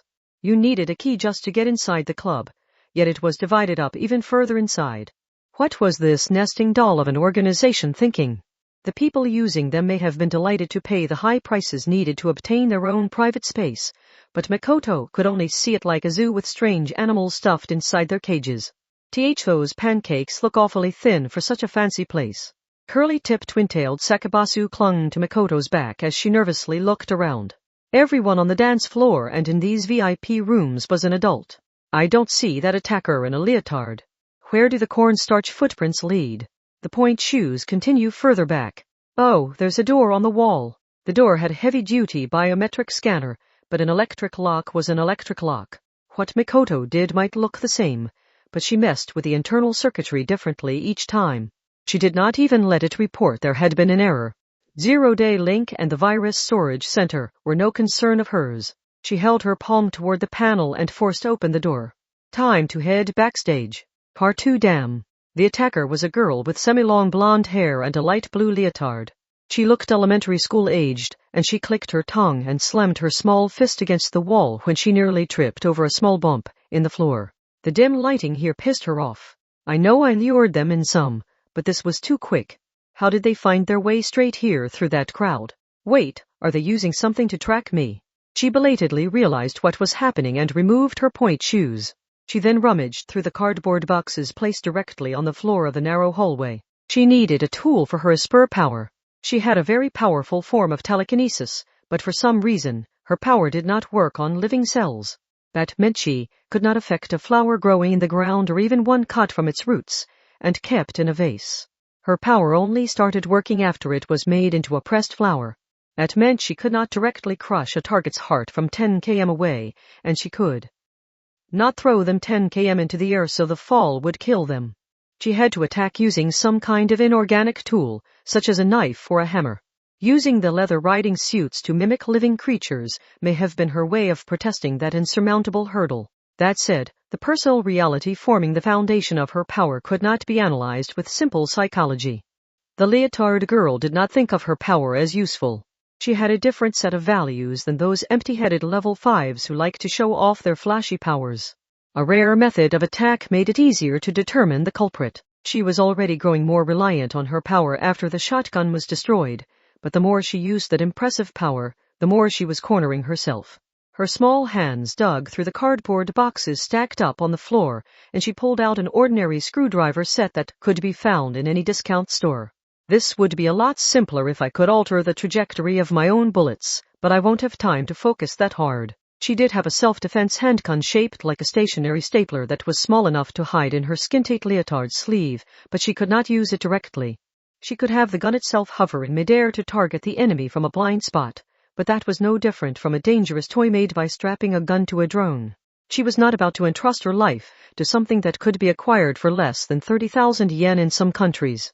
She could not afford to be captured here, but not because she was afraid of being arrested and thrown into juvenile hall. Nor was she afraid of being thrown out and purged by the organization that managed the keys. This was all the small girl had. This was the only place where she could use every form of violence she possessed without simply relying on her power. She could never reach level 5 no matter how hard she worked, but she had this one utopia that provided the conditions and possibility needed to overwhelm the level 5s. So, therefore, I will crush you. She uttered a low, resentful growl that sounded out of place coming from her small form. The entire dimly lit back area seemed to creak ominously. I will crush anyone who would take my utopia from me. Part 3. Something happened just as Makoto's foot kicked open the door to the back area. Misaka Makoto and Sakabasu Yuri's pleated skirts suddenly fell down to their ankles. Huh? They paused for a bit. This was an Esper power. It was a truly ridiculous application of telekinesis. But the damage must have been greater for Sakabasu, who was not wearing shorts like Makoto. Her black knee socks were no defense at all. One detail in particular will be omitted to preserve the maiden's honor, but let's just say the black twintails girl blushed bright red and screamed, while frantically waving her hands holding the violin case to hide the area below her navel. Sakabasu-san, do you not believe in wearing underwear or something? Otherwise, I really recommend wearing it from now on. Now was not the time to be considerate. Mikoto gave that somewhat exasperated comment, but on the inside, her tension had only increased. She did not relax because she highly doubted this was a simple prank. Comedic events were more effective than serious ones at preventing people from thinking straight. And with pants or a skirt around the ankles, it was just as difficult to move as with rope tied around the legs. Also, you could not help but have your eyes pulled downward. That was like shutting your eyes in front of the enemy. This had to have been the telekinesis of the leotard-wearing attacker, who had been willing to use a shotgun. Mikoto could guess what would happen next. Get down, Sakabasu-san. Mikoto did not bother pulling her skirt back up. The zipper was bound to be broken. After it was pulled down while fastened, she freed her legs with the sound of tearing cloth and tripped the black twintail girl, who remained flustered. Sakabasu Yuri had no way to resist with her ankles bound and the violin case in both hands, so she fell straight to the floor. The girl groaned while kissing the floor. Carbon search. Be careful, Misaka-san. This floor is a hotbed of tiny mites and fleas. A moment later, the cardboard boxes stacked up on the dark back area floor were shredded from within. The tools used to anchor speakers, amps, and lights shot out like bullets. Sharp screwdrivers, thick wrenches, and more attacked them from all directions. Telekinesis. She's not holding back anymore. A dull and heavy thud rang out. Even if they were being controlled by some other Esper, Mikoto's power was stronger when it came to manipulating metal.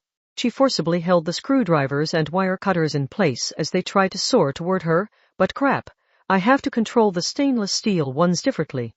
A small stepladder and a wrench heavier than a hammer continued forward despite the magnetic net, so Mikoto had to swing around a screwdriver she had already taken control of to knock them down physically. More and more orange sparks flew through the dark back area.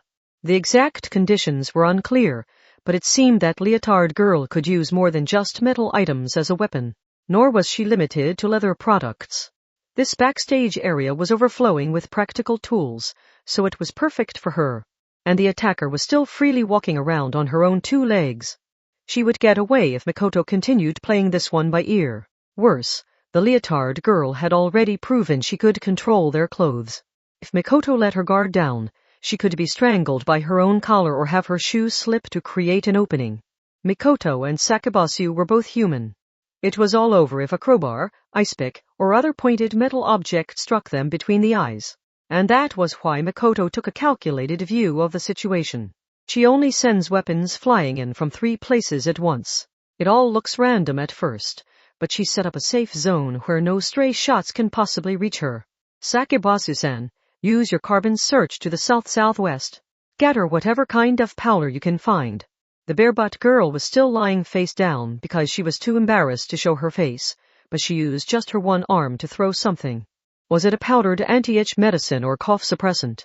Either way, it was made of sugar or carbohydrates, which meant it was organic. But that did not actually matter. Makoto heard a gasp from the darkness.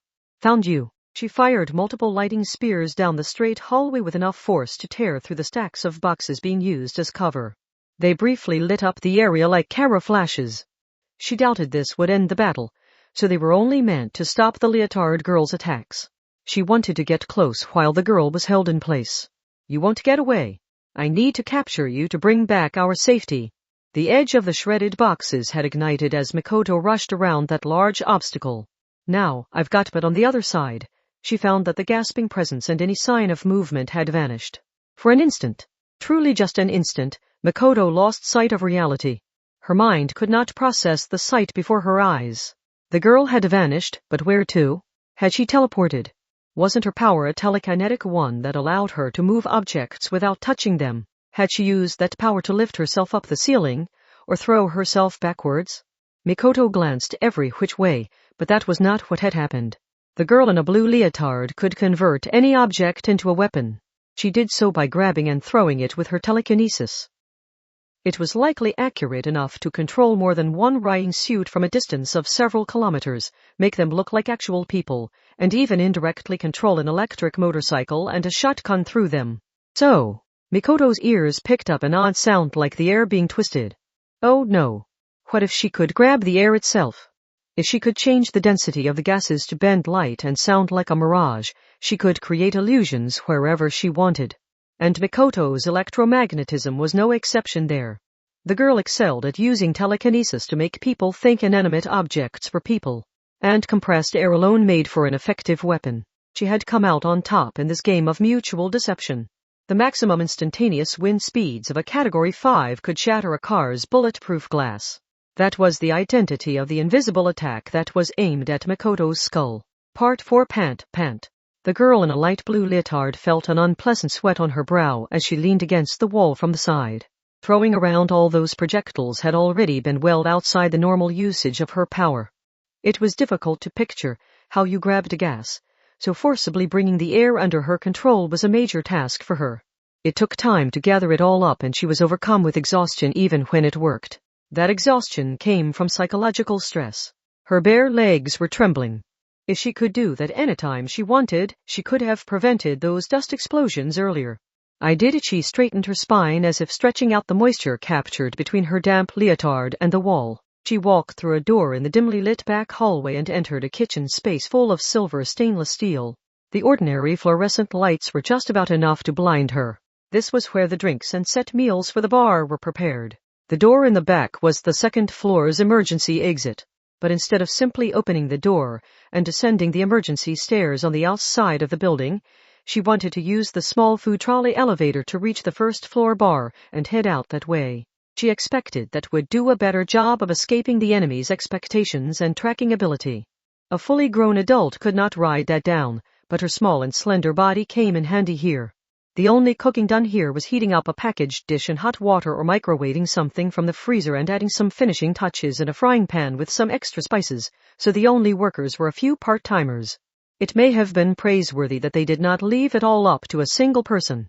They seemed a little surprised by the leotard girl's appearance, but even when she brandished her stapler-like self-defense handgun, they did not seem to realize it was a gun. The looks on their faces said they wanted her to hurry away so they could avoid any trouble here. It only had 2 rounds inside, but a gun was a gun. At this point, it was more of a protective charm than a useful weapon, so she returned it to her sleeve. It doesn't matter if that defeated them or not. I don't need to settle this here. What matters is that they can't follow me. It looked like there was more than one of them, but they should all panic now that I've taken out the one. I need to use this chance to slip out the emergency exit. Once I shake them, I reclaim my ability to kill them whenever I like. I can bide my time and finish this later. She had used her telekinesis in front of the enemy often enough that they must know about it by now. If that witness information made its way to anti-skill or judgment, they might begin a search using the bank. That would be bad. She needed to end this before that happened. She doubted they could identify her that easily since telekinetic powers were common, but she still could not wait around too long. She claimed she could bide her time, but she would much rather end this immediately. Mikoto was not the only one hoping for safety. So first, I need to get out of here. The blue leotard girl placed her small hand on the silver countertop as she walked through the kitchen. The sweat on her skin irritated her, but I need to make my move immediately after losing them.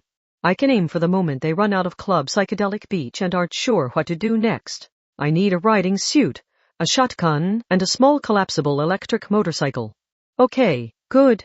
Everything I need is at a nearby coin locker. I'm glad I distributed my supplies all across the city. I can inflate the suit to look human and attack them from a safe distance. She reached for the elevator button while making her plans, but her slender fingertip stopped at the last second. The blonde girl, in a light blue leotard, grabbed a fruit knife from the countertop and lightly tossed it toward the elevator button. A high-voltage current burst from it. TCH. The door to the kitchen flew open just as the sparks erupted out. The leotard-wearing attacker did not hesitate. As the frightened part-time workers tried to run away, she kicked one of them in the back of the knee to bring him down, reached an arm around his neck from behind, and forcibly lifted him up as a shield. Misaka Makoto. That silhouette stepped into the light to reveal not a scratch on her. What had happened to that projectile made of solidified air? I'm starting to figure it out. Bluish-white sparks scattered from her bangs as she gave a cruel smile while wearing her shorts without a skirt to cover them. It looks like your telekinesis has trouble affecting living things. And this place is pretty gross. Maybe you can't blame them since the guests are never meant to see this back area, but I think your control of the air failed because the floor and boxes in that hallway are a hotbed for fleas and mites. So keeping you from controlling the air was simple enough. I only had to alter the air's composition similar to remaking oxygen into ozone.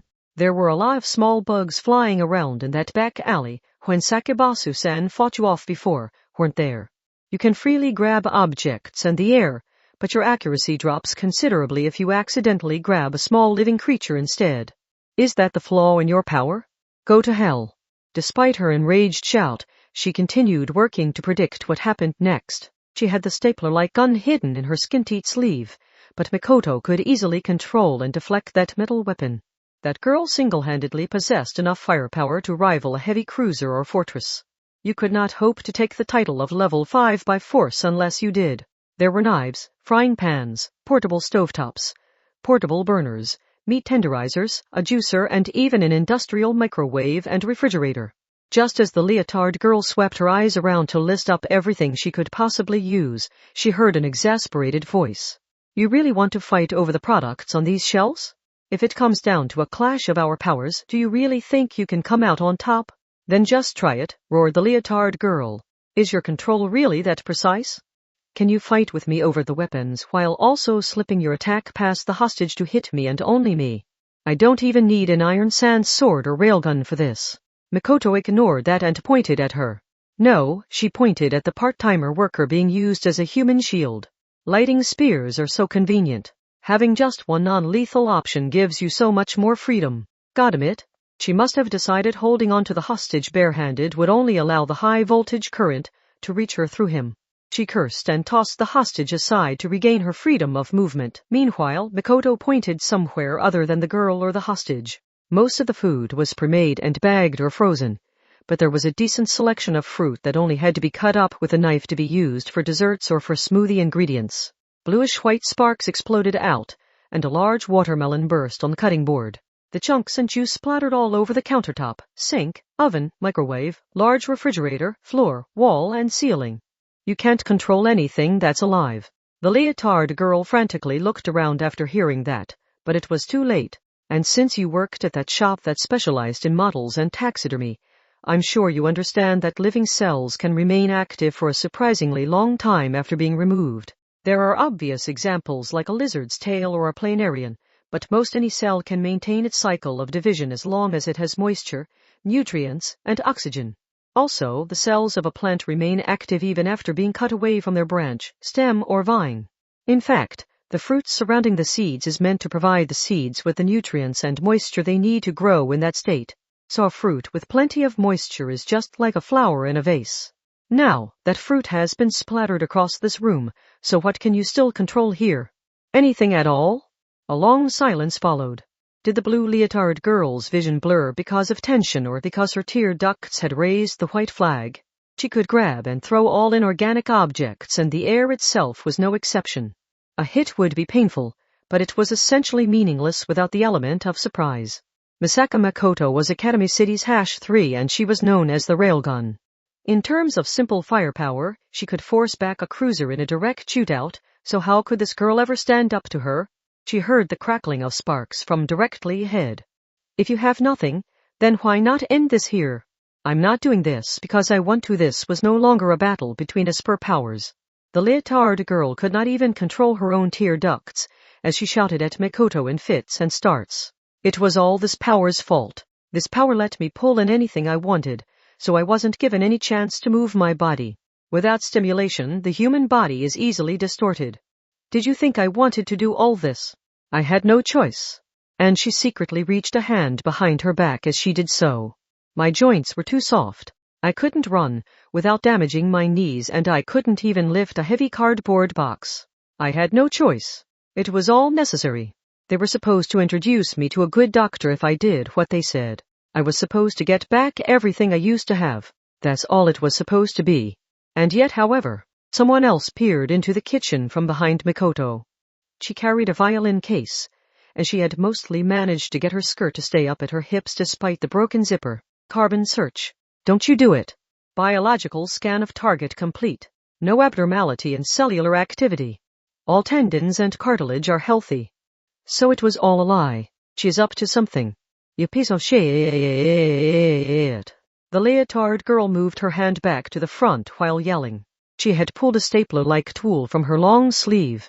It was operated similar to a fire extinguisher, so she only had to squeeze the shallow V-shaped grip. She took aim with that self-defense handgun. But it was no use. She had known that to begin with, which was why she had tried to create an opening by making up a sob story to trigger an emotional response. The dreadful zap of a high-voltage current erased all other sounds. Part 5. By the time Makoto made it back outside, night had fully fallen. This road was always brightly lit up, but it was now illuminated even more garishly by plenty of red flashing lights. Several anti-skill vehicles were parked outside of the front-facing part of Club Psychedelic Beach. They had finally done it. They had captured that girl with semi-long blonde hair and a light blue leotard. They still did not know her name or exact Esper power name, but the immediate threat was gone. They had not dealt with the actual villain belonging to the organization managing those keys, but they had a solid lead now. Once that leotard girl was questioned in the interrogation room, they were sure to get more details. Then they could find the name of whoever was at the top. It's true we pushed you in that direction, but I'm impressed you pulled it off. That exasperated comment came from the adult anti-skill officer watching, as the stretcher carrying the limp leotard girl was loaded into an ambulance. Makoto was pretty sure his name was Anao. Makoto responded, while making sure to deal with all the phones aimed their way by the onlookers standing behind the anti-skill tape. To be clear, we were only saving our friend. This wasn't some weird form of thrill-seeking. The rest is your job, so make sure you settle this. We much prefer you leaving it with us. Come on, Mida, speak up. Mida, they were right. Since we've caught a new suspect red-handed, it's pretty obvious whether or not Sakabosu Yuri was guilty. HMPH Mida could not bring himself to bow an apology, and Makoto started quietly laughing at his behavior. He had not realized the onlookers' cameras were not working. She would have felt bad forcing him through any more of this exchange. Inao gave a small bow in his colleague's stead and changed the subject. So where is, Sakebasu-san? Also, your skirt looks kind of odd. I don't need your concern. Did you think you had some kind of winning hand with a nightclub, a middle school girl, and a broken zipper? I don't know what kind of gross things you were imagining, but we weren't attacked in that way. The only reason Sakabasu-san isn't coming out yet is, well, let's just call it her personal fashion sense. I need to make sure she's properly dressed when she goes outside from now on. Inao tilted his head in confusion, but this was a difficult thing to explain tactfully. Mikoto shrugged with her torn skirt held together by pins. I have an underclassman in judgment, So can she handle the investigation of Sakabasu-san? Oh, it isn't about that. I just wanted to apologize to her in person. Mida feels the same way. He just won't say it. The ambulance gave a quick honk of its horn. They looked over to see the EMTs gesturing over from the pop-up back door where the luggage would be loaded in a normal van. In outside, I'll accompany the suspect there. Sorry about all this, miss. We'll give you a proper apology later. You were just doing your job, right? Sakabasu-san understands that too. Mida, you stay here. No, I'll go too. Please don't leave me here. I don't think I could bear it. Inao laughed quietly, bowed for his partner again, and then climbed into the ambulance carrying the attacker in a leotard. He and Mida closed the back door, and then the ambulance drove off with its siren blaring. Mikoto did not know how this would end, but this was a clear dividing line. Part 6, however. Mikoto's phone started ringing. Misaka-san, this is urgent. It's a bit of an emergency. Wait, why do you have my number, Shokyuhu? What a dumb girl you are. Do not underestimate my clique ability. For one thing, Sakabasu is not yours. She is one of my girls. She then forced the conversation back on track. But more importantly, I have been investigating things from a different angle than you, but it's just awful. The grown-up world is such a filthy and horrid place. What is your point? The group managing those keys seems to have some members inside anti-skill. Some of the privileges and special services that the keys provide require that they have a presence there. And the problem is that the stereotypical example is to cover up the key holder's crimes.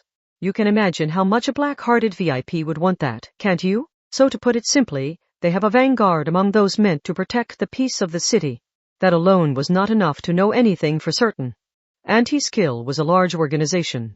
But for some reason, a very bad feeling raced through the back of Mikoto's mind. What if that ambulance simply disappeared on the way to the hospital? What would happen then? They had captured that attacker, but they still did not know her name or a spur power name. Hold on. You aren't talking about a man named Mida, are you? No. She breathed a sigh of relief when that suspicion was denied.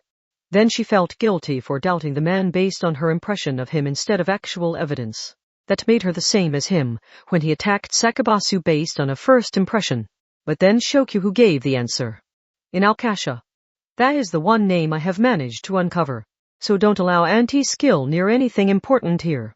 Sakabasu, any important witnesses, and any evidence should be left in the care of a judgment branch you trust. Make sure of that no matter what. Wait, Misaka-san. Are you even listening? Part 7 and somewhere else. An encrypted transmission was sent out. Take care of this, reversible. It arrived at the small device in a certain anti-skill officer's ear. An icy female voice spoke from it. Make sure you kill Riot for me. To avoid future complications. Chapter 5 Part 1 The ambulance drove toward a District 7 hospital. But this was different from using a phone and bicycle to deliver food. There was a lot they had to do before arriving. An EMT and the two anti-skill officers looked down at the small girl belted to the stretcher. It was the EMT who took the central role here. He attached a transparent oxygen mask to the limp girl's mouth. Then he placed a sensor shaped like a fluorescent light on the leotard, and slowly slid it across her smooth curves from neck to hips. The suspect's age is estimated to be 10 to 12. Her sex is female, and I guess I should mention she is showing the early signs of secondary sex characteristics. Her connection to a crime is confirmed. She does not possess any identifying items or documents. Based on the tag and logo, her leotard is a standard product of a sporting goods company, so we can't use that to determine her school. The only other noteworthy fact is her lack of shoes.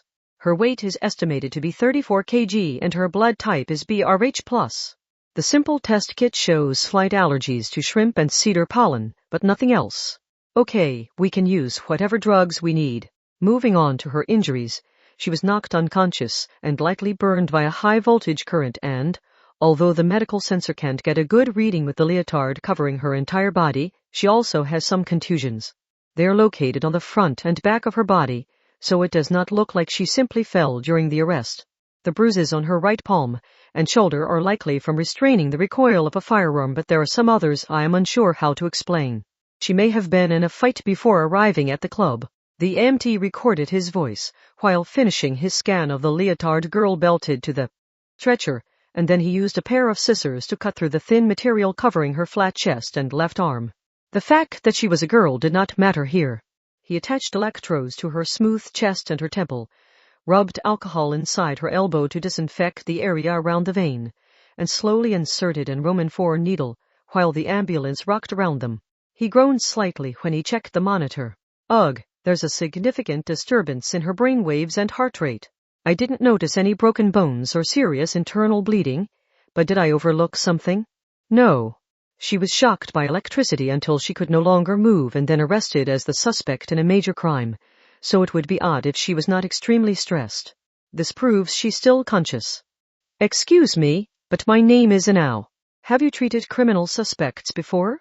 Only some people to blame for traffic accidents, but, this girl used a real gun, didn't she?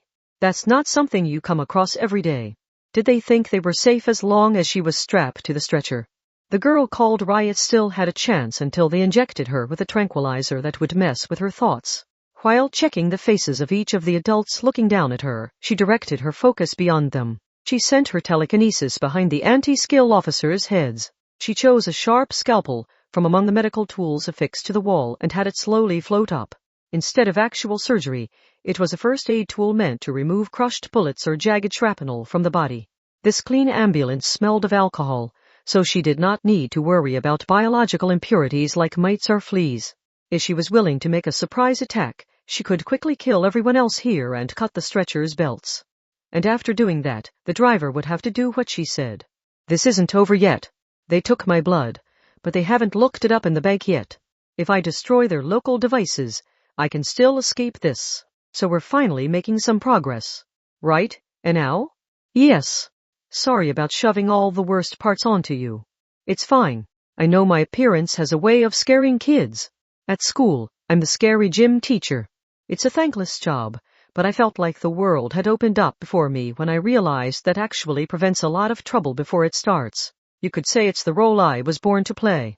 The casually chatting adults thought it was already over. They were oblivious to the sharp blade dancing behind their backs. This was a strange case, but we don't need to pursue every little thing. If we get her to talk, we can learn everything that way. How about we take some time off after this is over, Inao? Oh, do you have a bunch of leave left? I've used mine up. Really? You're no fun. I was hoping to head to the racetrack and use your intuition to win some money, but the strapped-down leotard girl saw something out of the corner of her eye. One of the anti-skill officers, Inao was it, was surreptitiously moving his hand. He turned the valve on the spare tank not hooked up to Riot's mask. A colorless gas silently leaked out. Hyperventilation is the most obvious example, but oxygen could be harmful when its concentration was too high. And it was a necessary substance, so it would not show up in an autopsy or poison test. The person, increasing the concentration only, had to be careful about how much they breathed in and restrict it to 1/2 or 1/3 of the usual amount. It was a definite toxin, but no special masks or suits were needed to avoid its effects. Once the preparations were complete, he only had to wait. The oxygen's effects would work their way deep into the minds of those who continued breathing normally. Da? The first to feel faint was the EMT who was performing a precise task. What's wrong? Mida tried to support the woozy EMT's shoulders, but then he realized he could not move the way he wanted to. And once the symptoms were this evident, it was already too late. Are you okay? Inao leaned back against the ambulance's wall and shut his eyes. Although he may have been sticking out his tongue in his heart, Mida did not have it in him to give this any more thought. They had all collapsed to the floor, but modern ambulances used a camera instead of a rearview mirror, and since the treatment space was separated from the driver's seat by a white curtain to make sure the drive recorders of oncoming traffic could not peek inside, the driver would not have noticed anything was wrong. Only the leotard girl who was breathing the oxygen supplied by her mask was safe. And after making sure the other adults in the treatment space had fallen unconscious, Inao pressed an index finger against his lips, switched off the recorder the EMT had been using, and made contact. I will deal with the driver. An ambulance is a single box, so even with the thick curtain slowing the flow of oxygen, he will not last long. But we can't have him passing out. Who are you? I am reversible. I believe this is our first time meeting face to face, but I know you quite well, Riot. The leotard girl breathed a sigh of relief when she heard that. Luck was apparently still on her side. No, this may have shown just how thoroughly her employer had infiltrated the city. But then she heard a clicking sound. Ugh, and a groan. She looked over to see supposedly unconscious Mida had reached a hand toward something hanging at his hip. But instead of his weapon, it was his radio. Now, he had hit the emergency button to inform the rest of anti-skill that something was wrong. TCH. Inao clicked his tongue and twisted an oxygen tank's valve. But instead of the spare tank, this was the one hooked up to the leotard girl's mask. Her mind immediately faded and her thoughts scattered. Now she could not use her power. Her powerful telekinesis could grab gases if she tried, but it was too late once she was having trouble thinking straight. Riot's eyes widened in confusion. I thought you might not use your power if I earned your trust, but now sealing it off by force seems safer. As much of a pain as it is. Sorry. You're on the same side as me, so I was hoping to give you a quick death free of pain and fear, but that's no longer an option. Thanks to him. Inao kicked sluggish Mida in the face. And on that note, Mida, you shouldn't have done that. I could have passed it off as a malfunctioning tank knocking everyone unconscious. Then I could have set everything up so only the girl there got a lethal dose. Well, the tank's manufacturer might have had a bad time of it what with all the recalls, but only the one criminal would have died. Was that so wrong? Mida seemed to be struggling to even stay conscious. But that may have been why his unfiltered thoughts made it through. I am an anti-scale officer. The lives of criminals aren't mine to take. Oh, is that so? Inao barely seemed to care. There was not even any malice in his voice. He did not view the other man as an equal. But you should have given some thought to what would happen once you ruined my plans. I want to stay in anti-skill after this, you know, so I can't leave behind anything that would risk that. Do you get what that means? More than just the one person has to die. Now everyone here has to die. The entire ambulance full of people needs to lose their lives in a natural fashion. That way the anti-skill backup won't be suspicious when they find me as the sole survivor. A confused comment of what? Eh? What's going on? Came from beyond the white curtain. The driver had apparently finally sensed the ominous atmosphere from the back. Inao held a finger to his lips. Watch carefully, Mida. What is about to happen is your fault. I wonder if he's married. He might have a wife and kids waiting for him back home. If it's a 2-generation home, his parents might be there too, but now it all falls apart thanks to some complete stranger's foolish decision. He isn't to blame. He did nothing wrong. But now a dark shadow is going to fall on the lives of his beloved family. They may never find their smiles again. Mida desperately tried to reach out a hand, but it was no use. Inao's ankle passed by just a few centimeters out of reach as the man walked by and pushed the white curtain aside. He reached an arm around from behind the driver's seat, and Mida did not even have time to shout a warning. Run, it's no use, Mida. You killed him. After a dull crack, the ambulance swerved to the side. Inao tossed something heavy onto the passenger seat, and then climbed into the driver's seat himself. Mida clenched his teeth, and used the vehicle's swerving motion to place himself on top of the restrained suspect. I've already reported this. That unnatural oxygen poisoning won't explain a broken neck. You've left traces of your crimes everywhere, and now it's all in how you do it. I just have to dispose of the entire ambulance in a way that makes a broken neck look natural. And my target will of course be killed in the process. Inao waved back from the driver's seat. No, was that a phone in his hand? I thought they stopped allowing this after that incident with a vehicle packed full of hydrazine, but I suppose the caution wears off with time.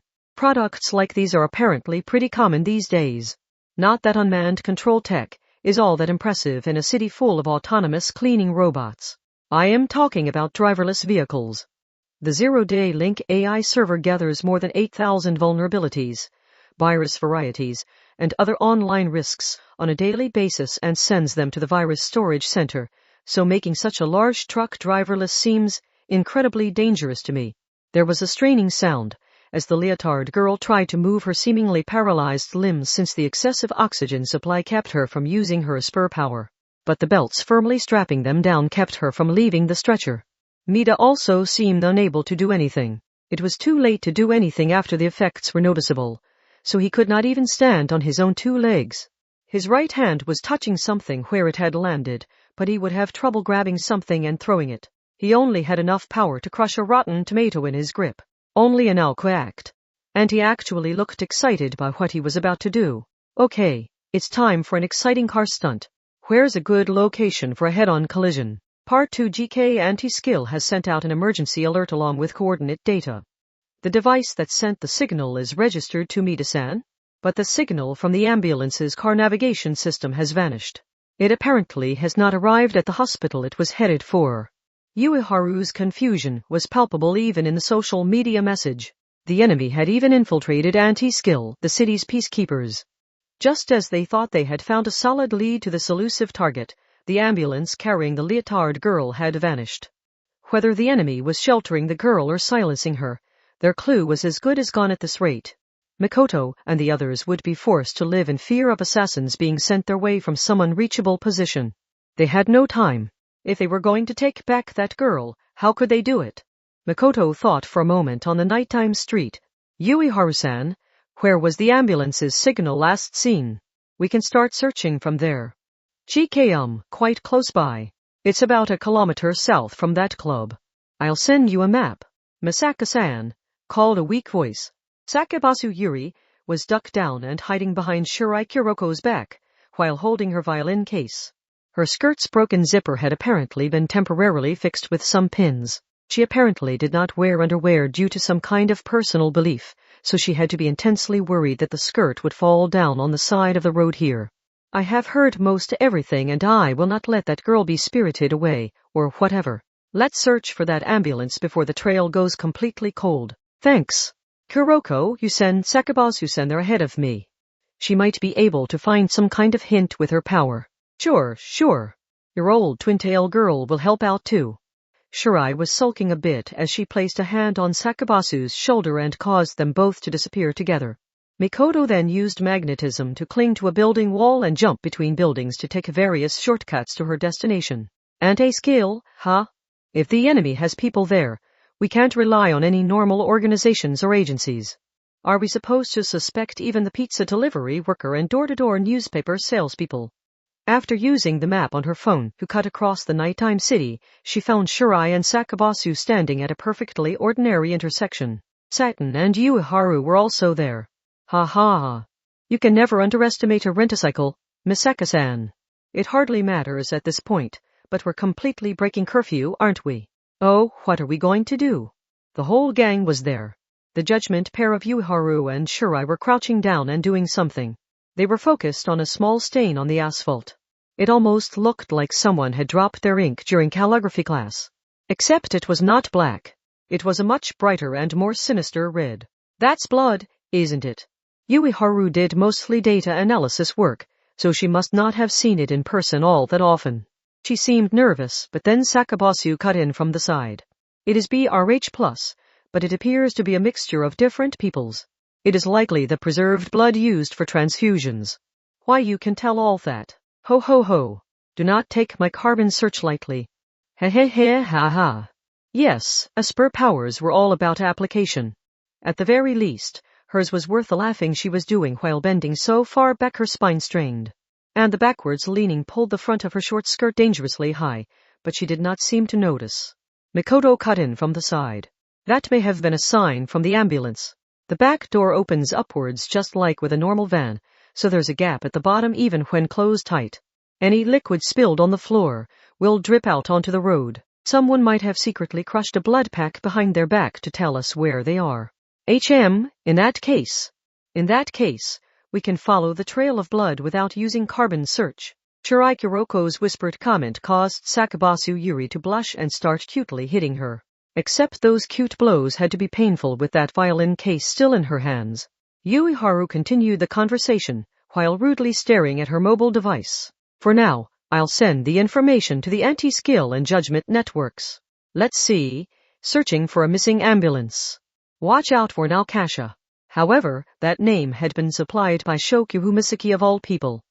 It was unclear where she had gotten it from, and was testimony she acquired from someone using her mental manipulation power even admissible in court. Plus, the adults would probably want to cover for someone in their organization.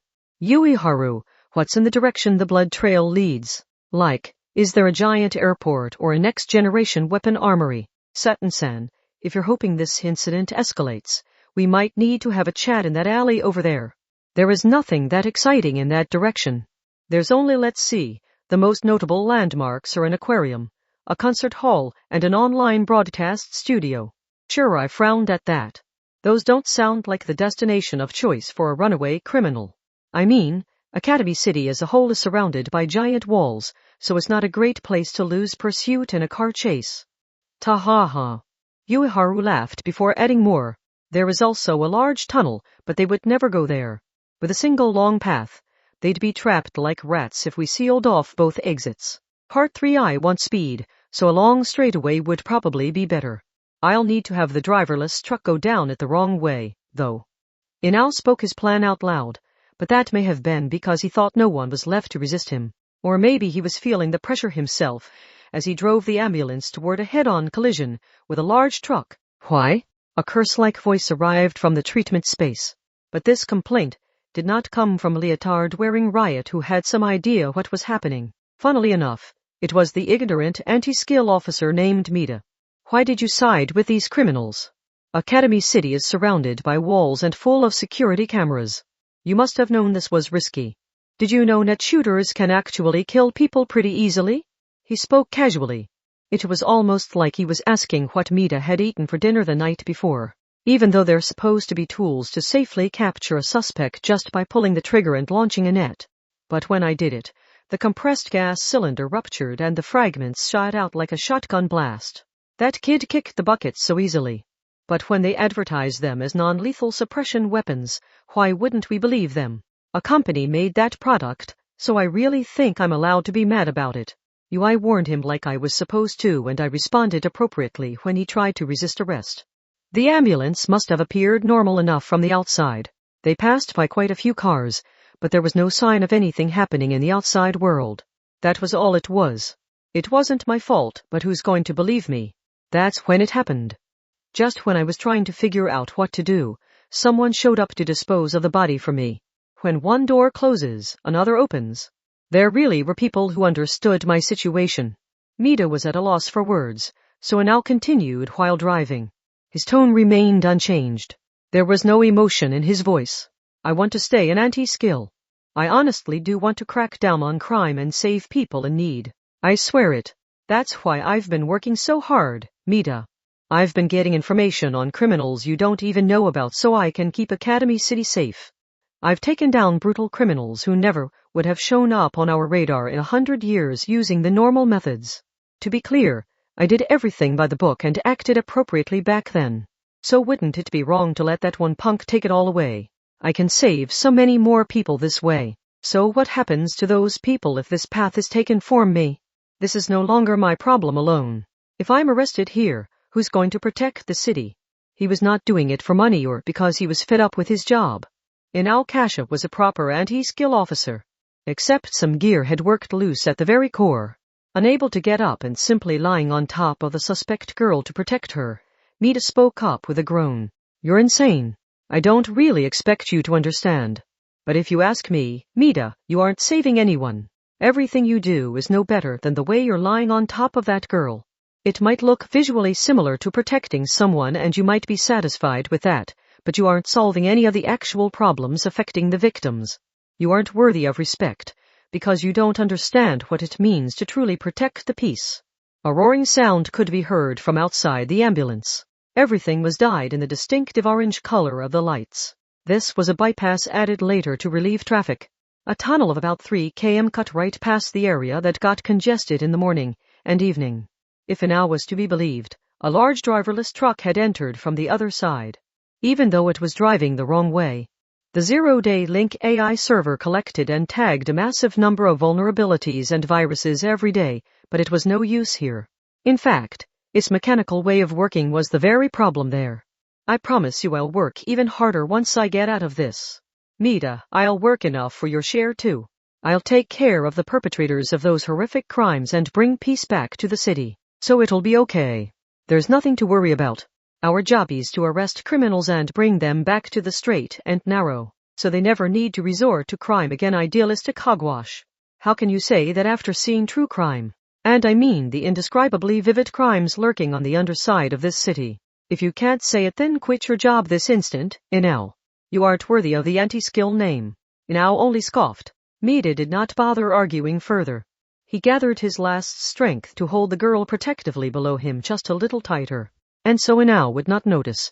He used his trembling fingers to undo the stretcher's belts and slip the oxygen mask from her mouth. The leotard girl looked shocked. You hold your breath and use the carbon dioxide produced by your own body. You should gradually be able to move your limbs again. I'll do what I can to cushion the impact of the crash with my body, but it's still unlikely you'll survive. The entire ambulance is going to be crushed after all. But if you do survive, do whatever you can to escape from Inao and survive. Then please turn yourself in at the nearest anti-skill station. You need to be punished for your crimes, but you still deserve to live. I'm sorry, but this is all I can do for you. Part 4. Mida could not move his own body. So, when the shaking of the ambulance shook his right arm, the leotard girl saw something there. She saw it on his wrist, and on his neck just below the collar. He had several permanent scars visible on the skin between his anti-skill equipment. As someone who worked on the underside of the city, she knew those were all places with thick blood vessels. Even if your opponent was wielding a blade, you could not let yourself be slashed there. He had gained these scars in his intense daily duties. This was proof that he had arrived on the verge of death countless times while fighting to protect complete strangers. And that was not all. She was only seeing the tip of the iceberg. He was not an idealist who knew nothing of reality's cruelty, and he was not actively trying to show off these signs of his hard work. It was possible. Someone could face the great darkness out there and still choose to silently protect Academy City. If you used the city's deep darkness as an excuse, you could justify anything, but it was only the weakness in the leotard girl's own heart that had let her do that.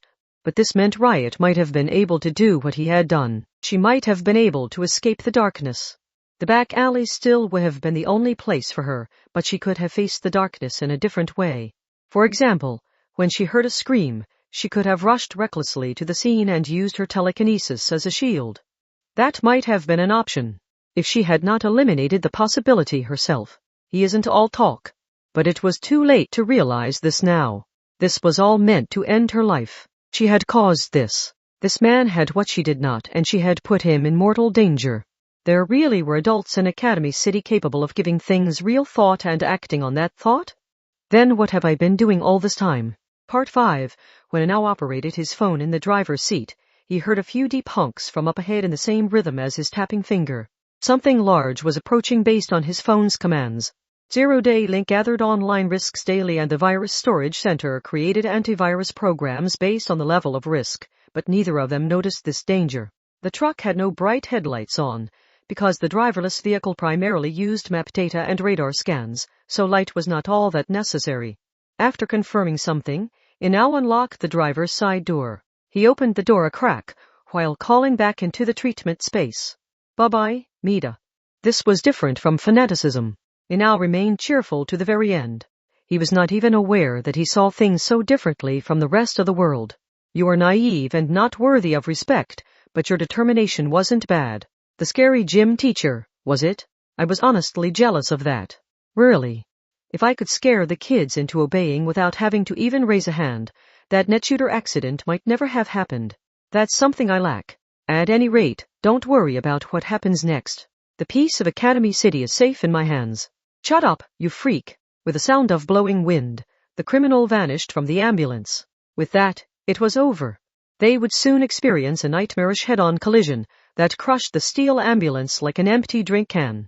Several bodies would be found in the burning ambulance, but they would have been badly crushed by the crash and then burned in the explosion. No distinctive blades or poisons had been used, so an autopsy would not find much of anything. Some formal suspicion would fall on Inao as the sole survivor, but he would eventually be back to his normal routine. Rumors and caution faded with time.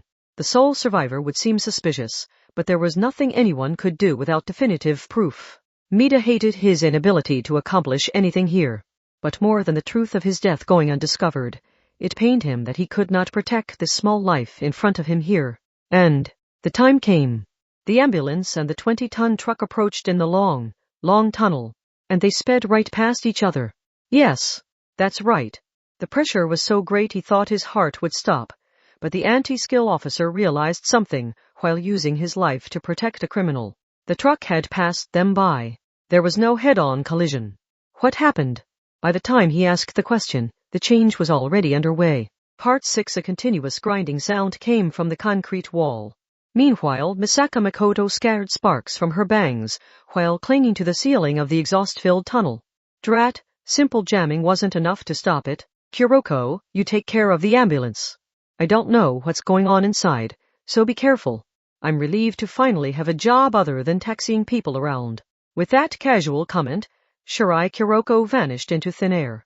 She intended to teleport inside the speeding ambulance and work the steering wheel and brakes. It helped a lot that Yuharu had noticed a report of the stolen truck and linked it to this incident. By combining the direction of the blood trail with witness reports about the truck, they had realized the two intersected at this long tunnel. Dead men tell no tales. If Inao's plan was to kill his target and any possible witnesses, his best bet was to crush the entire ambulance and make it look like an accident. GK, since they've started teaching programming in elementary schools, anyone can make a virus these days. Humans can't keep up with all the problems, so we have AIs tag things based on risk. So if something isn't tagged high priority, it won't be sent to humans to create an antivirus. And the standards for tagging aren't all that great, of course. It was unlikely the criminal would stay on the ambulance to the end. He was a professional criminal, so he would not choose a one-way ticket out of desperation. Where did that Inao guy go? She heard the sound of a metal door slamming shut. Saw 10 Misaka-san, tunnels like this have emergency exits at set intervals. He can escape outside even partway through. GK, why do you know that? Seton-san? Saw 10, it was key to an urban legend about people disappearing after their car broke down in a tunnel. A group was apparently capturing them for some kind of weird ritual. At any rate, Mikoto only needed to know where her target was. She moved from the ceiling to the emergency walkway positioned a step up from the road. Then she used magnetism to tear the emergency exit door off its hinges. She was up against a corrupt anti-skill officer, so he was probably armed with a gun. She decided to keep the metal door with her as a shield. GK and Alkasha has the code list and infiltration skills of an anti-skill officer, so he might take control of any electronics or net-connected cameras in the area. Be careful. Understood, Yuiharu-san. GK, really. If only the zero-day link online risk management AI was more reliable. Reality is crawling with digital criminals who can slip through the huge gaps it leaves. This was her first time inside one, but the emergency exit turned out to be like a small tunnel running parallel to the large tunnel. The single long pathway continued on ahead of her, but there were also stairs leading up at set intervals. You never knew where a fire would start or where the tunnel would collapse, so they prepared as many exits as possible and installed plenty of doors leading there in case of an emergency. Now there's no way to know which exit he used. Yuiharu-san, can you access some satellite footage? Or grab all the security camera footage from around the emergency exits? I need to know where Inao escaped to. That was when some strange static crackled from her phone speaker. She held it away from her ear on reflex. Jamming. After shouting, she felt an unpleasant sensation down her spine. Just like people reflexively looked up during an earthquake, certain things could trigger certain responses in people.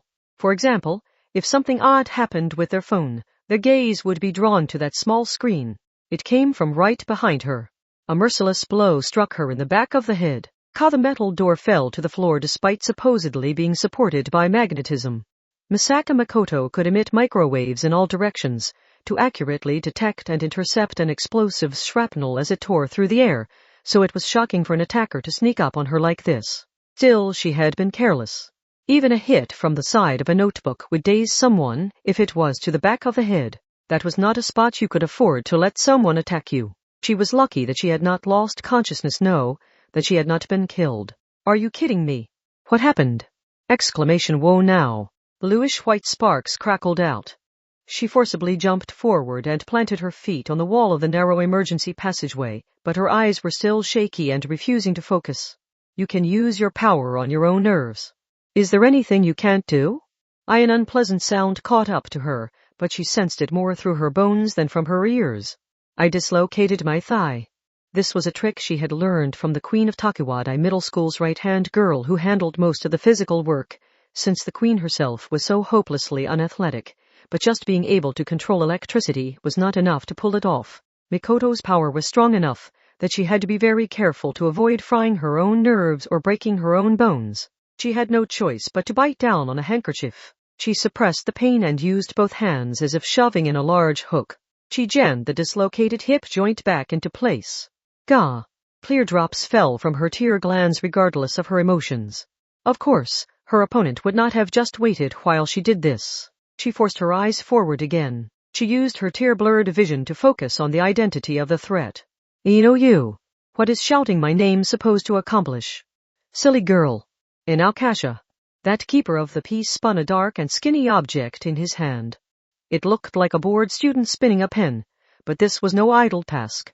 He was calculating the distance between them so he knew how many times to let it spin when he threw it. She saw it. The throw came from directly ahead. And yet no reading on my microwave scan. That shock was immediately followed by a scorching pain in her right shoulder. It had stabbed into her. She had been stabbed. It did not feel like metal, so it was probably some kind of aerospace material. It seemed to be the kind of hard plastic used in riot suppression shields and police batons.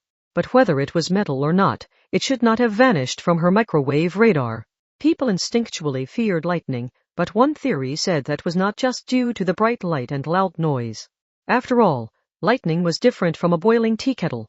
Because so very few people knew what it was like to be struck by lightning, it was best to assume that fear came from something other than knowledge of the pain.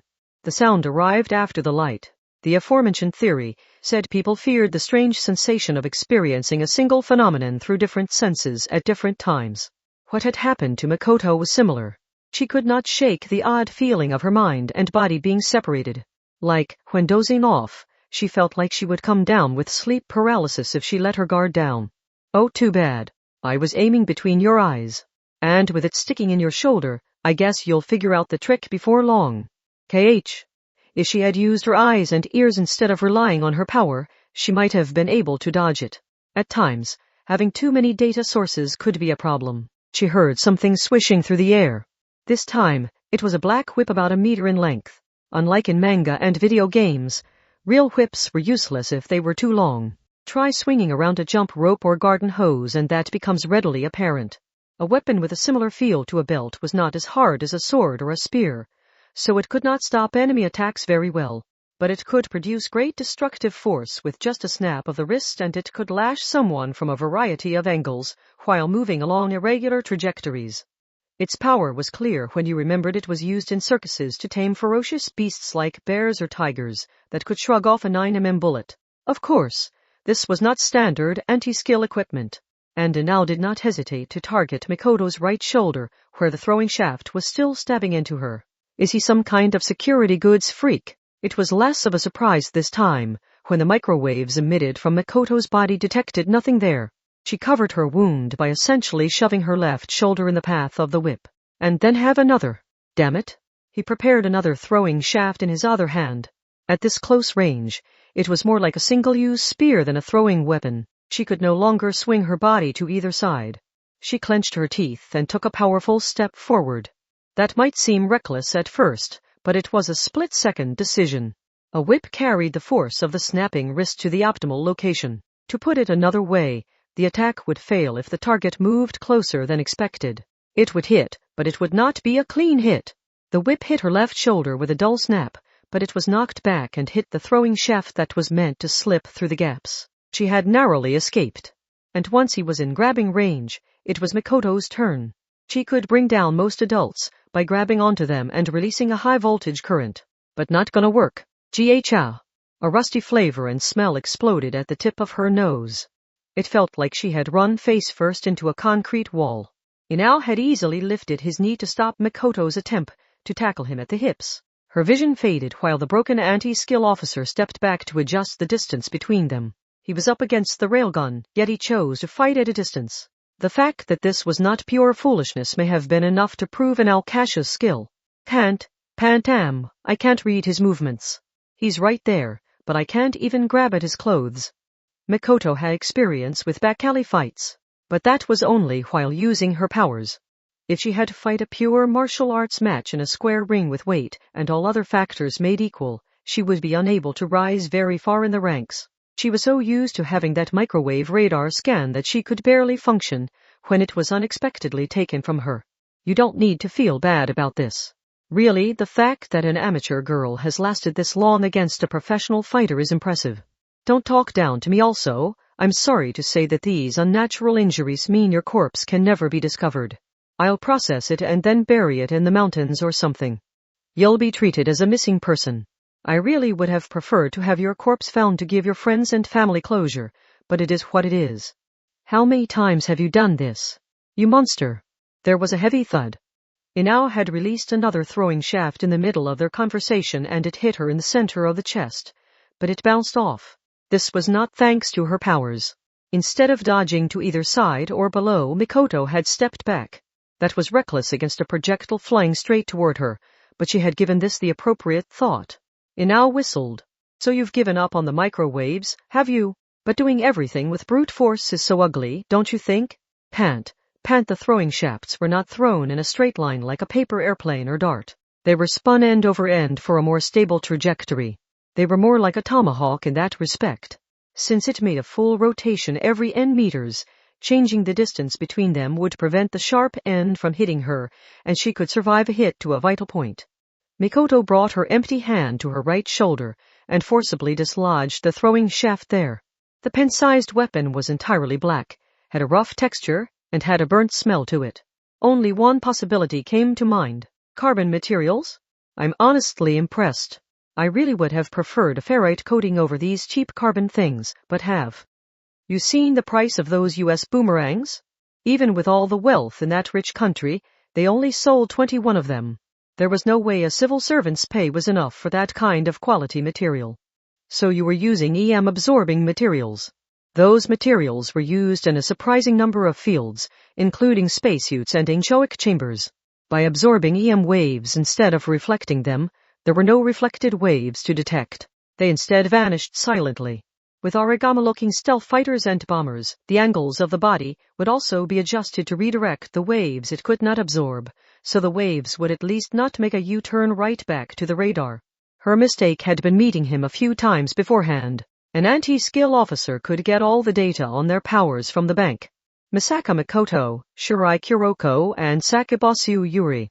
He would have come up with a plan for dealing with those high-level Takuwadai students who were connected to the case. Now, my tricks using a housewife's handy tools aren't going to surprise you anymore. There was a flapping sound. It came from Inao, so no point in holding back. Since I can't hide it any longer, I might as well use it openly. He was dressed in ordinary black bulletproof clothing, but he also held a thick, dark gray sheet similar to a matador. It was somehow reminiscent of a stealth fighter surface and it negated Mikoto's radar scan, but it also easily covered Inao's upper body, which kept her from using his eye and finger movements to predict his next move. Things that struck or stabbed were not the only threats. Even without any direct destructive power, this tool was more frightening than an obvious blade or bullet. Mikoto sent sparks from her bangs while sharply swinging a hand from right to left. She magnetically sent the metal door toward Inao in sync with her hand's motion, but he easily ducked below it. But she had not expected that attack to defeat him. It's too late to clench your teeth now, she warned him. This isn't like those throwing shafts and riot suppression whip.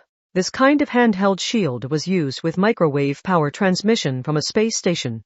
You can't force your way through it with a high voltage current or mimicking a microwave oven. She launched a lightning spear anyway. The trail of bluish-white sparks was diverted away with a matador-like swish of the thick gray sheet, but she ignored that. While he was busy doing that, she jumped from wall to slip into his blind spot, while forming an iron sand sword as her real attack. However, you went to the trouble of bringing iron sand into the concrete tunnel for yourself. Can he see the EM waves and flow of magnetic energy? It's like he can see through everything I do. She fought in the air while using even the walls and ceiling as a foothold, and her weapon was an iron sand sword that could freely change shape like a whip. But it was she who gasped. A sharp high kick slipped through the gaps left by her curving blade. This was a narrow emergency exit tunnel and she was in midair, so she could not dodge it. Gah! Telekinesis, pyrokinesis, telepathy, precognition, and electrical control. This city is crawling with Aspers who have all sorts of powers, but those of us in anti-skill need to take control of the crime scene without relying on any of that. She just barely managed to connect her magnetism to the rebar in the floor to make a half spin out of the way before falling onto her back. She was Academy City's #3, but he seemed to be saying the power rankings were a child status symbol and meant nothing in the adult world. US spurs were developed to be managed, so why would you ever be able to defeat the technology of those managing you? The city would collapse otherwise. There's nothing wrong with the technology. The problem is when people like you use it. Believe it or not, I am a pacifist. Yeah, right. You are the ones who keep forcing me to kill more people. All these extra victims could have been saved if you hadn't gotten some half-baked ideas in your head and decided to get involved in a case you couldn't hope to solve. If you had just let me silence my one colleague here, it would have been over. Your name has already been sent to the anti-skill and judgment networks. Yes, and that's why I have to really put my back into this job. I need to eliminate every last witness to prevent any conclusive evidence. They'll be suspicious and they'll probably have me monitored for a while, but that won't last forever. Still, this is tragic. How many innocent people do you think have to die before I can regain my life now? He beat the air with the large sheet. He covered his body with the EM-absorbing sheet and charged straight toward her. Would the next attack be with his well-trained arm or leg? Or would it be another security good like tear gas or a tonfa? My lightning spear and iron sand sword don't work. In the worst case, he might even be able to predict and handle a railgun shot. So what do I do? Oh. Mikoto gave a roar as she ducked low and charged toward Inao herself. Yes, she stopped using her powers entirely. For the first time, Inao was shaken by doubt. Without her powers, as the #3 level 5, Misaka Mikoto was only a normal middle school girl. She was not trained in martial arts such as karate or aikido. It came down to a knee blow. The dull blow hit the girl in the center of her body. She had of course been unable to avoid it. But Kaha, you're still going. This was different from before. The pain had not stopped her. She forced down that instinct. Humans were not bears or tigers. They would not necessarily obey just because you hit them with a whip. Mikoto instead clenched her teeth and wrapped her arms around him. She held on to Inao's torso. And you might be able to predict how I use my power. I imagine you're using some kind of device to read the faint changes in the EM waves and magnetic energy. But I can cancel all that out by not using my powers. I just have to stop relying on electricity. In both boxing and karate, you could not hit your opponent properly if they were close enough to embrace you. Blows made by rotating the body required you to swing your arm or leg, so the centrifugal force was directly linked to the force of the hit. That was why Inao Kasha had always stayed a certain distance away from her. He had actually challenged the railgun from a distance, but that had been necessary for him, while he used the killing techniques listed in anti-skill suppression tactics textbooks in the never do this category.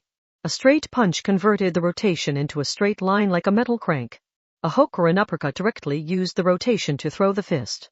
But in either case, he could not put his weight behind the blow when his movements were obstructed by the girl clinging to him. His only remaining option was to act like a child throwing a tantrum and hit her in the sides with just the movement of his hands. This would not reduce the damage to 0. Mikoto clenched her teeth even harder and gave a roar. Now, what if I release my full power at point-blank range like this? How about we find out? I have no reason to hold back now. He was clearly panicking now. That squirming was enough for her. He could not claim he had not known. This had to be what Inao Kasha had most feared. An unavoidable high-voltage current pierced the corrupt anti-skill officer's entire body. Part 7. This had all occurred in a long tunnel, so their biggest fear had been another car being caught off guard and crashing into it all.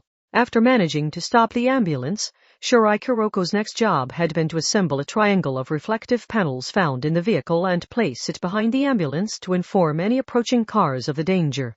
Ueharu, has the tunnel still not been blocked off?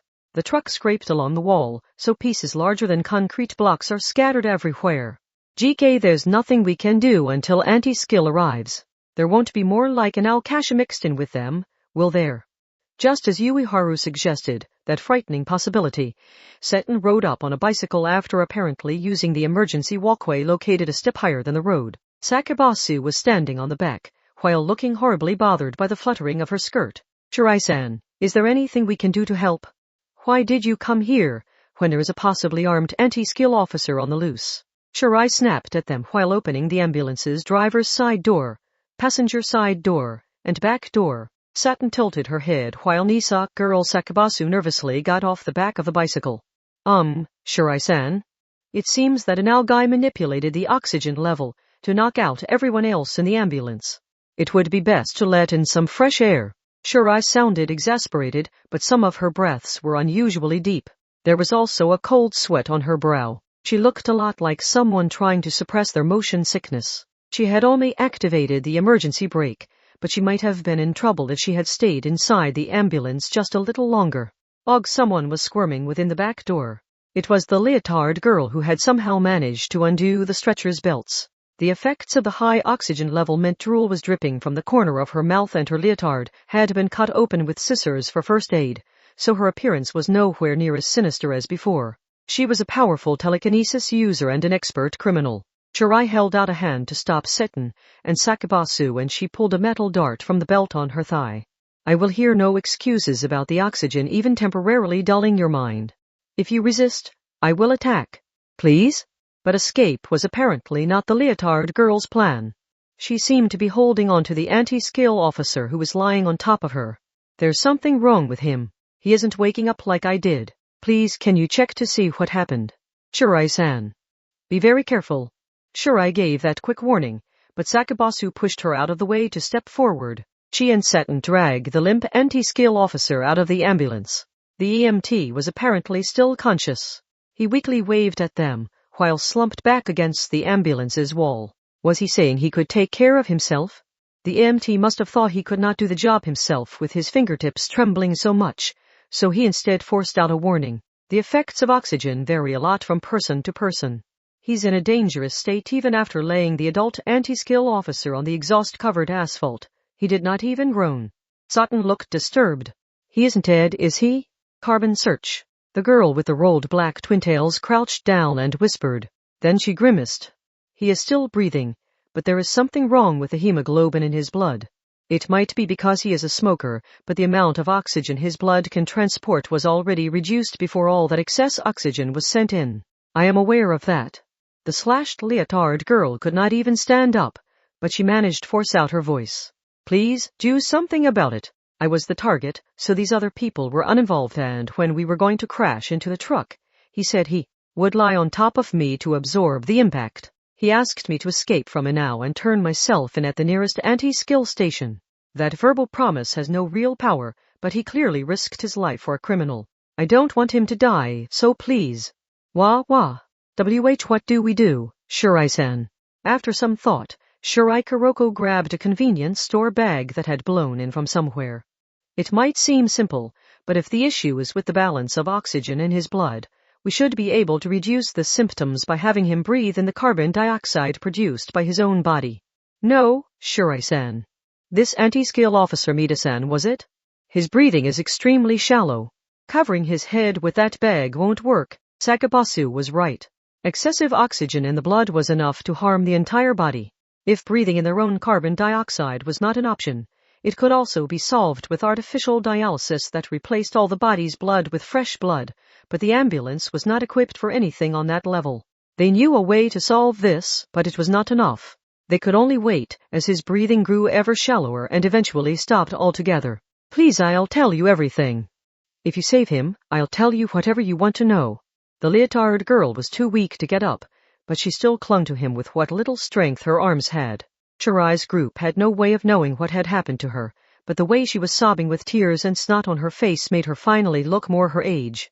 At the same time, if the world betrayed her here, that soft part of her would be forever sealed below thick ice, never to emerge again. Just then, okay.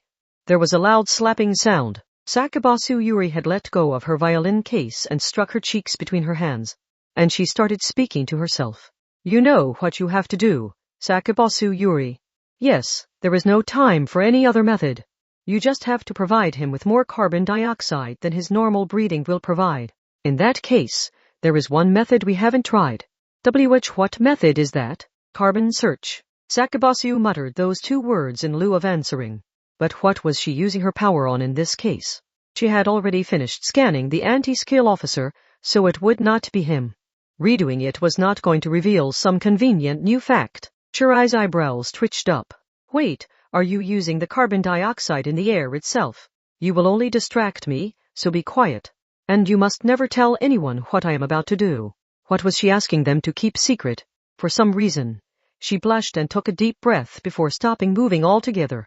She just sat there for a bit. She did not want oxygen, so she had to take in the air and consume it herself first. Then her slender hand grabbed Mita's jaw as he lay motionless before her. Once she tilted back the anti-skill's head to open his windpipe, the preparations were complete.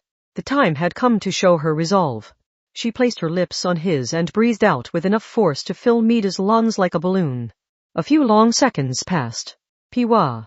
After removing her lips from the anti-skill officers, Sakabasu took another deep breath, stopped, shut her eyes, and did it again. This was different from artificial respiration meant to send oxygen into someone. She had to consume it in her own body before providing him just the right amount of carbon dioxide.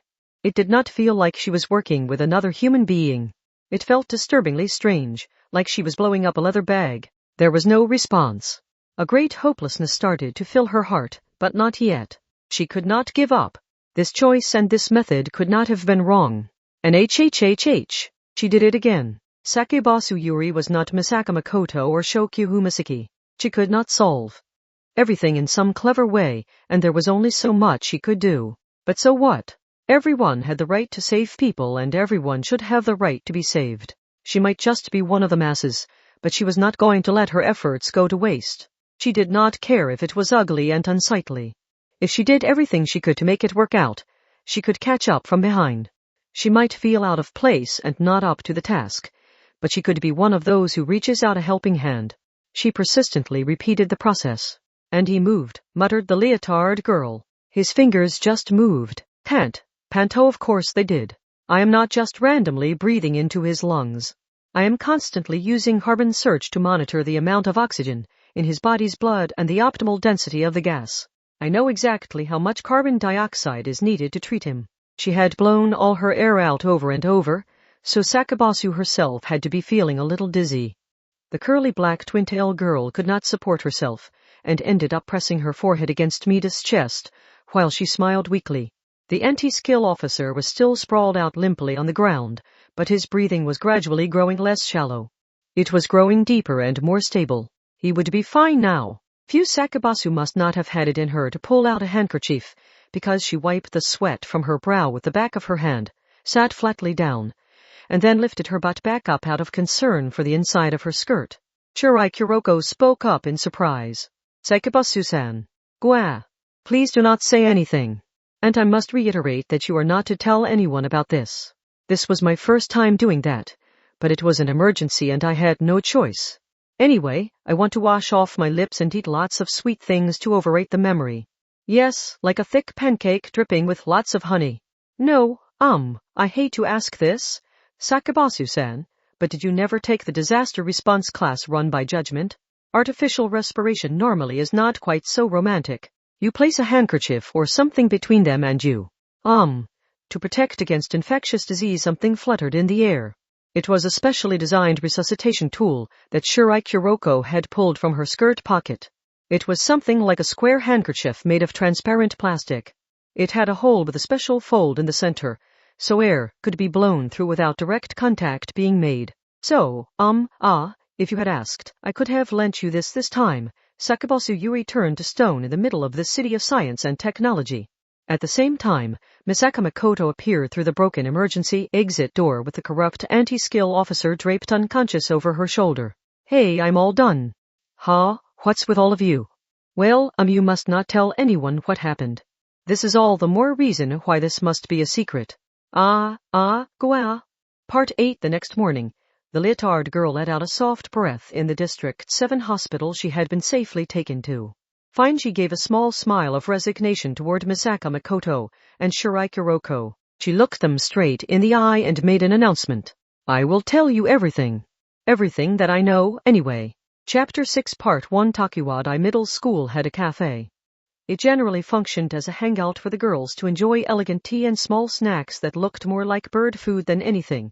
But the girl whose long black twintails were curled at the end, Sakabasu Yuri, was different. Her tower of thick pancakes with plenty of butter and honey on top was quickly becoming a landmark within Takuwadai. In this high-class space, it was unusual for the tea to not be the main focus.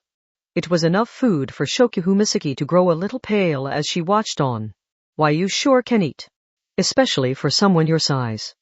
Pancakes don't count. And I prefer eating something thick like this. It barely feels like I've eaten anything at all if I haven't stuffed my mouth with food. This might seem like an unusual combination, but Sakabasu Yuri had been a new member of Shokyu's clique from the beginning. She might not be able to meet the queen herself very often, but she would have more opportunities than a student outside the clique. Sakabasu worked at the Tower of Pancakes while occasionally fidgeting her butt in her seat. It was hard to tell at a glance, but a close look would show that her uniform skirt was brand new. And Misaka Makoto was another student who had needed a new skirt.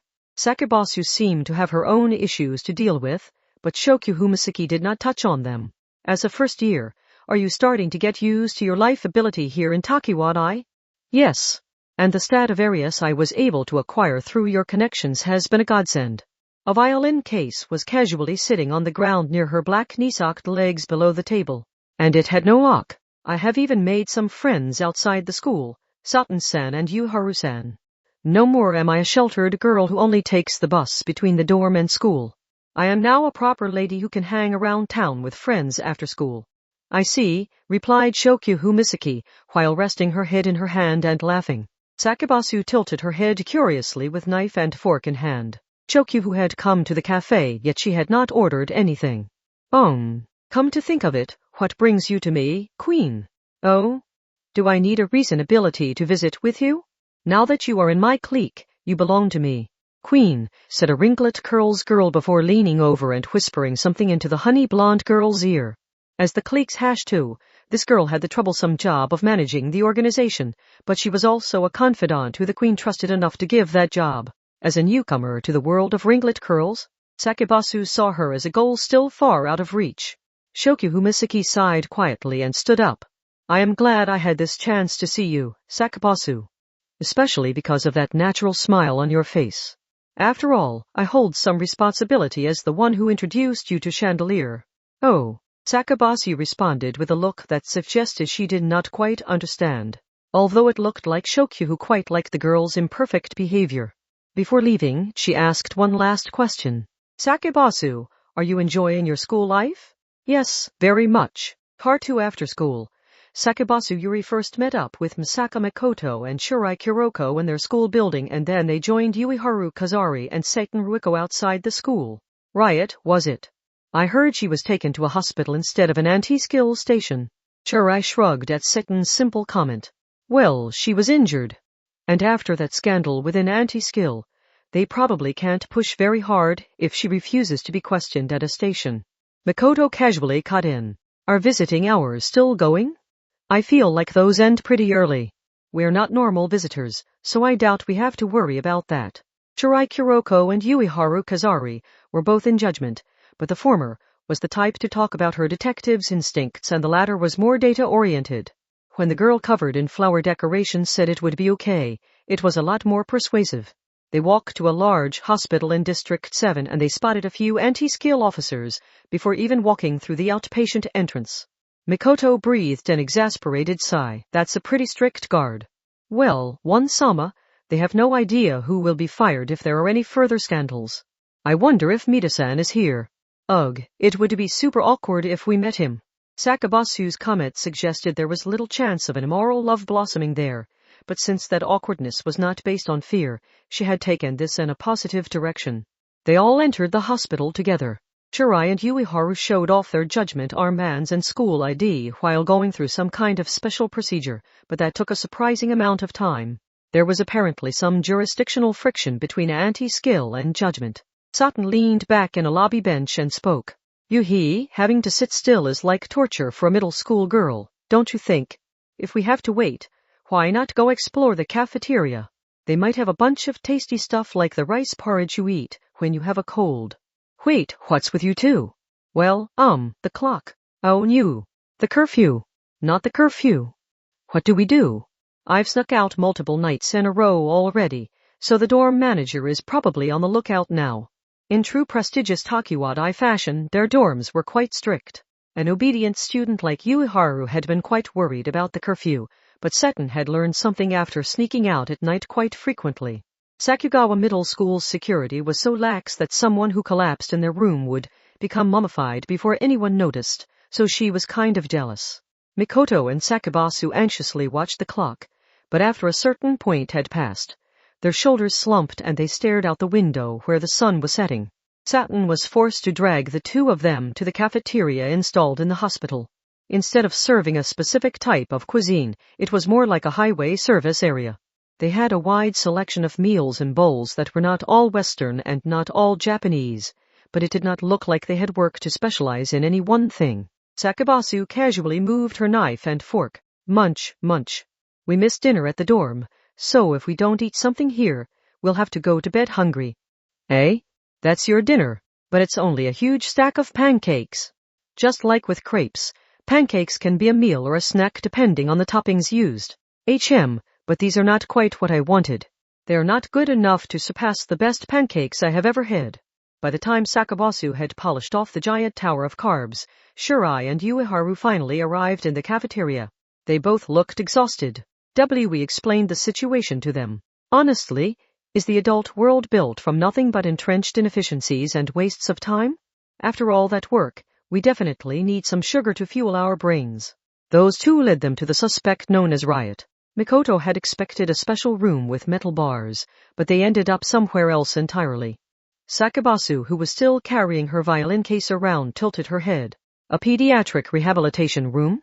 Given the suspect's age, isn't it only natural to take her to the pediatric department? Besides, Auntie Skill has officers posted around her room, although that was partially at Riot's request. After Shirai's explanation, data-focused Ueharu gave further information.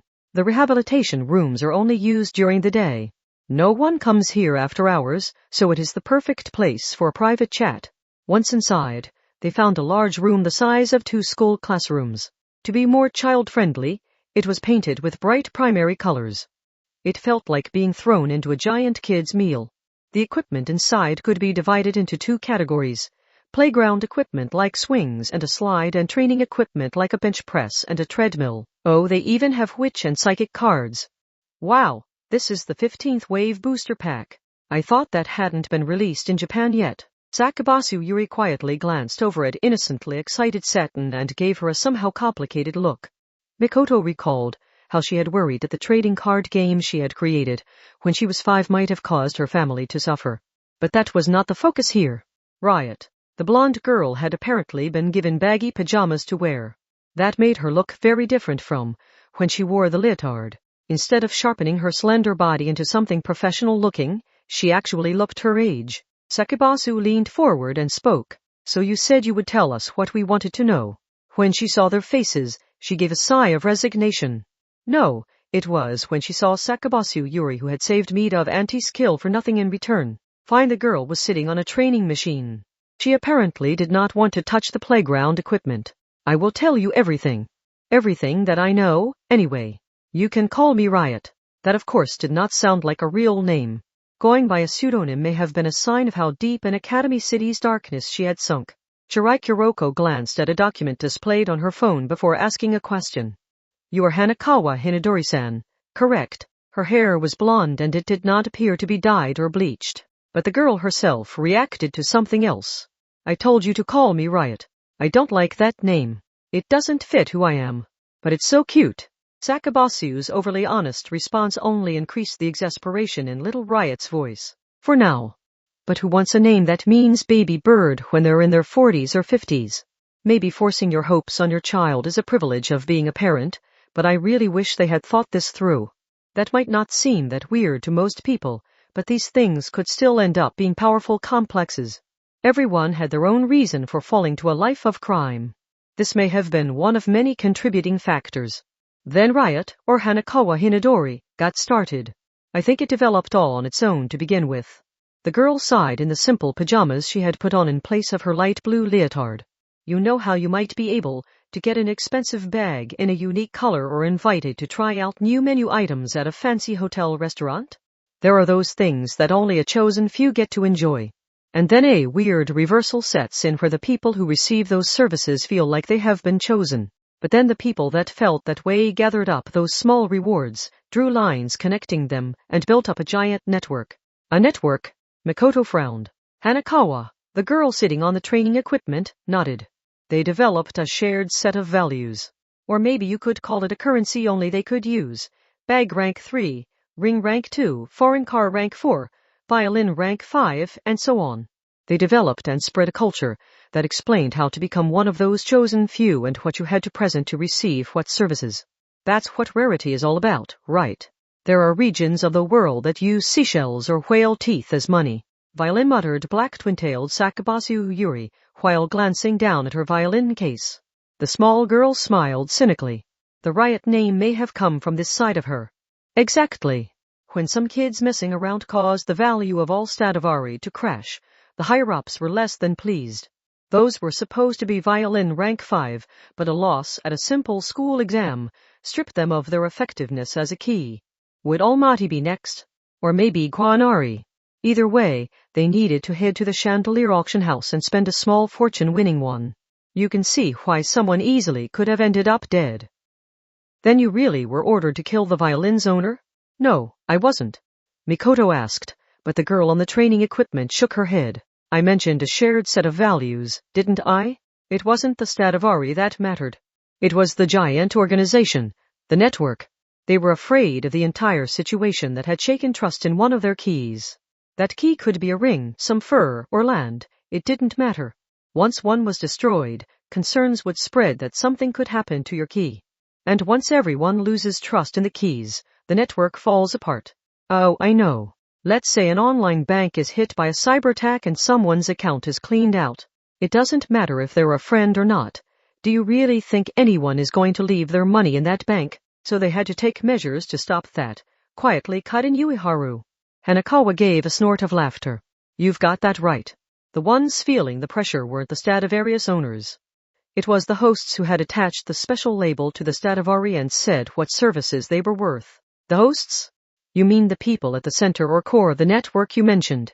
Yes, of course, whispered Hanakawa Hinadori with a grin. Blue blood. They're a group of complete nutjobs with delusions about their bloodlines. Part 3. Can't we get him to talk? Inalkasha has worked as a front-line anti-skill officer for a while, so he knows all the ways we gather data and try to rattle people. That was his specialty, after all. 2 adults were discussing that. Of course, their voices did not reach the other side of the thick glass. The actual questioning was being held in the adjacent room.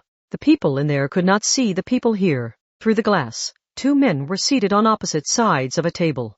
The chairs and table would be bolted to the floor.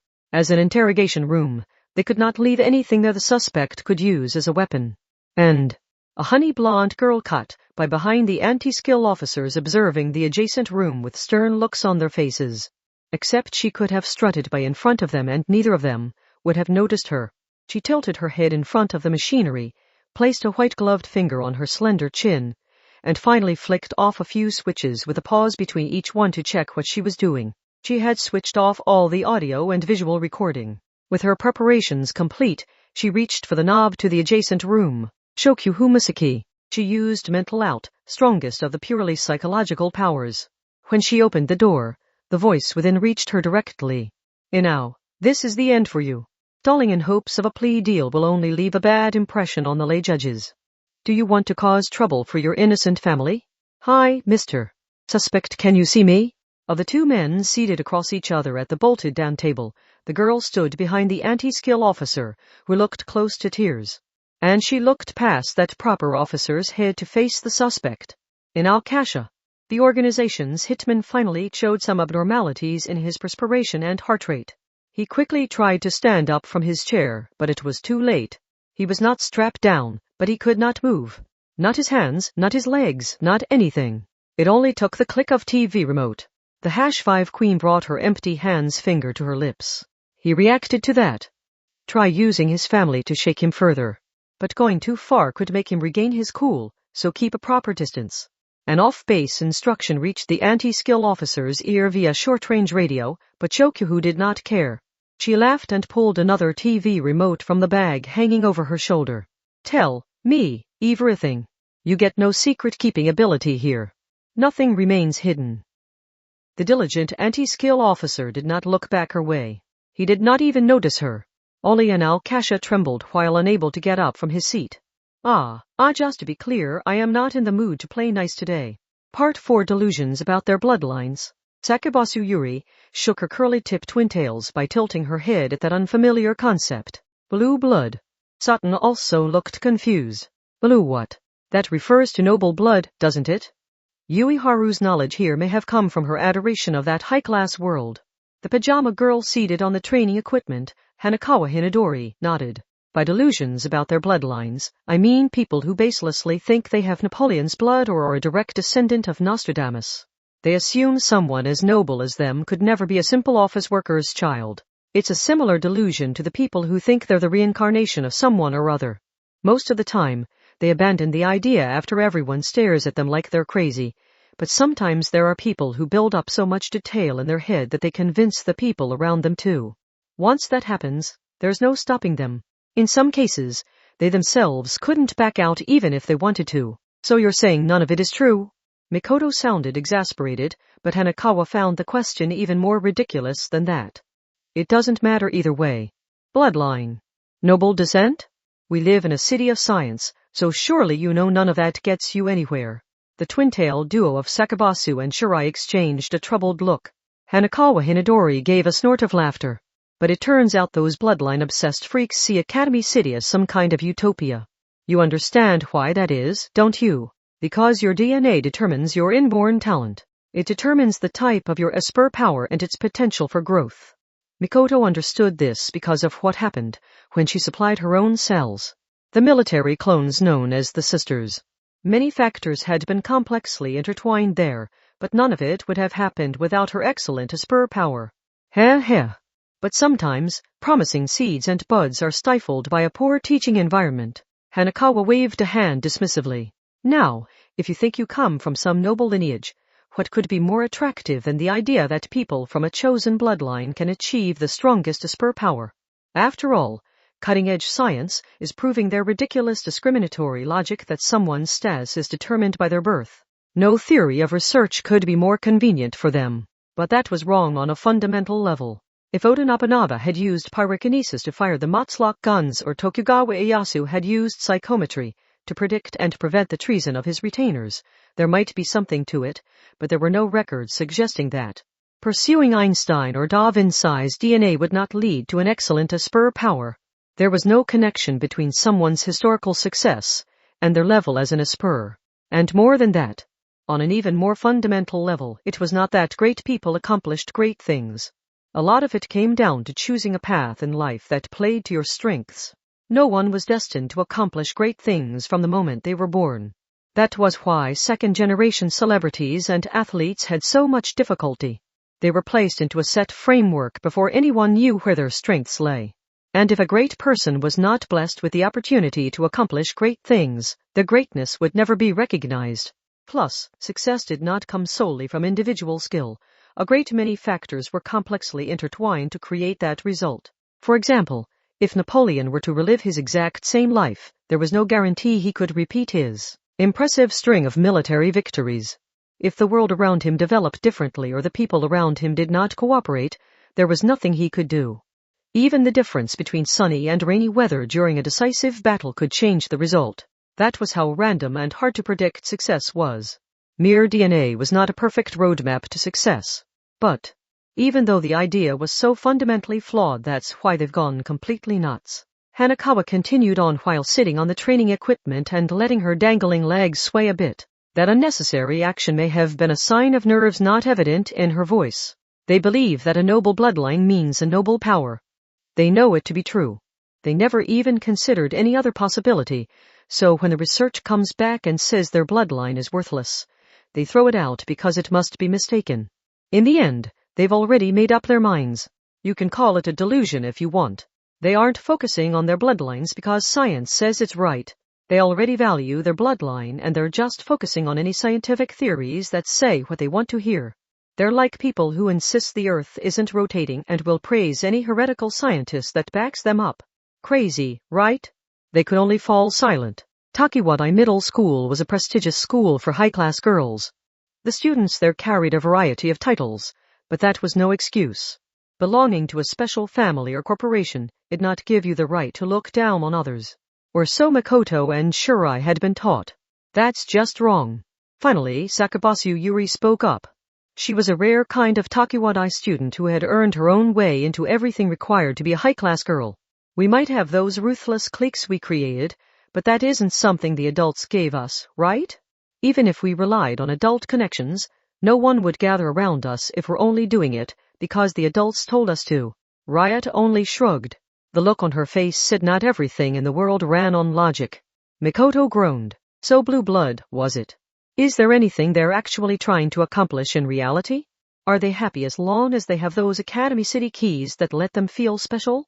It was a pain either way, but they could not put together a plan to fight back if they did not know what that group hoped to accomplish. Hanakawa Hinadori put on a troubled look. Your bloodline is pretty pointless all on its own, right? Maybe it would give you something during the Warring States period, but what about in the modern age where we strive for equality between all sexes, languages, races, religions, and classes? Well, that's a problem for them, isn't it? Satin was weirdly hesitant to speak, but that may have been because she was in front of real high-class girls like Mikoto and the others. Hanakawa breathed an exasperated sigh. The more they insist on their view, the more they're ostracized. They end up discriminated against for their discrimination. And just to be clear, I'm not talking about what's right or wrong here. There are plenty of people I can't stand for no logical reason. But even an idiot knows that whatever you might think about them, the wise choice is to keep your mouth shut, because once the accusations of discrimination start flying, it almost never ends well for you. It's a small world out there, so no one wants to be oppressed by the emperor in his new clothes. We live in an age of majority rule. 3 cheers for democracy and all that. Does that match up with your understanding? Now it was Makoto's turn to be exasperated. There were some unpleasant barbs hidden in your words there, but, well, I can agree that life's easier without discrimination than with it. However, they could not keep their mouths shut. The series of noises stopped there. Silence fell for a brief moment, and then Hanakawa resumed speaking. They had to force their ideas through, logic be damned. Arguing that case normally would only get them drowned out by the majority of reasonable people, so they had to rely on less normal methods. Academy City's keys? Those are no more than a distraction. They're placebos that only temporarily hold back the symptoms.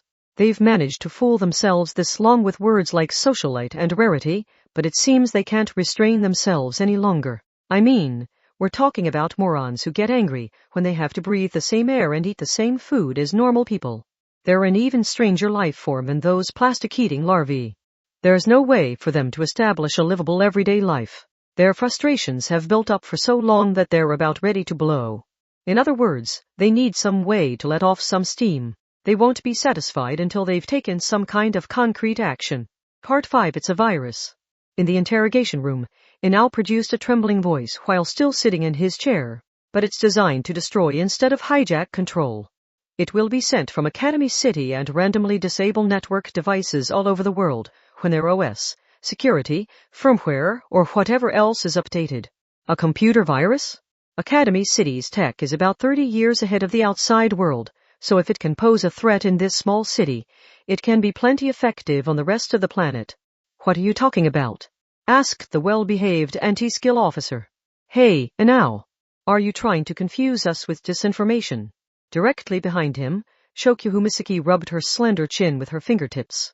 Her other hand toyed with a TV remote, and she whispered in a voice only the suspect could hear. What does that global prank have to do with the bloodline delusions?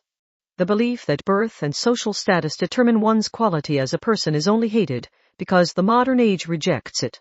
But sometimes people are more willing to accept something when you change the wording. Just like the fortune tellers giving advice based on their own experience and their observations of the customer have been resurrected in the form of AI speakers supported by big data. Basically, the higher-ups needed a trigger, so they want to spread a virus around the world and eliminate the internet and computers. When Shokyu said that, Inao continued. He was not bragging. He simply could not even roll out of his chair anymore. They bring back the respect their bloodlines deserve. Noblesse oblige. The value of noble blood is found in how much they can support the commoners in their time of need, so they've decided for themselves how much they're worth and started a global game of chicken. If that computer virus really did spread, it would end up destroying more than just digital data, pharmaceutical factories, power plants, industrial complexes, dams, airports, etc. Even the people with no interest in anything new would be quite interested in bringing back what they already had. In the West, your social status is apparently determined by how much money you give to charity. So if our representative pays out far more than the real noble families and socialites, it will place us even higher than them, won't it? After all, the people in our organization think simply having money is not enough. If they can pay to gain a position in an old and established family, they will pull out all the stops. It was hard to tell whether he was really answering her questions or not. Although she was using her power to ensure he could not lie, so this had to be what Anel really believed. The thing about all this is, if you build too large a charitable foundation and hand out money from a position of superiority, people will view you with hostility. Even in these large-scale things, the grassroots are important. That's how it is with Santa Claus and the Kasajizo, right? Everyone knows who they are, but they never identify themselves. Bring it far enough and the charity becomes a legend. And this is not some logic of the past. Do you remember when everyone was talking about the backpack gifted by an anonymous person a while back? As someone who specialized in manipulating people's minds, that seemed overly hopeful and optimistic to her. But she was not about to argue over the validity of the man's views. Someone who truly understood the human mind would not even begin that kind of discussion. And more importantly, let's say they do create an age with the hierarchy of power they want. What proof do they have it would be them who rises to the level of nobility? Nothing says they will be the only ones trying to take advantage of the risky opportunity they created. Aren't there plenty of other people who would want to stand at the top if they had the chance? There is no guarantee, of course. However, their chances will be much better in that game of musical chairs than in the current age, where everyone is stuck in the chair they already have. Creating a chance and a possibility is what matters. For one thing, this is their plan B, because the current method of using brand bags and violins to reduce everyone's frustrations was not enough, and they need to take some major step to prevent the entire organization from falling apart. Giving up and doing nothing is simply not an option.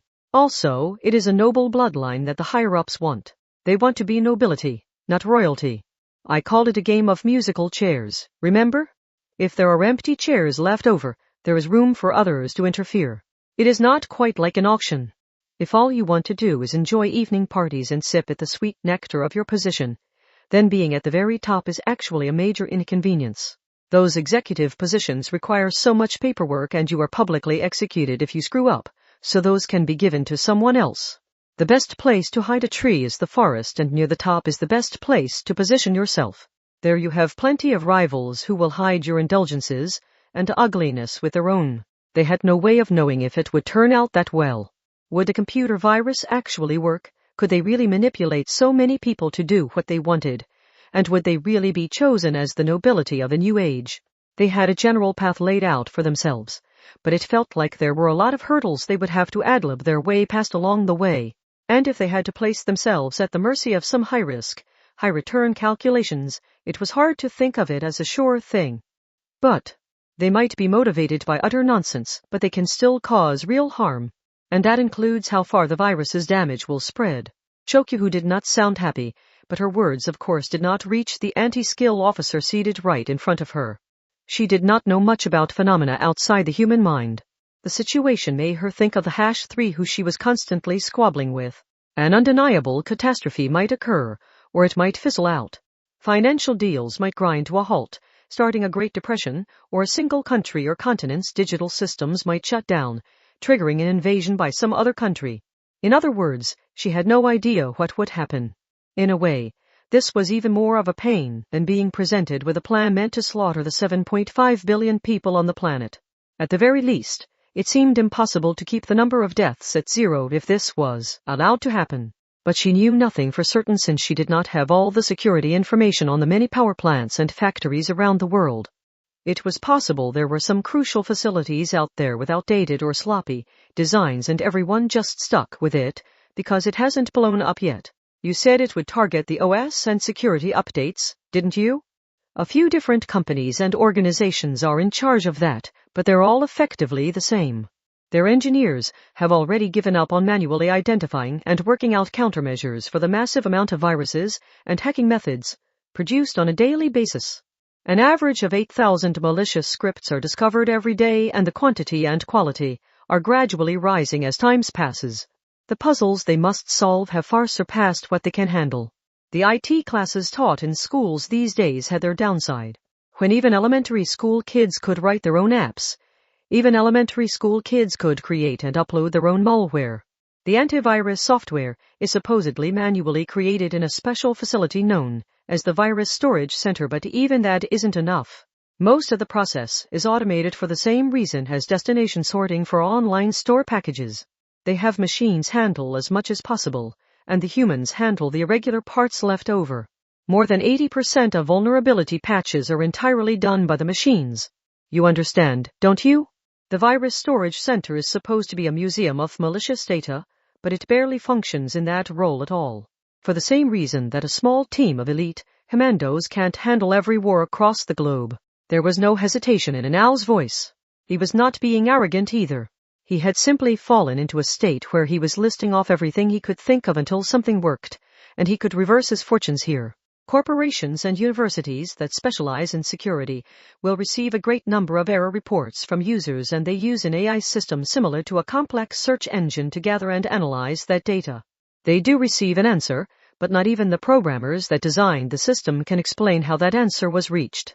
And in fact, more than 80% of patches are the same. So if a few drops of poison are manually snuck in, those in charge will never notice the trouble. We live in a crazy age, don't we? Zero-day link, yes.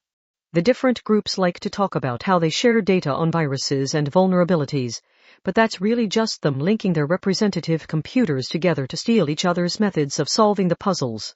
So as long as you can reach one of those computers, anyone can add the poison. And it will be a deadly and untraceable poison. That network would of course be closed to normal users. It was only AIs exchanging data, so allowing normal users access would accomplish nothing. To access it, there would have to be a spy within the management of Zero-Day Link, or that field would have to have one of those keys set up, be it a piano or a violin. Blue Blood wanted to make themselves into something special. To do that, they would spread a computer virus across the world from Academy City to destroy everything from personal mobile devices to public infrastructure. Also, they could prove they were better than the VIPs sitting on whatever thrones they currently had. They had no way of knowing if it would turn out that well, but they believed it would. Zero-Day Link is composed of 4 AI servers. One with a university, one with a company, one with an organization, and one with the government. Which one is it? Where does Blue Blood intend to insert their poison? Inal slowly inhaled. He could not resist even if he wanted to. And. Part 6. That's ridiculous, shouted Sakabasu Yuri, completely forgetting she was in a hospital at night. That's like selling wax food samples to starving children. We're talking about a criminal organization, remember? And they aren't after money or revenge. They're a bunch of nutjobs who truly believe in their bloodline nonsense. Did you think 1 + 1 = 2 or the rules of story progression would apply here? Ghu Haru and Satan groaned, but Hanakawa Hinadori continued in an annoyed voice. Only they know what the world looks like to them. I'm not convinced they think an apple would fall when they let go. If Mikoto gave up because they seemed incomprehensible, she would lose this lead. Even if they were monsters, she had to forcibly reach for this opportunity. Zero-Day Link, huh? It'll be the corporate server, stated Hanakawa Hinadori. And then, if there's one thing Blue Blood has, it's money, so that's the easiest one for them to mess with. A lot of universities outside Academy City are constantly whining about their lack of funding, but the ones inside Academy City are thoroughly supported. Blue Blood will work their way into the corporation with a Zero-Day Link computer and insert their poison there. Have we wandered into a wormhole? This started with my Stradivarius Ainsel, so how did we end up here? Hey! That violin is to blame for all this in the first place. I said their objective was to let off some steam, didn't I?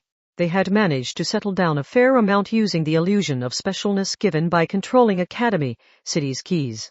They felt like they had a monopoly on those wonderful antiques, and they were given a lifelong pass to a special social circle just by showing them off. But your Stradivarius's loss shook the very foundation of that system. They realized they could not maintain their delusions just by holding onto those keys. So what happens once paying a small fortune isn't enough to rid them of their anxieties?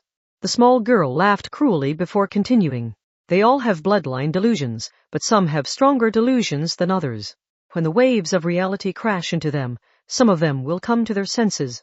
Blue Blood is a network tying together many different brands of everything from wristwatches to bags. They provide special services for the chosen few, but just like the coupons in a gourmet guide, it only works when enough shops play along. So they needed to shift to Plan B before things unraveled further and the entire organization fell apart. They need to cause a major event to keep their existing members with them. Blue Blood's representative had no choice but to start on the over-the-top plan they had kept as a hypothetical until now. Their representative? Mikoto frowned. Do you know who that is? You were that deep in the organization. I am an outsider tied to them by profit. Why do you think they didn't use insider soldiers for this? I was meant to quietly handle the dirty work that would snap their members out of their delusions if they found out. Of course, it turns out I was some worthless pawn they were willing to throw out at any time. Reversible and I were in the same position. If our situations had been reversed and he was captured, I would probably have been tasked with killing him. Who is their representative? They're the one behind all this, right? She's a filthy adult. Do you know her actual name? Hanakawa stopped speaking for just a moment. She had said she would tell them everything, yet she showed some slight hesitation here. Just so you know, the initial job I was given was to attack the four who destroyed the Stradivarius Ainsel's legend. Eh? You weren't targeting me for losing? No. The representative must have been panicking, because she said not to worry about who else I might hit. You just so happened to be in a position where you would have been hit if the attack had worked. Why had she made this digression now of all times? Mikoto looked suspicious, but this was about something else. You were the one who asked, so don't blame me if you regret it. Part 7 in the interrogation room. Inalkasha was again forced to speak. Chokyu Humisaki frowned. What did you say? I said Part 8 a woman named Sakabasu Ryo was Blue Blood's representative. Part 9 the girl with long black twintails went limp. Her black knee-socked legs gave way, and she slumped down to the rehabilitation room's floor. No, there had to be a connection. Why had her family name made an appearance here? That's mother's name. But why no? It can't be true. Sakabasu-san. Yuiharu hurriedly tried to take her hand, but Sakabasu was too shaken to listen. This went beyond simply being family. Sakabasu Yuri may not have even known her mother was living inside Academy City. When a student's parents lived outside the city, they would only see them 2 or 3 times a year at best. Her mother would only have to be there to greet her at the family home on those few days she could travel outside the city. She would have no way of knowing what her mother was doing normally. However, why had Sakabasu Yuri been so obsessed with the Stradivarius Ainsel? She had created a trading card game at the age of 5. She had built up a massive fortune in a single generation, but she had feared that doing so had damaged her parents' pride as they worked the old-fashioned way. They could no longer remain normal people, but they did not have the history and tradition for the upper-class world to protect them. Just like the people who won the lottery and ended up worse off. So was that why? She only needed to belong to a superior bloodline. That would solve all the problems plaguing her. Was that why Hanakawa Hinadori had stayed away from the playground equipment? Which in Psychic was the trading card game Sakabasu Yuri had innocently created as a small child, but it had since become the funding source for the villain used to send hitmen after people. She could not have wanted to see something like that after having her own life targeted in that way. Everyone in Blue Blood has some kind of troubled life, but the representative is the most prominent example. Her obsession with history and tradition goes beyond the norm. There are some huge taboos when speaking with her, so avoiding those landmines was not easy. I'm not sure how she ended up like that, but it looks like you do. Shirai-san, help me restrain her. Yes, she might harm herself at this rate. It's all my fault. It's all because I left them dangling in that in-between state. No, Sakabasu-san, you did nothing wrong. The pancake-loving girl curled up on the floor, held her head in her hands, and shook her head wildly. Her violin case sat abandoned nearby. That did nothing to protect her at this point.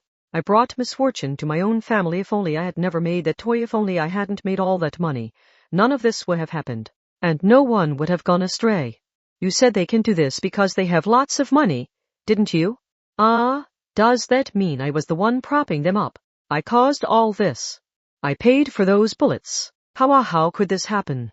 At the time, Sakabasu Yuri may not have been thinking about money at all. As a young child, she had probably only been giving shape to the images in her head, just like any child coloring with crayons so the adults would praise them. But it had resonated with far too many people. An unstoppable current had formed, and the girl had unknowingly built up a great fortune. The next thing she knew, her life had run off the rails. I just wanted them to praise me. The gears and path of her life had become hopelessly broken and twisted. I just wanted to smile while mother rubbed my head. That was all. That was all I wanted. Don't bother saying anything to her, said Hanakawa Hinadori from the training equipment. There was a hint of pity in her voice. Everyone faces their sins in their own way. And at their own speed too. Just because something helps you get over something doesn't mean it will work for someone else. Do you have no heart? This girl believed in her innocence and worked hard not to cause anyone any trouble, and this was the answer she found. But do you feel nothing? Hey, I said not to blame me if you regret it. And what? Would she have been happier if the truth was hidden from her and she kept fighting against some unseen monster? Then she'd just be a dancing fool. We've reached the next stage. Thanks to your decision. This is the same as that fortune she created. What's done is done. The question is what you're gonna do about it. So how about I throw your questions right back at you? Do you have no heart? This girl believed in her innocence and worked hard not to cause anyone any trouble, and this was the answer she found. But do you feel nothing? Fine. Then Mikoto spoke in a low voice, as she tightly held Sakabasu and her shaking head in her arms. That girl could not be forced to fight any longer. That would be too cruel. But that did not mean they could put off solving this problem. No matter how harsh the truth might be, they needed to settle this. Sakabasu-san, what do you want to do? If you want to protect your mother, that's fine. If that is the path you choose. But if you instead want to correct the path she has chosen, then I think I can help you out. And if not, then sorry. You can resent me then. Part 10. And after all that, Shirai Kuroko slowly sighed. Things have finally settled down for the time being. We have Yuharu and Seton-san with us now, but I do not think we are ready to fundamentally solve this. Right. Mikoto looked back into the hospital just once before leaving the building, and she found someone else just outside the automatic door. Masayaka-san. Shokyuhu. What are you doing here? You have to ask? I am only lending you Sakabasu. Do not forget that she belongs to me. She sounded like she was joking, but she was not at all. The look on her face made that clear. Mikoto did not know how Shokyuhu Masaki had done it, but she felt certain that other girl had arrived at the same conclusion as her. Sakabasu Yuri's mother was behind all of this. Another figure gently bowed behind the queen. That girl with gorgeous ringlet curls was one of the most powerful aspers within Shokyuhu's clique. Shokyuhu had a confidant just like Mikoto did. She had brought her here because she knew there was going to be fighting in the near future. How is Sakabasu doing? She keeps calling out for her mother and saying she wants to eat her mother's pancakes. With your #5 mental out power, you could make an appearance and help her calm down some, couldn't you? You say that, but we both know you would be livid if I actually used my full power ability to intrude on someone's mind. Shokyuhu Masaki spun her TV remote around, but she did nothing more than speak in a sing-song voice. She seemed to be saying the remote's target lay elsewhere. And unfortunately, Misaka Mikoto could not come up with any words to stop her. Even if they were talking about a friend's family. Even if they were talking about something as precious as someone's one and only mother. Don't mess with us, you piece of shit. Don't mess with us, you piece of shit. Two fists bumped together.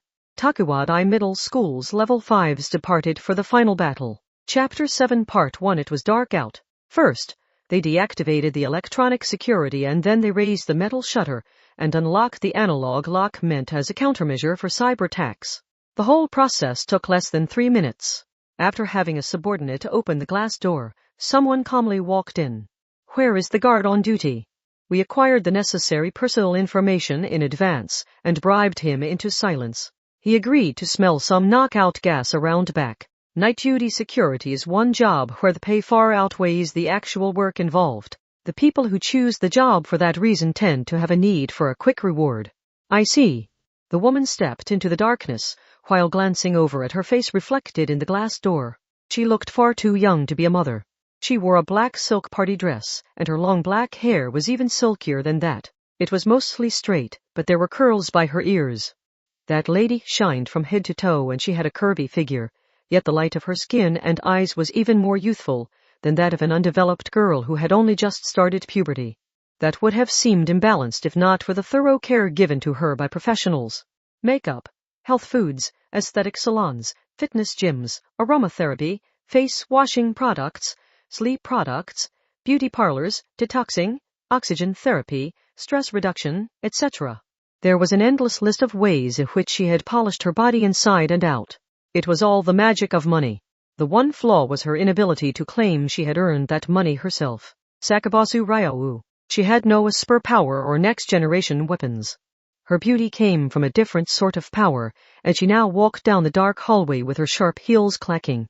The only lights were the reds of the fire alarms and greens of the emergency exits, but there was no hesitation in her step. People could walk to the bathroom in their own home in the dead of night without ever bumping into a wall or the stairs. This was proof of how thoroughly she had investigated this place and memorized its layout. Sakabasu Ryau held a silver shining duralumin case. It was narrower and longer than the ones a businessman would carry. The case alone was enough to give people an ominous impression, and her other hand was softly massaging the base of her finger, specifically her left ring finger. She had not been careless enough to wear her ring now, but there was still a mark there. You really can't escape it, can you? I really wish I could hide it while at work. This is the necessary program. A figure held out a USB memory stick smaller than lipstick, while respectfully following her around. The label said Blue Blood. That was the name of their organization and of the memory device carrying the data that represented their ideals. That nightmarish virus would spread from Academy City and bring down all the computers in the world simultaneously. The damage would affect everything from personal mobile devices to public dams and power stations. The computer used to write and compile the script has already been destroyed. This is the one and only copy. Once it infects the AI server, please destroy the flash memory according to the necessary procedure. Then no one can analyze the source to discover a way to directly eliminate the virus. Very good. After that businesslike response, a smile formed around the lady's eyes. This was a human side to her beyond the charismatic leader. I know creating this and destroying the data was a lot of work, engineer. Think nothing of it. I will soon fry the necessary portion of my brain cells to physically eliminate the last trace. I will take responsibility and eliminate all possibility of an analysis being done from the developer's side. If I do not contact you according to schedule, please assume I overdid it and died. I hate to ask this of you, but if that happens, please order one of your people to remove my corpse from my room and dump it somewhere so I do not decompose all alone in there. As a bit player in your grand plan, I am praying for Blue Blood's success. Now, if you will excuse me. The beautiful woman placed the small device in the chest of her dress using fingers given a thorough manicure by a professional. She then brushed back her long black hair and called two other names. Acid, counselor. The response came from either side of her. Twin girls who looked completely identical approached her. They were short girls with their silver hair and ponytails, but that was no reason to let your guard down in Academy City. Just like Riot and Reversible, they were trump cards given codenames. They were not at home, but they only wore baggy dress shirts and leather boots. These two were the best bodyguards out of all the trump cards in the organization. The beautiful leader holding the narrow duralumin case asked a question without even looking toward those silver-haired girls, showing off their bright bare legs. I will now infect zero-day link. Normal communications will not work once I am on the upper levels of the building. I will not be able to give you further instructions, so use your best judgment to eliminate any threats. Since you are a part of Blue Blood, you want to bring glory to your bloodline, don't you? I will not ask why, but do know that I will make that dream of yours a reality. Yes, lady. The black party dress woman smiled at that immediate response. You can call me ma'am. I am not so childish that I would insist I look that young. Is that an order, lady? Please, Acid. And counselor too. Do not make a mother feel any more ridiculous than she already does. This is as painful as being dragged out onto the beauty pageant stage and asked to wear a swimsuit among all the young girls. For some reason, the silver-haired twins both pouted their lips. They apparently did not like their beautiful leader's humility. They really did not like it. But however they felt on the inside, they were obedient on the outside. My apologies. Ma'am, do you expect someone to try and stop us? Counselor, I know you can read my thoughts, so do you really need me to say it out loud? I know my daughter, so I know someone is coming. The boundary between amateur and expert is meaningless to her. She can produce results completely outside the usual social structures and hierarchies. Riot and Reversible were both defeated. We have seen more than one upset that cannot be explained by simply comparing the strength of both sides. Do not let your guard down. Yes, ma'am. Yes, Sakabasu Yuri always had it. She has the invisible power to make the impossible possible. The power I have now was only made by increasing what I had with the IP rights. It all began with the toy that girl made, so I will never underestimate her. My daughter has something that could destroy the world. Lady, I do not think call me ma'am. If you are going to do it, be thorough. Yes, ma'am. I am aware this is forward of me, but not everyone can do what you do either. The fact that you can do all of that and claim you were simply increasing what you had is proof enough of your incredible talent. Acid was speaking her heart there. But the black party dress lady only smiled a little. You will know what I mean once you see someone who really does have it. What I have done is no more than some petty tricks in comparison. That was extremely reassuring as an ally, but equally as troublesome as an enemy.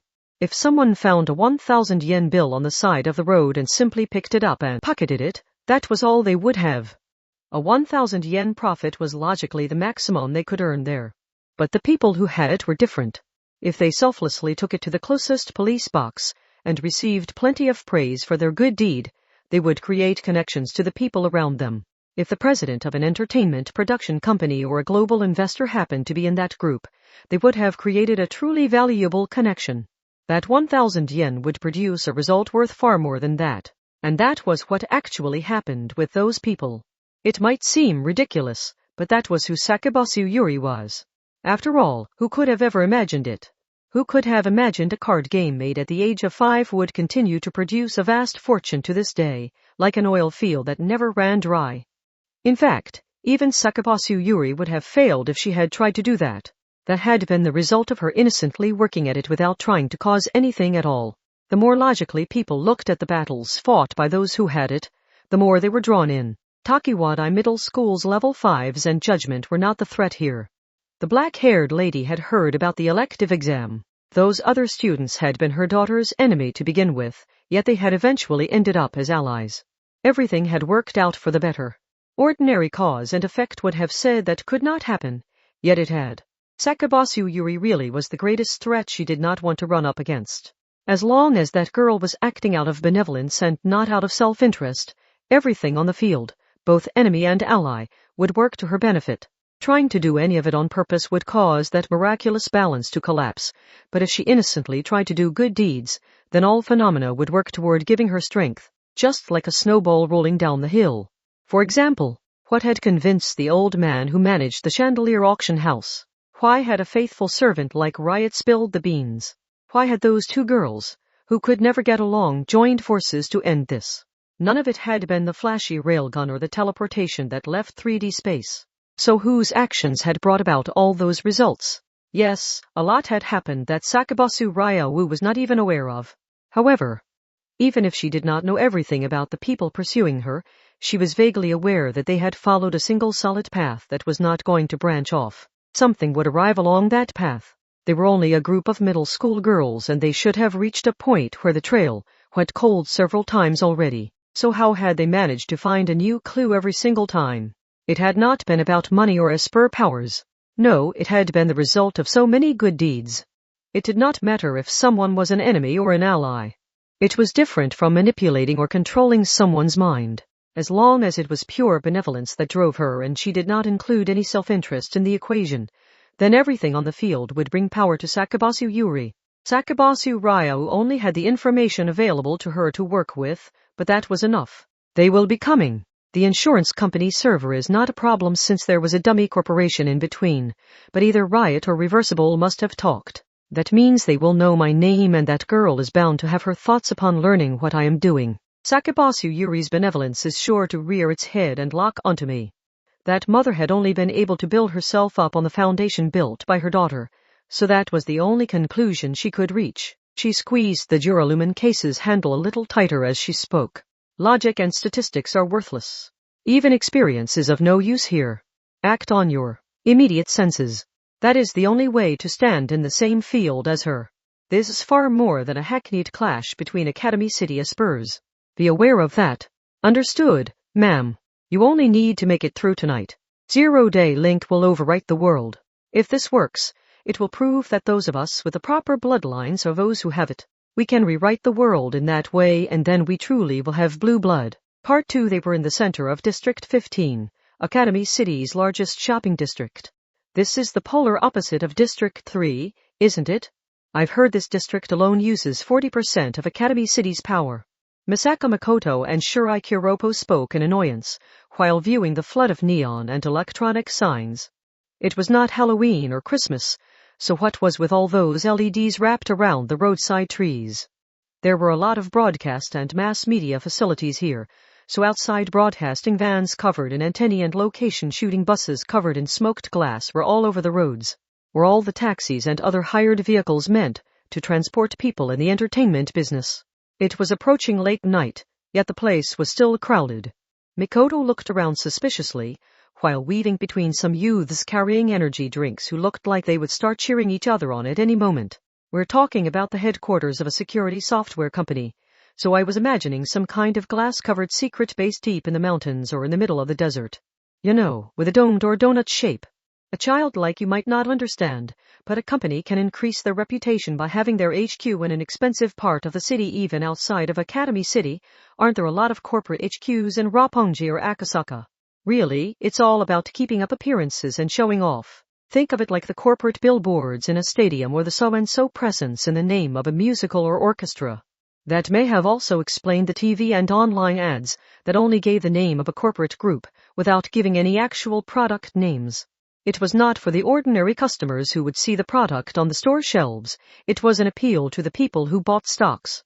They received a message that would not show up on Sakabasu Yuri's phone now that Ueharu had changed the settings. Saten, I really didn't tell Sakabasu-san anything, but are you sure that's a good idea? I am. We can't force her to do anything more. The building in question was a 20-story one on a road one over from the main street. Simply listing it as in District 15 must have been enough for them. When they actually viewed it from a distance, they found it in a crowded area which did not seem to get much sunlight. The girl with gorgeous ringlet curls raised one eyebrow. Queen, there is someone waiting in front of the main entrance. Oh, dear. I have such trouble telling apart old men above a certain age. Old? My, Hakazi. You have very accepting tastes, don't you? The queen laughed in an exasperated and impressed fashion, but at what age did a man become old in her eyes? At any rate, Mikoto had something to say too. Hiroko, I have no interest in filthy men of any age. I'm not talking about that nonsense. I need your opinion as a judgment member. If he was really a night guard, would he be wearing shiny new equipment like that? I swear I can smell the insect repellent from here. And look carefully near his cuffs and collar. The tan lines are not quite in the right place. This appears to be his first time wearing that uniform. Yes, that's right. I'm sure they have someone around back too, but check the security camera directly above the entrance. Why isn't the lens moving? GKJ, I tried to hack in but was forced out. And not just because this is a security company. Someone else has already taken over the system. The four girls exchanged a glance. They all had the same opinion. They're guilty as can be. Let's take them out. An explosive boom burst out. A high-voltage current coursed through the grunt disguised as a security guard to keep people away before he crashed right through the glass door and rolled along the lobby floor. Nevertheless, no alarm went off. Misaka Makoto and Shokuhu Misaki crunched the small glass shards underfoot as they entered the building. And the darkness inside seemed to waver. No blatant killer intent reached them from the elevator hall, the emergency stairs, and all the corridors leading away from the main lobby. A threatening group was surrounding them. It was unclear how many followers Blue Blood had, but there were apparently a fair number of people who wanted to be special. They had expected this. They were here to pick a fight in the first place. Kuroko, coordinate with Ueharu-san and clear a path to the server room. Hakazi, take care of all the fools trying to attack us. I will use this to silence the ignorant onlookers that try to gather outside, so do not bother hiding any of your power, understood? Understood.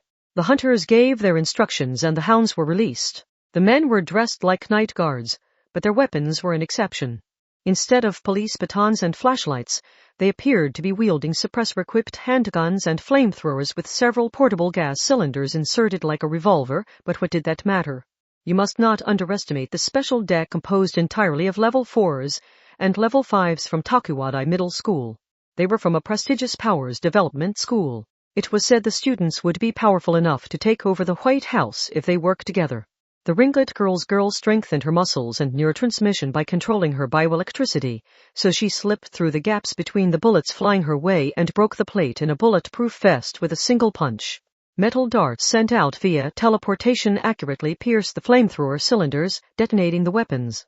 And the level 5s did not just stand and watch. One used powerful magnetism to tear a drink vending machine from the floor, so it could block the bullets the girls could not dodge with martial arts alone, and the other spun a TV remote around to make the men in night guard uniforms start grappling with each other.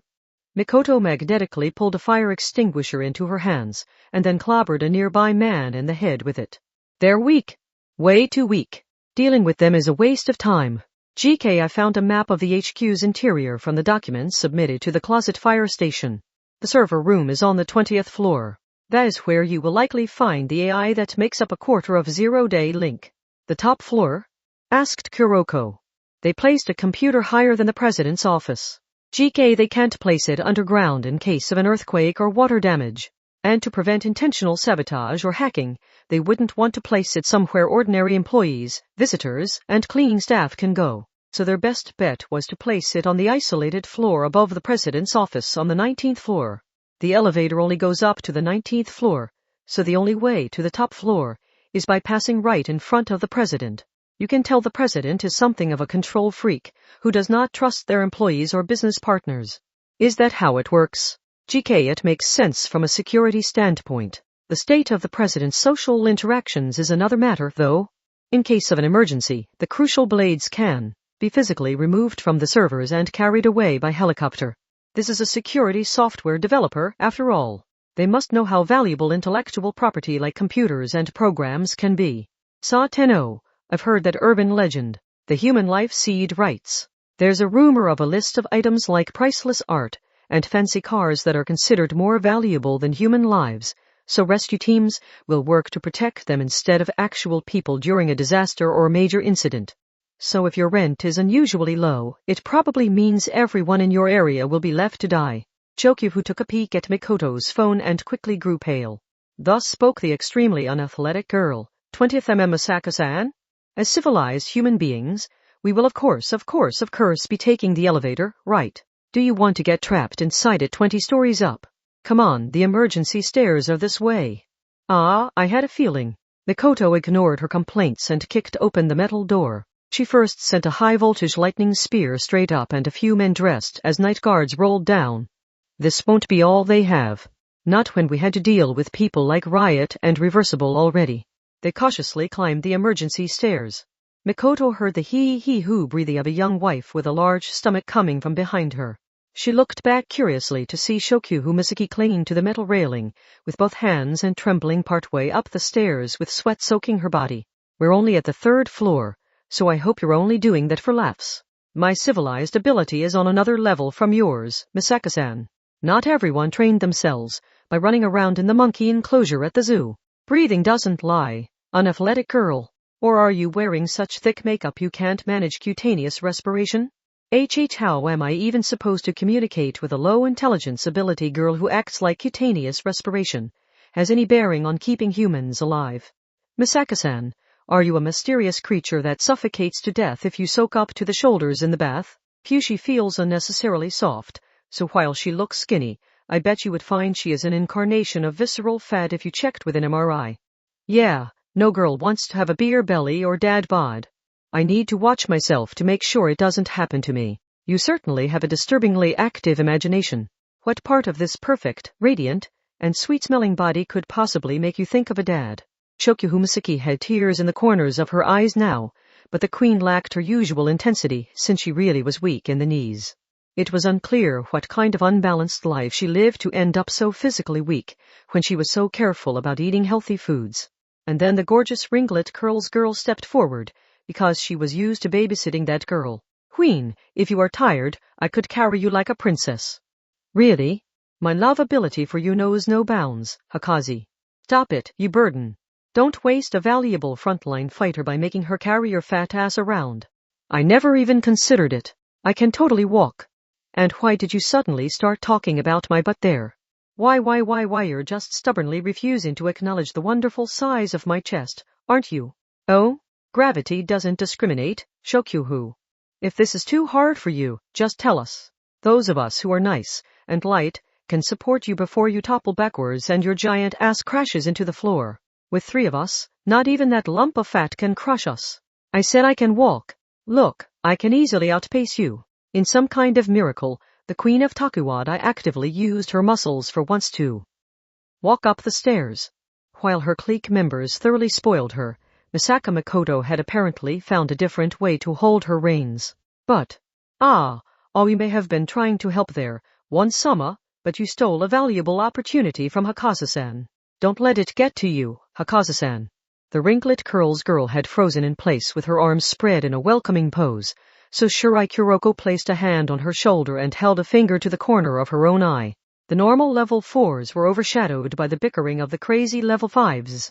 This was one bitter truth of Academy City that Shirai herself was often burned by. But something else happened, just as Shokyu Humasaki reached the 4th floor using her psychological rocket boosters.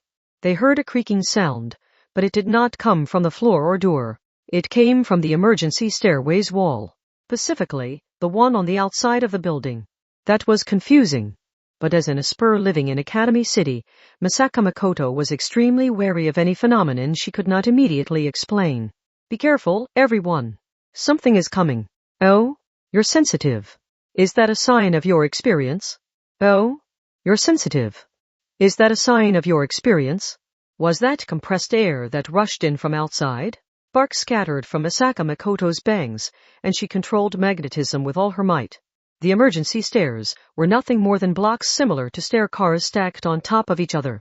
Every 12 steps were a single block, with another block in between for the landing. So with enough strength to tear away one of those blocks, it could be used as a shield. She only managed to come up with the idea and act on it so quickly, because she had seen the leotard girl known as Riot use air as a weapon in the club battle. However, Misaka-san, you idiot. The sparks are going to trigger a Shokyu Humasaki was suddenly cut off. Riot had been involved in another incident as well. The man known as Reversible had altered the concentration of oxygen in the air to knock out his target. So, this was not just air. It was pure oxygen. Crimson flames erupted from Misaka Makoto's forehead. Hakazi. When the queen cried out, the wrinklet curls girl removed her blazer and forcefully placed it over Misaka Makoto's head. Fortunately, oxygen did not have the explosive energy to accelerate a blaze. If this had been hydrogen, Makoto's head might have been blown off. This was the same as swinging your palm horizontally to slice through a candle's flame. If it was extinguished for even a moment, the propagation of heat could be stopped. Hee hee. A silver-haired girl peered down at them while clinging to the 3M hole in the wall. She only wore a baggy dress shirt. She must have been crawling along the outside wall like a gecko. She held what appeared to be a stick of lip balm in her mouth. Tch. Shirai Kuroko teleported several metal darts at her, but the silver ponytailed girl had already ducked back into the large hole. The wrinklet curls girl who excelled at physical brawls held Makoto's head in her arms, while speaking in a low voice. The location of the glass, walls, columns, and steel beams did not even matter. With power like that, she can target us from any direction. Climbing the direct path of the emergency stairs would be too dangerous. Let's head into the building proper. Is this the 4th floor? We need that wider space if we're going to escape her or defeat her. They pushed open the metal door to reach the 4th floor. And read. That KH. The sound did not come from any direction. It only left behind the unpleasant sensation of someone directly toying with their minds. Now, how do you think I did that? That queen there can produce any psychological phenomenon since she is the strongest of that sort of a spur, so surely she should be able to figure it out. They lured us in here. Misaka Makoto removed the blazer from her head like it was a nuisance. She slowly exhaled. You guard dogs intend to finish this here, don't you? She heard 2 footsteps. The way they blended into a single set must have been their special skill. Apparently not even a security software developer had nothing but offices full of computers. Was this a relaxation room or a daycare? Colorful tables and chairs were lined up in a large space, and there was even indoor playground equipment like a slide and a jungle gym.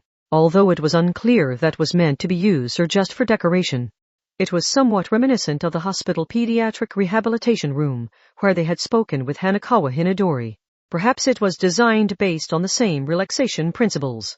In addition to a deck of witch and psychic cards, there were a few cards separated out and framed on the table.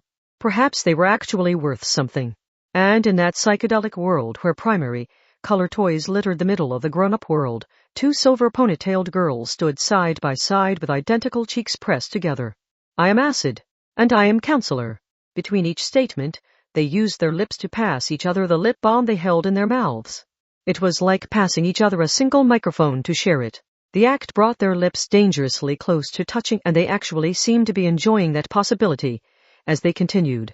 Were you having fun bullying the weak? But how about we switch up the genre a bit now? With dual giggles, they made an announcement while close enough to kiss each other. It is time for some cruel and gory horror where an immortal monster chases you around. It is time for some cruel and gory horror where an immortal monster chases you around. A powerful wind whirled around the twins. Their already short dress shirts fluttered even more riskily. The one with the lip balm in the corner of her mouth, and thus the one in control, was acid. Oxygen again. Hakazi can't save your skin every single time, Misaka-san. If you don't want to end up with a scorched afro, think carefully about what kind of attacks you use. Shokyu Misaki pulled a TV remote from her bag and pointed it at the twins, but then she clicked her tongue. My power doesn't work. Hee hee. No, that isn't it. Since I have to see them and press the remote's button, my power cannot completely ignore the laws of physics. They're doing something with the air. Something like a mirage that bends the light and throws off our aim. Hee hee. Hee hee hee hee. Hee hee. Hee hee hee hee. But things were different from before. There was an odd noise. The strange sound was like a thin piece of rubber or plastic bubbling as it was held over a fire. Something's coming. Like before, Misaka Makoto was wary of any phenomenon she could not immediately explain. This time, her thoughts managed to catch up. It has to start with oxygen, so is she combining it with hydrogen ions so it joins with the moisture in the air? Everyone, hide. A powerful acid is coming. 2 late drops of water scattered in every direction like in the middle of a windy storm. Mikoto tackled Shirai's slender hips, and the ringlet curls girl picked up Shokihu before they both dove behind reinforced plastic playground equipment. The representative example of an oxyacid was sulfuric acid, so the risk was plain to see. The frightening sound that followed was like a hot brand being pressed against bare flesh. Mikoto recalled what Riot had said about old skeletal models, while she was disguised as an old man. If they had stayed standing where they were, all their flesh would have been stripped from their bones. The lip-to-lip handover happened again. Now it was Counselor who held the lip balm in her mouth. And I read where you would flee to. Here. There was a small sound. The girl going by the name of Counselor had flicked up a pen she had heated with a lighter. There had been no strange pillar of fire. It had only been heated by a flickering flame no larger than a candle's. This was a tiny phenomenon compared to before, but it was enough to change things. He activated the sprinkler.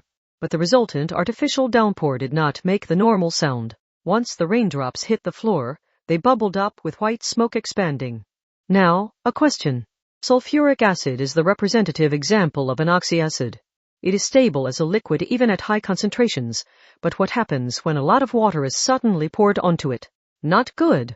Mikoto's back stiffened, and her fears were confirmed by the ringlet curls girl hiding behind a different piece of playground equipment.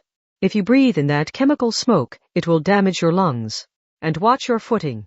The concentration should have fallen from contact with the water, but touching those puddles should still injure you quite badly. I get that, but where are we supposed to escape to? Sure, I could teleport past the expanding puddles, but there was no safe ground as far as the eye could see. The contaminated water spread across the floor like amoebas, and the white chemical smoke would fill the entire space before long. He he he he he. Only the laughter of the silver-haired twins in dress shirts reached them from beyond that white veil. Which one had the lip balm in her mouth? They had to have been soaked by the water themselves, but one of the twins making cheek-to-cheek contact had free control over oxygen. From the look of things, she could neutralize the harm in their immediate vicinity. Misaka-san. The queen of Takuwadai spoke from behind the other piece of playground equipment. She saw that other girl as an enemy, so she knew exactly what possibilities that girl's power held. Do not let the existing pathways constrain your thoughts. What is your spur name again? A life-saving boom sounded from overhead. Just by flicking an arcade coin, she had stirred up the air and blown through the fourth-floor ceiling.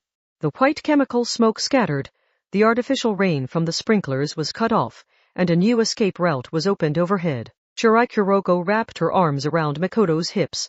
The wrinklet curls girl picked up Shokyuhu, and they both escaped up to the 5th floor in their own ways. The giggling silver-haired twins did not pursue them. After all, the one known as Counselor spoke as she took the stick from the girl whose soft cheek was pressed against her own. I read all of that. Is this all you have, chosen girls? Part 3. Apparently, the damage was not isolated to the ceiling or floor. Between the 4th and 5th floors, a few floors above that had been broken through as well. Shirai glanced down at her phone. Jamming? They seemed to be using a jamming signal, and signal-blocking materials to prevent everything from giving us a hint regarding their powers. These were probably part of the company's security to begin with. That said, being cut off from Ueharu and Seton's advice was a painful loss. If they could have had a search of the bank run, they might have found details on Acid or Counselor's powers. The 5th floor seemed to be made up of a few conference rooms. The smaller ones would only hold a few people, and the larger ones had enough space for more than 20. It seemed the building kept all its facilities for normal people and guests on the lower floors, so those people would not have to enter the office space on the higher floors. That may have been necessary for security reasons, but it gave a cold and exclusive impression once you noticed. For now, I need to check on the locations of all metal objects, especially steel ones. Fire extinguishers are crucial since you can find them anywhere and you can use them for so much. Is there any aluminum or magnesium around here? Oh, there's an industrial-sized wax can. It's not the most explosive thing in the world, but it is flammable. Mikoto's eye scanned the scene and noted the locations of possible weapons, because she recognized how dangerous an enemy this was. However, the brief magic seemed to have worn off for the unathletic honey-blonde girl. We just have to prevent that weird virus from being injected into the system, right? Breathing doesn't lie, Shokyuhu. Did you put out too many pheromones and nearly give yourself a false pregnancy? We don't even need to defend Zero-Day Link, do we? Wouldn't it be faster to give up on reaching the 20th floor and skewer the server room from down here? They don't have to protect the servers either. They only need to get the virus out there. I don't know if it uses wireless or fiber optic, but as long as they have that internal connection, they can contact the other Zero-Day Link computers. Breaking the signal-blocking walls would only increase the risk. That said, there was still Acid who controlled Oxygen and Counselor who read minds. They could not focus on the server room unless they did something about those silver-haired twins first. They could see why those two had been held in reserve until now. They were bad enough individually, but finding a blind spot was difficult when they worked together. Blindly charging in at them would only wear Mikoto's group down. It really did feel like being chased by an immortal monster in a horror movie. Mikoto leaned back against one of the walls between conference rooms and was surprised to find it was only a flimsy partition. Shokyuhu. Acid seems to be controlling Oxygen, but can you tell what Counselor is doing? Can you use that remote to mess with our heads to reject her power? I haven't the foggiest. Isn't your power mental out? I thought you could do anything psychological. So surely you can reproduce what that Counselor girl is doing, right? I can read minds like that, but there are several different ways of doing so, like reading the chemical compounds in the brain or reading the differences in electrical potential. All I can tell you is that her power reads minds, but I can't tell you what path she uses to reach that. Plus, wouldn't your head reject any command I tried to give you? That plan wouldn't work. You're useless. If you're so great, then do something about Acid. Or is nearly blowing yourself up with your forehead fireworks the only thing you can do? Try to remember who it was that got us up to this floor. You mean me and my perfect advice ability. The wrinklet curls girl grabbed the bickering level 5s by the head and pressed their foreheads together. The two of them blinked in confusion as they nearly kissed on accident. Enough. We need to work together and escape this crisis. So why are you wasting this chance we won with your arguing? Yes, but, Hakazi, you are supposed to be my right-hand girl, so you should be taking my side, and I said, enough. Oh, yakes. Stop rubbing our foreheads together, Hakaza-san. Oh no. They're going to touch. Our lips are going to touch. Eh. Don't worry, Hakazi. Look how good friends we are. SSS, so let go. Please let go. Ah, why with Misaka-san of all people? Anything but that. The ace and queen were in the very unusual situation of being forced to take each other's temperature with their foreheads, so they tearfully trembled in place. They were close enough for their tears to join together. They could feel each other's warm breaths, and it felt like their generally unnoticed cutaneous respiration was going to sync up. If their lips touched as well, it was all over. Shirai Kuroko could not just watch anymore. This floor was filled with conference rooms that would normally be filled with men in business suits, so the twin-tailed girl reflexively grabbed a large glass ashtray. But this angle won't work, nor will that one. This isn't easy. Where can I hit them to ensure one Sama's first isn't taken from me? Wait, Hakazu-san. Hakazu-san. Be quiet, Shirai-san. We must not go easy on them here. I am willing to lose the Queen's love over this because it is in their best interests that someone tells them this. But, this is not about that. This is a more immediate issue where my one Sama's lips will be taken from me. But I can't act carelessly here. Anything I do could cause them to close those last few millimeters. They could not expect any reinforcements, so Misaka Makoto and Shokyu Misaki were plunged into an unexpected crisis. The gorgeous ringlet curls girl smiled thinly while rubbing the two girls' foreheads together. Have you two learned your lesson? Or shall I continue the forehead rubbing for another minute? I can keep going for 10 minutes or even an hour if necessary. Surely you are not naive enough to think you can escape my grip when I can bench press a full ton. I'm sorry. I can't keep doing this. I'm trembling so much a horrific accident is almost guaranteed at this point. At long last, they were released from that hell, but only after setting a new record of 5 mm in that game of chicken. They could not stop the tears from flowing. Yes, tears were not something you could control of your own free will. Humans did not have complete control of their bodies. Gasp, pant. I survived. I escaped with my life intact. The level 5s fell to the floor and breathed heavy sighs. Their breathing truly did not lie. It made their unnaturally elevated heart rate readily apparent. That person who people would fight over, if she appeared in a fighting game because her exceptional dashing meant her combos were nigh inescapable, smiled and spoke. Now that you two have made up, how about we have a more constructive conversation? And, why do you all keep talking about lips and accidents when I was only rubbing their foreheads together? What's going on? Do we live in a world where no one can beat overly strong airheads? Just you watch, Hakazi. Your nickname is going to be Muscle-Bound Mama in the very near future. Did you say something?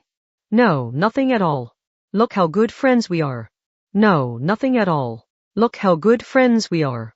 The two of them put their arms around each other's shoulders and put on their biggest smiles. Each of Makoto and Shokyu's attacks were much more powerful, but someone who actually knew how to string her attacks together into a combo had managed to get close enough to reach out and grab them. They could still win if they played their cards right, but talking back to her at this close range would be suicide. The two BFFs were still unable to get up from the floor, and Makoto wiped sweat from her brow. Sweat was another thing people could not consciously control. Let's go over what we know. Let's start with acid. She almost certainly controls oxygen. Nothing she did felt like she's using a different power in some way to trick us into thinking that. There is still a lot we do not know, like how much she can do with that power. For one thing, we don't even know if she has the production ability to make new oxygen or if she is only moving around what already exists around her. Then the Stormbringer of a ringlet curls girl tilted her head. Does anyone here have any siblings? Well, you see. She gave a small smile. Esper powers seem to be somewhat influenced by genetics, so I was wondering how strict that really is. I have no way of looking into it myself since I am an only child. Come to think of it, there were 2 sisters in that lab, but how was it with them? It was a thoughtless action. Shokyu Misaki glanced over at Misaka Makoto. It had long been said that the eyes were as eloquent as the mouth, but that belief was backed up by how fortune tellers and psychologists would observe the eyes first and foremost. The ringlet curls girl seemed to somewhat misinterpret what that glance meant. Oh, do you have any siblings, Misaka-san? That would be news to me. Her roommate, Shirai Kuroko, looked dubious, but that was not the main point here. She did have some people she could call her sisters. Except they were actually mass-produced military clones. At the very least, The genetic factor was not an absolute. If it were that simple, Academy City would be overrun with more than 10,000 railguns. But at the same time, genetics did seem to supply some guidelines. She had never heard of a sister with a non-electrical power. And that was after more than 20,000 had been produced. Acid and Counselor. Assuming they had not used plastic surgery to match their appearances, they had to be identical twins. The bond would not be as strong between ordinary siblings. It was possible fraternal twins would have completely different powers. But if they shared the exact same genetic makeup, that would probably change. Mikovo frowned. In that case, Part 4, those girls had definite power. But it had gone unrecognized. Theirs had been a pitiful life, and one they were not allowed to escape. Weren't they supposed to have risen to a higher stage if they had more power? But in the end, the riffraff were just the riffraff if they did not have the title of a prestigious school. So, you're letting this get to you, Acid. You can still read me, Counselor? What else am I good for? Yes. What do we have left if our powers are taken from us? However, Asper powers were not necessarily convenient.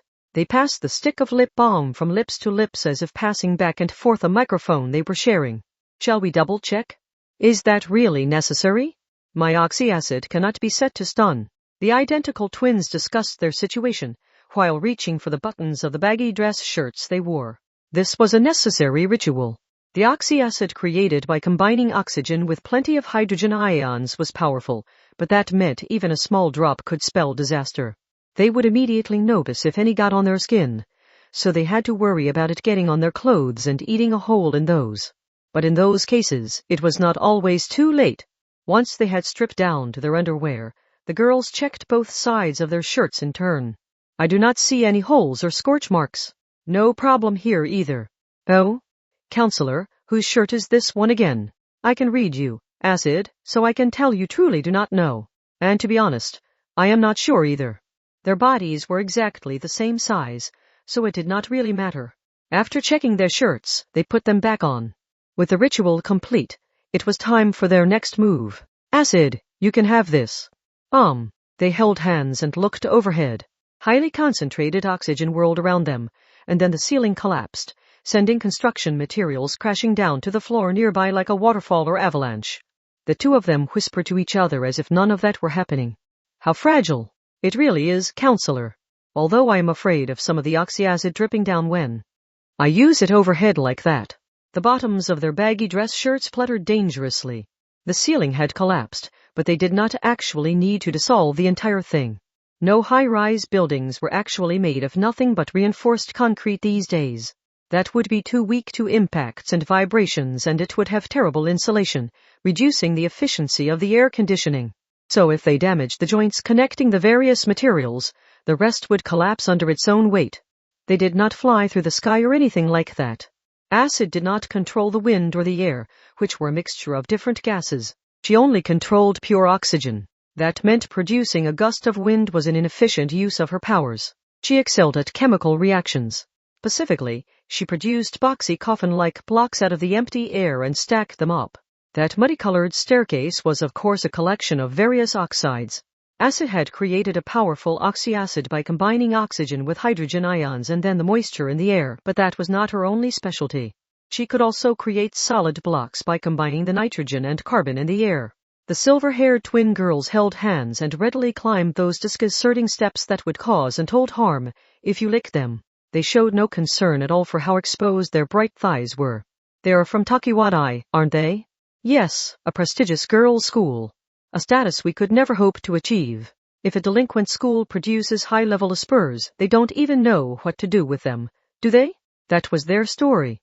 Their school had had a bottom-level ranking and never should have produced a single level 4, much less 2, but they had not wanted to let that prize transfer away. When the ugly duckling or Cinderella suddenly shined through the riffraff around them, would they really find happiness? No. If their family or sisters were truly unkind, would they just watch as the star of the show left home? The school had gotten in their way. Our school has the technology to produce fantastic asper powers such as this. They needed those twin girls attending their school if they were to make that claim.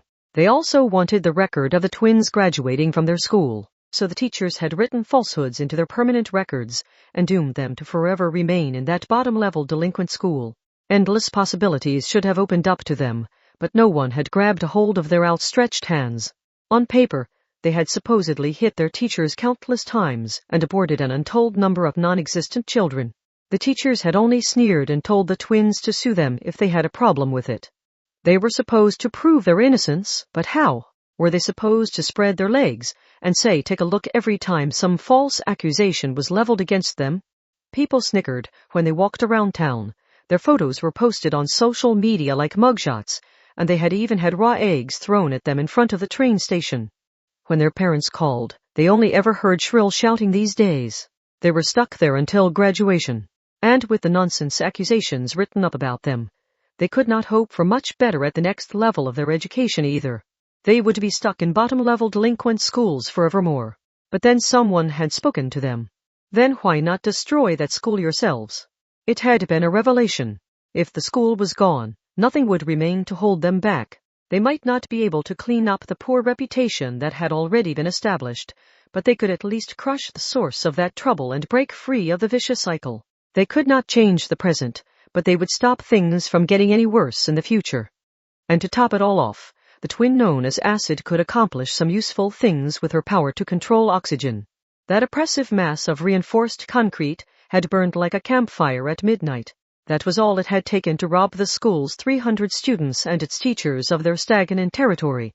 They had banded together as the lowest of the low and mocked those twins, but the girls had no idea what had become of them once they were split up and sent to separate schools that work differently. The students had probably failed to keep up with the classes and powers development, and the teachers had probably been labeled as idiot factories that could not even write on the blackboard properly. Either way, the mockers would have become the mocked. But the twins were honestly not interested enough in those people to keep track of their lives after they had their revenge. For them, it had ended with that one act. They did not see how they could ever make any progress if they continued carrying that with them. What they had needed was liberation. It had felt like the world was opening up before their eyes. Once they had done it, they had tilted their heads and wondered why the thought had never occurred to them before, but it had been that person who had told them what to do. That adult woman had been the first person to ever reach out a helping hand to them, and her lessons had changed how they viewed the world like a piece of trick art. Of course they were going to follow her. She had told those twin girls that all their troubles had been caused by a problem with their birth. If they had been born into a family with history and style behind it, money would have come to them as a matter of course. If they had attended a prestigious school from the beginning, none of that trouble would have ever happened. And she told them it was not too late.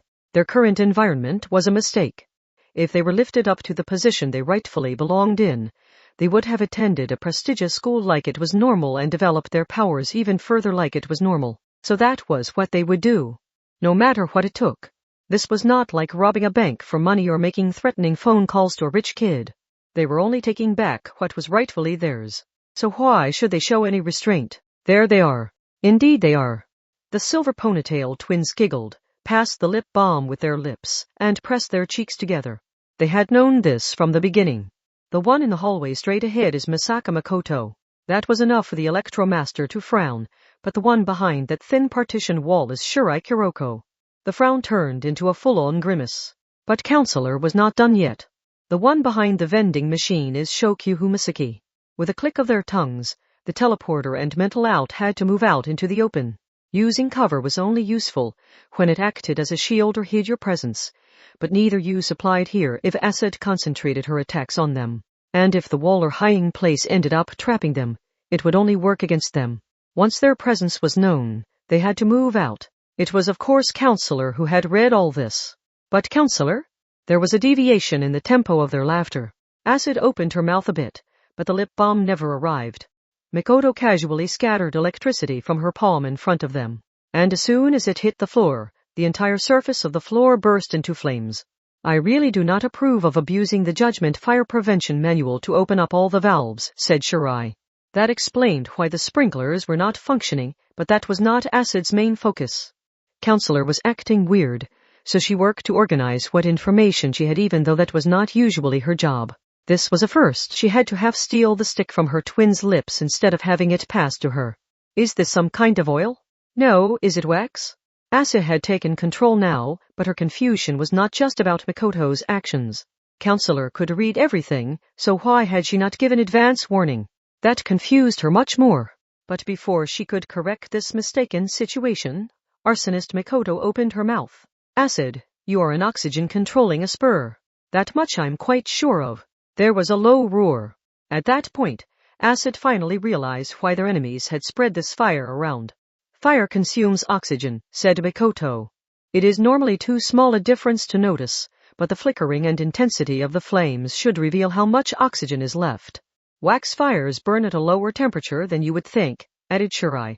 At the very least, they are not as hot as kerosene or gasoline, so don't you think they can act as our canary in the coal mine? Shokyu's bewitching smile elicited an outburst of anger from Acid. You, Counselor, get ready. We don't need to worry about unnatural-looking injuries. We can dispose of their bodies in the very fire they set. However, Counselor still did not respond. Acid poked her lips with the stick of lip balm held between her own lips, but her twin did not grab it. This was a first. Acid was always cheek to cheek with her twin, but something seemed off about that identical girl now. The silver-haired twins in dress shirts were no longer in sync. Acid's partner was soaked with a disturbed sweat like it was a giant frog's belly rubbing against her cheek. Finally, she broke the rules. Counselor opened her mouth to speak without holding the stick between her lips. But that means yes, we have a pretty good guess about your power as well. Mikoto glanced down at the sea of flames surrounding her. Acid controls oxygen, but where does it come from? At the very least, she doesn't seem to gather it from her surroundings. It seems she produces oxygen in her lungs and breathes it out into the air to control it. The flames are obviously growing stronger around you too. Then what about Counselor? As identical twins with the same genetic makeup, you should have similar powers. That means you do not read people's minds by scanning the electrical signals or chemical compounds in their heads. You are only taking readings centered on oxygen, just like with Acid's power. Ah, Counselor gasped. In a way, that was the answer. How was oxygen linked to people's emotions and thoughts? Counselor herself had given it away. There are plenty of actions you have no control over, like trembling in fear or shedding tears, said Mikoto. Like if you walk up the stairs long enough, you can't help but start gasping for breath. And that gives away your inner thoughts. The Queen smiled with the TV remote in hand. Breathing, just like perspiration, it accurately reflects one's tension and emotions. Come to think of it, they monitor that in anti-skill interrogation rooms, don't they? What a curious thing to know, commented Shirai. But if that was all it was, it could be fooled by consciously regulating your breathing. And you could hold your breath to refuse to give a reading, no matter how unnatural it looked. So it has to be more than that. Would it be best to assume you read a form of breathing that cannot be consciously controlled? That girl could read minds through oxygen. They could not just think of it as an absurdly useful power and stop thinking there. For example, their friend Sakibasu Yuri could use her carbon-based power to do everything from appraising antiques to accurately reading the flow of the air. It would hardly be surprising to find other Aspers who could use other elements like oxygen, hydrogen, or nitrogen. Mikoto wagged her finger a bit. For example, what about cutaneous respiration? Covering yourself in cold dust does not suffocate you and taking a bath does not drown you, so it might not seem all that important, and there are a number of exaggerated stories related to it, but at the very least, I've never heard of someone who could freely control it. If you can read it, then there really is no way for a normal person to avoid it. We can't hide our thoughts from you unless we wear an airtight spacesuit or something. Counselor had initially spoken directly in Mikoto and the others' minds, so she must have been able to write information into that minute amount of oxygen instead of just reading it. However, Counselor had not lost control of herself, because her power had been revealed. In the most extreme examples, there were battles that could not be won even if the Asper's power was discovered. If this group had only done that, Acid and Counselor could have used their teamwork to crush them. But that would not work here. Counselor had noticed a fundamental problem before Acid did. She had given the positions of Misaka Mikoto, Shirai Kuroko, and even Shokyuhu Misaki, who reigned supreme at the top of Counselor's own field of psychological powers. And because she could read all that, where is she? Good question. Her thoughts were a complete mess. Counselor had been left behind by her confusion. She should have had the stronger psyche, yet she had trampled on the twins' rules and completely overlooked the distrust she was creating in her partner. The other one. There was another one with you. That girl with the unrealistic ringlet curls. Where is she hiding? Why not control the oxygen to read our minds? Isn't that your specialty? The ace answered her with a cruel smirk, and that smile spread to the queen as well. Rampage dress. She is a level 4 who controls her own bioelectricity to place every part of her body, including her organs and blood vessels, under her conscious control. My clique's right-hand girl is an exception who can actually control her cutaneous respiration. Once she understood how it worked, escaping your grasp was not difficult for her. Then where is that monstrously strong girl? I really don't think reading any of our minds is going to tell you. I mean, she never told us where she was going. Silly girl. Reading someone's mind is useless when that person doesn't know the information you want. Hakaze Junko has gone into hiding to act independently of us. Invading our minds will not tell you what she is thinking. And I would recommend not underestimating my right-hand girl. When boosting herself, she has the muscular strength to bench press more than a ton. You can control oxygen? Then use those mental abilities you're so proud of to work out a way of using that to defend yourself. But if even a single blow takes you by surprise, a flesh and blood human like you will be pulverized. We have no way of finding out where Hakaze-san is or what she is doing. Misaka Makoto spread her arms within the sea of flames. But we can still take our own individual guesses and provide thorough support for that option. But only Hakaze-san herself can know if we are correct. Acid. Counselor clenched her teeth and let her fear control her as she shouted to the partner standing right next to her. However, that obvious attempt to relieve her tension was ineffective, because a moment later, she heard a sound like a plastic bottle's cap being twisted off, but much more ominous. It came from right by her ear, as if whispering softly. Eh? Ah? Counselor may not have been able to see it, because they were close enough for their cheeks to touch. A raging wind had approached from behind, and landed a karate chop in the center of Acid's back, causing that twin to arch her back from intense pain similar to a hernia. Exploding. And the very next moment, the other arm wrapped around her neck. It was over far too quickly. And since Acid was the only one capable of directly fighting, her defeat left Counselor defenseless since she could only read minds. The twins could have tried for a cross-counter against Mikoto or Shokyuhu, but the raging ringlet curl's wind prevented that by hiding the thoughts that leaked out through cutaneous respiration. There was nothing she could do now, or there shouldn't have been. Counselor's shout was like a vocal slap to the face. And that was enough to force life back into Acid's eyes. Mikoto just barely managed to grasp the situation through the flickering flames. It was the oxygen. Enough oxygen to cause hyperventilation under normal circumstances had just been swallowed into Acid's lips. Be careful, Hakaze-san. She can still move. This was somewhat similar to how the ringlet curl's girl strengthened her body using bioelectricity. By controlling the flow of oxygen in her body down to the cellular level, Acid placed her body under her full control. There was a dull sound similar to a metal bat swinging around. It was followed by a heavy sound as Acid's slender hand grabbed the ringlet curl girl's neck. She was going to lift her up with one hand at this rate. Kaha. Ghhh. It must have been a subconscious action. But that was why she showed no mercy or restraint. The ringlet curl's girl used both hands to grab Acid's wrist with all her might. This girl could bench press more than a ton, and she could strip away a concrete wall with just her grip strength. But after boosting herself in a way similar to Rampage dress, Acid's slender arm showed no sign of the bones or muscles snapping. Counselor practically stole the stick of lip balm from Acid's lips. She was fighting back and she resumed her footwork at the same time. Hakaze. Acid, use her as a shield. Shokyuhu Misaki immediately hit her TV remote's switch, but the one twin swung the ringlet curl's girl around while literally suspending her above the floor. Mental out was such a wide-ranging power that she could only activate it when controlling herself via a TV remote. That meant she had to see her target and indicate them with her finger movement.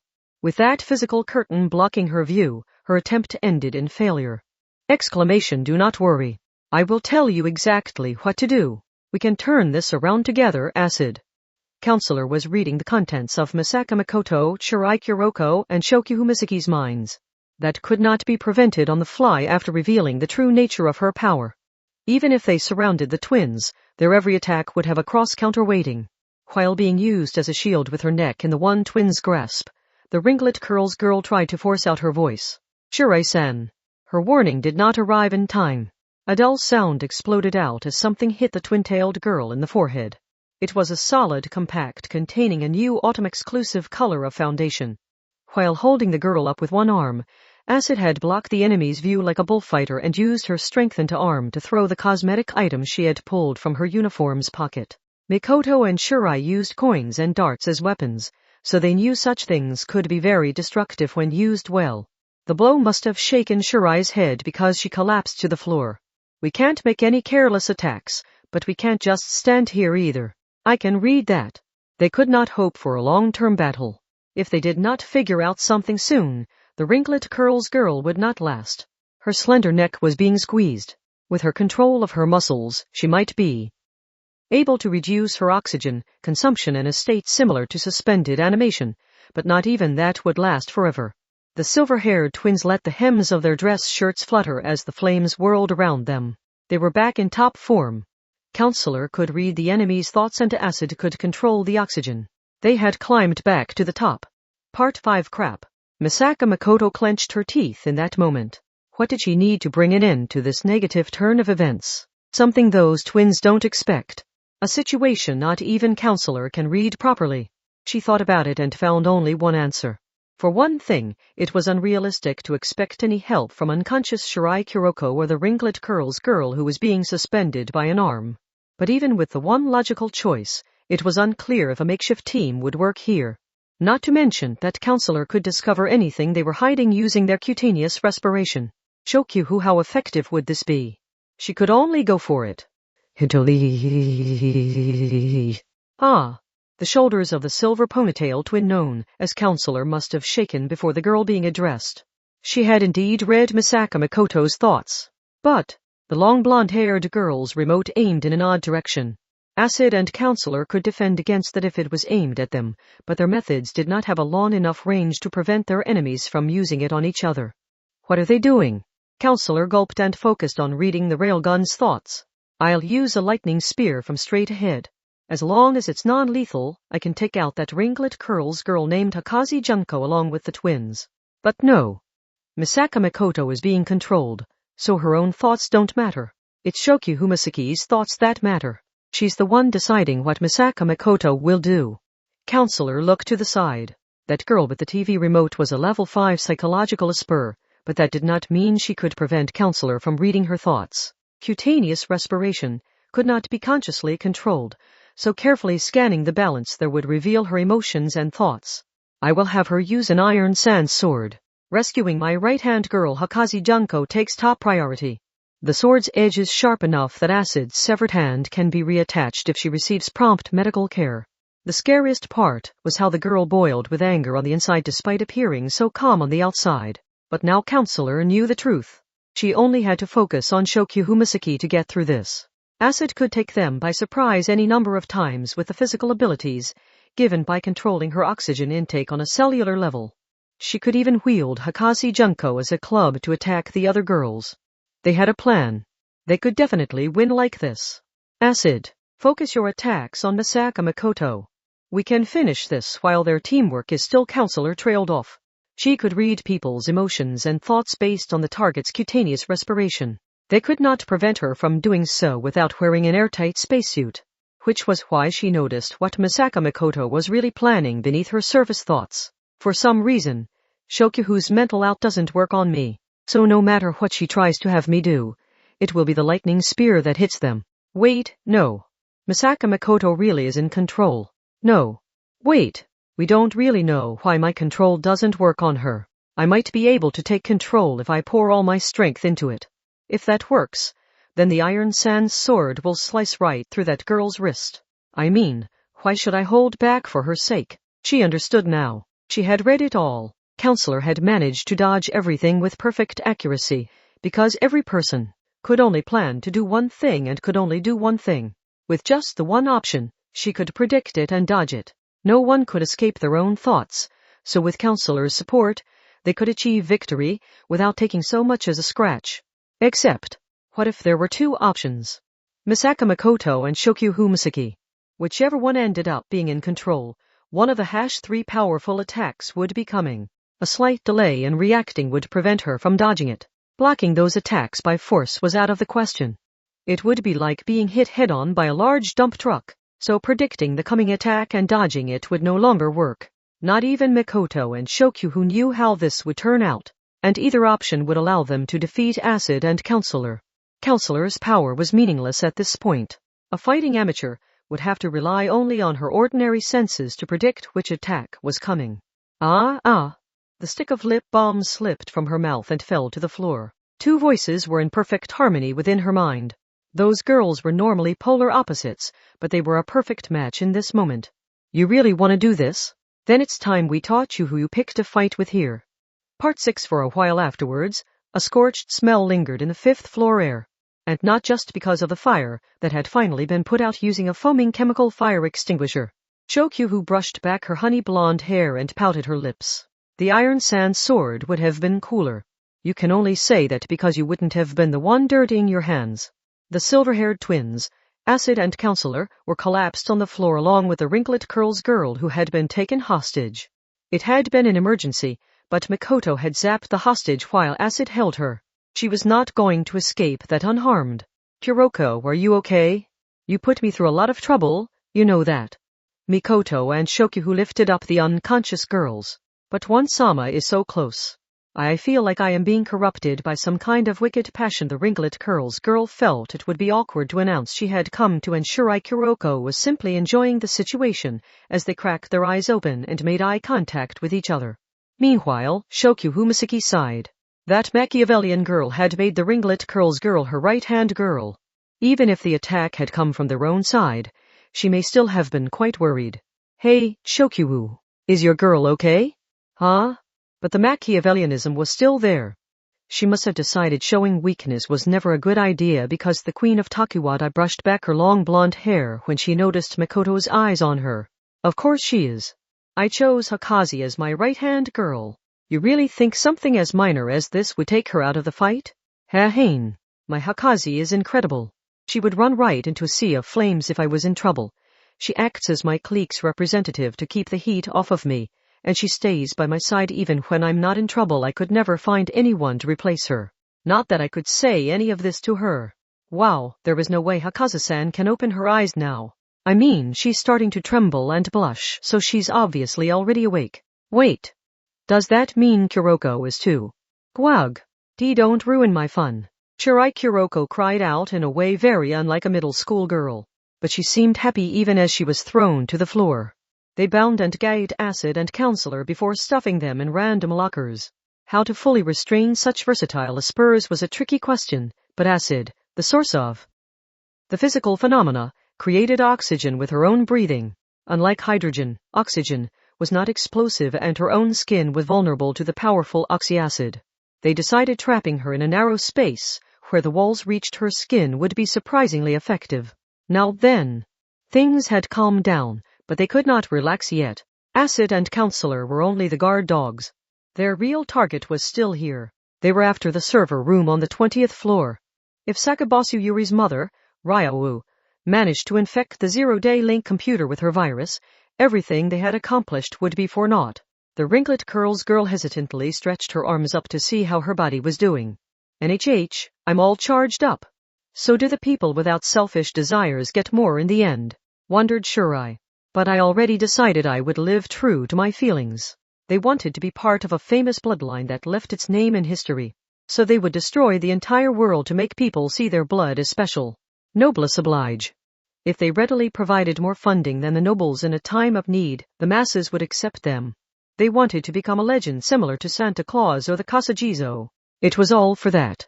Okay, how about we get going? It's time for the final hunt. The 20th floor. Yeah. That's a pain, so it would be faster to launch myself up there with magnetism. Emasaka-san? I only have my legs to carry me, and no matter how inhumanly beautiful they might be, lactic acid still builds up in them. Are you even listening? Glad I'm not you. Oh no. She isn't even considering how I'll get up there, is she? Peh. Heh. Now, I have an idea. How about you lend me that underclassman of yours? I can climb those stairs with ease with some help from a power as convenient as teleportation. Shokyu. Hakazu-san is standing right behind you after recovering so calmly. Infidelity really is a bad idea, isn't it? I mean, who would try to seduce some other girl when the one is lying there right next to you? Anyway, you can go to hell. Makoto ignored the screams of H. Wait. No, it's not like that.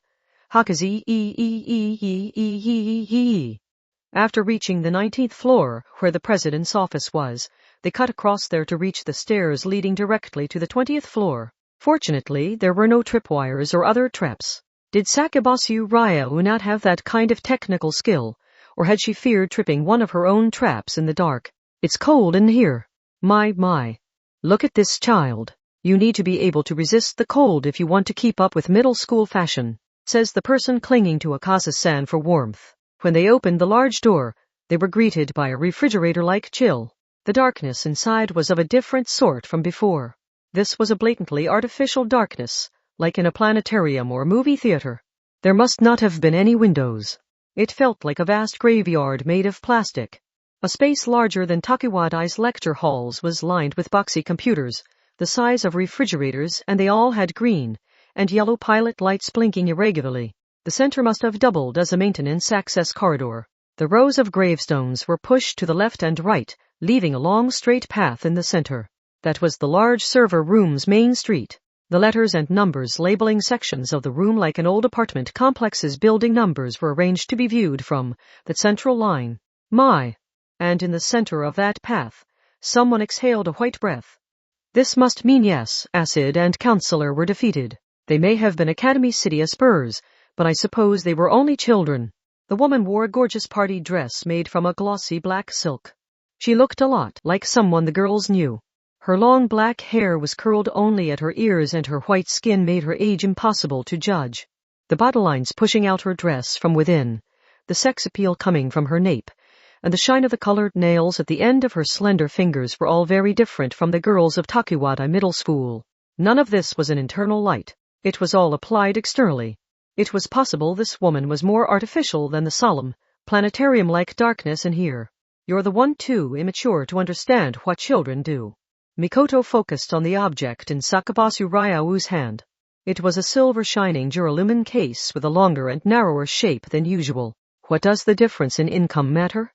It doesn't change a thing if the child surpasses her parents. Sakabasu-san said she just wanted your praise. She held her head and sobbed while saying that was all she had wanted. Yet your money is not everything. There are some things money cannot buy. The woman spoke in a sing-song voice. Yet it contained something far too thick to easily swallow. It carried a pressure that made you forget all about the artificial chill of the server room. If you can say that, it is proof that you already have it. I protected that tiny house, cooked pancakes, and kept tabs on all the sales to stick to our budget, but what good are those motherly acts in the face of all that money? Those words only shine when they come from the winners. If the failures speak them from poverty, they only sound like sour grapes. You can only accept throwing out money when you already have it and are so flush with cash you can throw it in the ditch for all you care. Only then can you say there's more to life than that. You haven't felt this pain or experienced this suffering. You can set fire to a stack of cash and throw it into the wind without batting an eye, so you can never understand. You true rich girls don't know how it feels.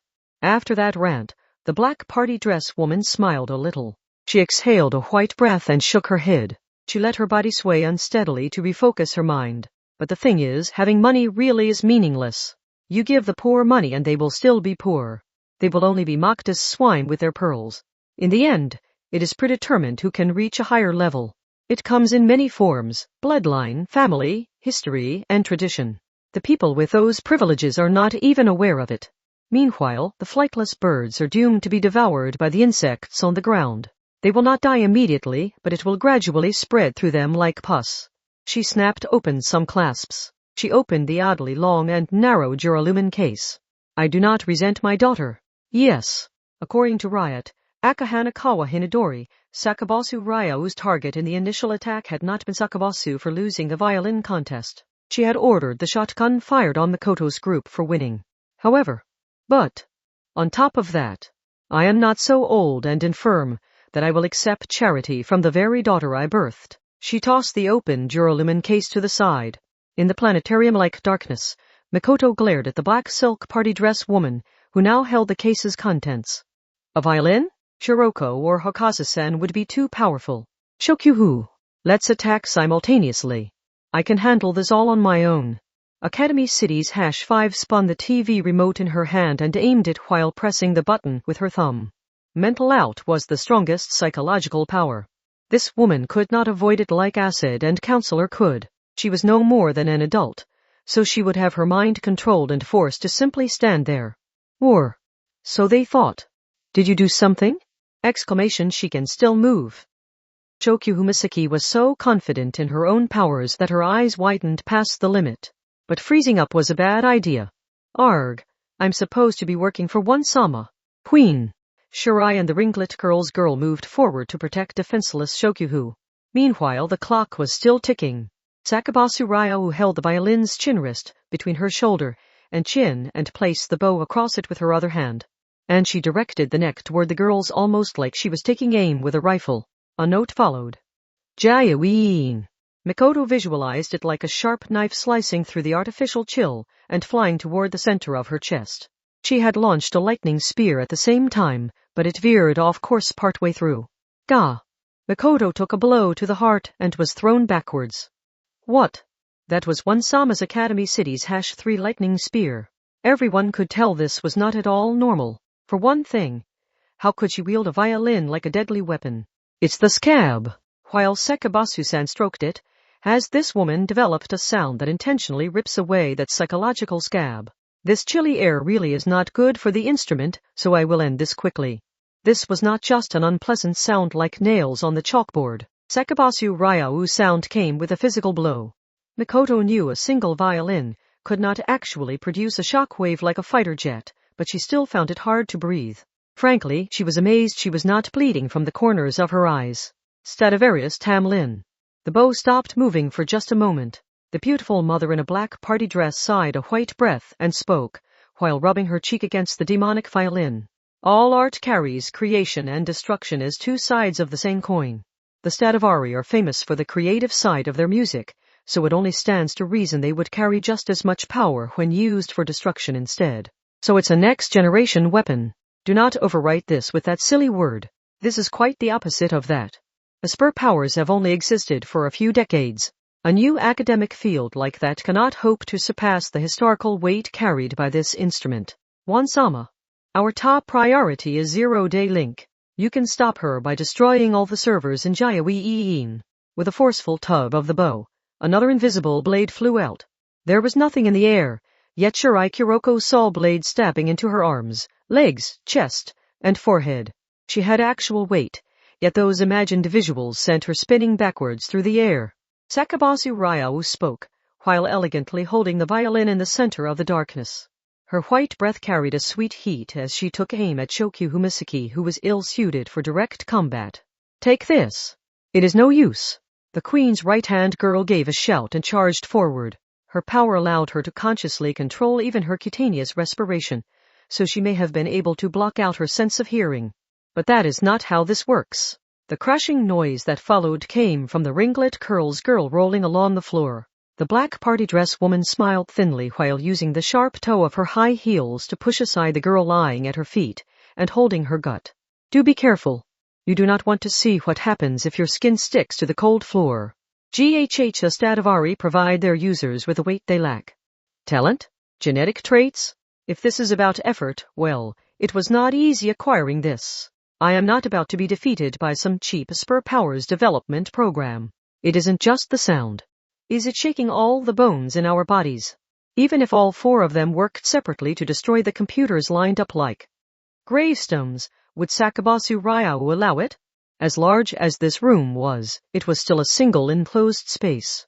There was a lot about how her attack worked they still did not understand, but if it could be sent out in all directions from her, it was possible the destructive effect could reach them even while behind the refrigerator-like objects. Now, let us bring this to an end. KH.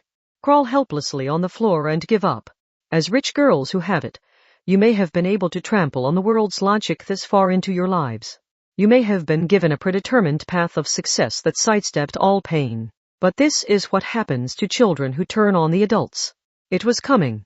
She placed the bow on the strings and slowly gathered strength. The frightening tone of death and destruction would accurately attack Misaka Makoto and Shokyu Humisaki. Yaoin. It was distorted. Makoto imagined a non-existent sword flying straight toward the center of her chest. However, there was another. A violin note was played from a new source, and it passed by Makoto's group to collide with the auditory attack launched by Sakabasu Ryau's Stradivarius tamlin. That was what had distorted it so badly. The image seen in Makoto's mind's eye scattered like a small tornado of directionless noise. She felt no pain. She felt no impact. She could only think of one possibility. What could possibly compete with a Stradivarius' sound without relying on tricks? And what performer had the skill to match that world-famous instrument? That person casually tossed something onto the floor. That plastic box smaller than a pencil case was a mobile router. It must have been modified in some way, because Makoto's group's phones all beeped despite being in the heavily shielded server room. GK, I have a connection. My homemade device worked. Saw 10, that must mean she arrived. This was a level that not even Misaka Makoto's tricks and Shirai Kuroko's intense practice could match. They had managed to succeed in Takuwadai's elective exam, but no one had been able to reproduce that performance that stroked the scab, with enough pressure to be just short of causing pain. There had been no guarantee she would come. They could not have blamed her if she had not. No matter how many crimes Sakabasu Ryo had committed, and even if she had repeatedly made dangerous actions that put her daughter's life at risk, she was still this girl's mother. She was an irreplaceable family member. Who could have complained if the girl had overturned the world's logic and insisted she would save her mother, or if she could bear it no longer, and fled? Makoto thought that complexity was what it meant to be human. But, even so, she had come to this dangerous place. Revealing her family members' crimes might cast a dark shadow on her own life as well. Even if this was the right thing to do as far as the rules were concerned, it might leave her family bonds in tatters. She knew that.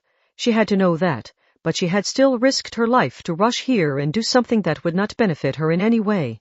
I had no idea a Stradivarius could be used like that, Mother. She wore her long black hair in twintails with just the ends curled, and that short girl shared the same facial features as the black party dress woman holding the demonic violin. In other words, but that means my Stradivarius Ainsel can be used in the same way. Both violins released abnormal sounds that were launched like crossbow bolts. The Ainsel accurately shot down Tamlin's auditory spear, like a Gatling gun protecting a warship from a missile. Saw 10 Haru, can't you use your computer skills to shut off the server room's power? GK, if it was that easy, it wouldn't be a very good center of security. But at the very least, it does not appear to be behaving oddly. The virus still has not been applied along with a patch or firmware update. In the end, taking control of the room through combat was the only option. But this was no time to be celebrating Sakabasu Yuri's arrival. What was this? After sensing a look from Shirai Kuroko, who had already defeated that world-famous instrument, Sakabasu Yuri responded while holding her violin at the ready. Do not worry. I will not be swallowed up by the weight of history again. But I will use everything available to me if it gives me the power I need to face the world's injustices. While holding their violins like mirror images, they softly removed the bow from the strings. The mother glared at and whispered to her daughter, You appear in the nick of time. You have made these allies, and you have that Stradivarius. You really do have it, Yuri. As long as you are acting entirely out of benevolence, everything here will take your side. Sakabasu-san, why are you here? I don't have a good reason. Sakabasu Yuri answered Makoto's question with a white sigh and by moving her black knee-sucked legs to stand alongside the other girls with her Stradivarius Ainsel at the ready. Misaka Makoto and Shokyu Humisaki. With a level 5 on either side, she was no longer afraid. She already stood there as her own person. The Stradivarius Ainsel was only a tool. She was in control, and the world-famous instrument obeyed. She is family. She is my mother. So I must be the one to stop her. My poor mother. Your greatest misfortune was not taking this wicked path. It was gathering so much power, surrounding yourself with so many people, and executing such a large-scale plan, yet not having anyone with the guts to stop you. Yuri, so I will stop you. I will not politely support you or watch from a distance, looking for a chance to benefit. Mother, I will not let you be alone. If you fear your crimes and the punishment that is sure to follow, then we can carry the blame together as a family. I do not need money, fame, social status, or even Takuwadai.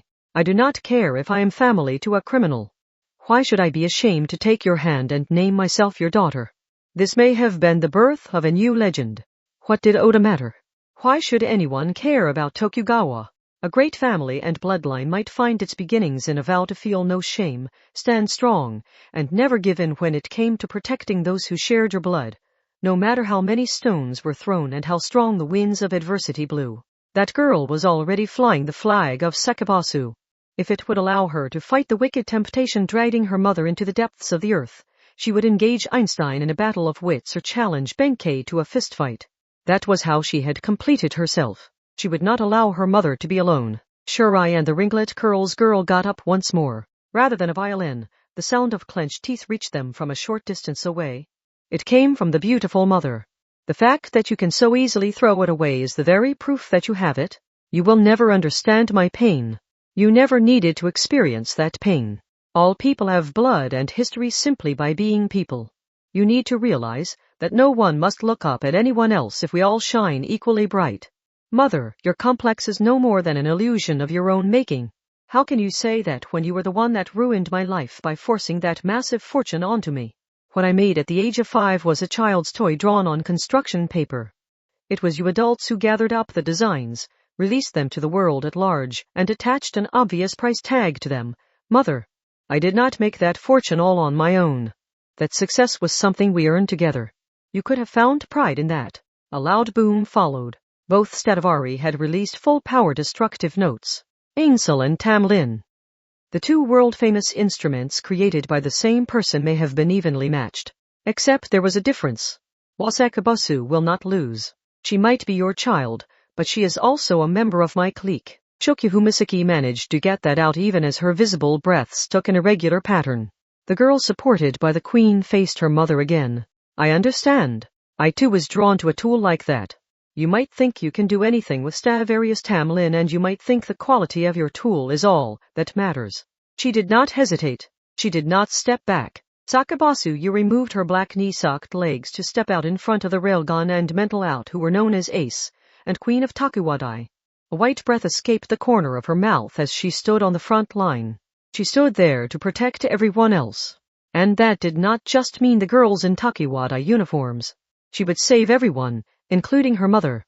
But there were people who said they enjoyed my performance. They said the Stradivarius was a curse, and that relying on it would only rob me of my own possibilities. I have my own skill with the violin that I developed through practice. I am hesitant to use that for destruction, but I am willing to do so if it will open your eyes. And if we are both using violins of equal quality, then it is the other factors that will decide this. Now, Mother, it is time to stop hiding behind that Stradivarius like a small child. It is time to reveal who you really are. KH. I promise I will not laugh. So it does not matter how embarrassing, unsightly, pathetic, ugly, painful, pitiful, and agonizing it is. Open up and show me what is in your heart. An especially loud boom followed.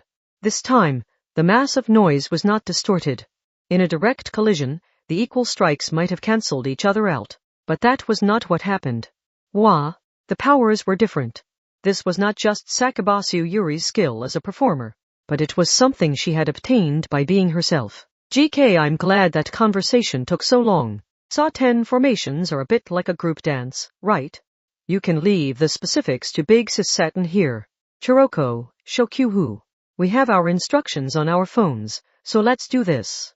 Mikoto and the others removed the foil sheets used to protect the cables from frost in the intense cold, and they spread them out, while enduring the numbing of their hands. Make sure this unathletic girl over here does it right. Aren't we supposed to be working together here? This idea had come from Shirai Kuroko's victory over the Stradivarius Ainsel. Mikoto and Shokyuhu took up positions close to Sakabasu Yuri's sides. Shirai and the ringlet curls girl used the excellent mobility provided by their powers to move a bit further out on either side. They formed a hemisphere around the violin girl, as if they were forming a parabolic antenna. The mother with a Stradivarius widened her eyes. Reflection boards. It is time, Mother. Time to taste the defeat we have prepared for you as a group. Then you can escape your isolation. As someone who was once manipulated by a Stradivarius in the same way, I know how effective this is. The quality of an instrument could not be determined with just the instrument itself. The performer and the many people who prepared the stage were also necessary. The two sounds collided head-on, but Tamlin's was torn through and the remaining one rushed toward the beautiful mother like a gust of wind. Kasakabasu Ryau arched her back as it pierced her. Her mouth hung open, but no white breath left it. She moved her body forward to avoid collapsing backwards, but then she lost her balance. She overcorrected and fell to her knees. Leaning forward to face the floor may have been the final stubborn act of a parent in front of her daughter. That lady had decorated herself with a black silk party dress and lost sight of her actual age by altering her hair and skin. But just before she collapsed face first to the floor, her lips moved. She may have already lost consciousness, but she definitely spoke these words. I only wanted to be someone who could protect you. Sakabasu Ryau finally collapsed and stopped moving altogether. For a while, the twin-tailed girl could not move either. She kept the bow hovering above the strings and bit her lovely lip to bear with something. That woman must have been exposed to a great many pressures, both internal and external. Unlike a middle school child like Yuri, she must have had plenty of negative feelings about unintentionally receiving so much money as an adult. So she had tried to change things. Also, her daughter would not suffer through the same things when she grew up. She had fought. She had fought and fought and fought. And at some point, she had strayed and lost her way.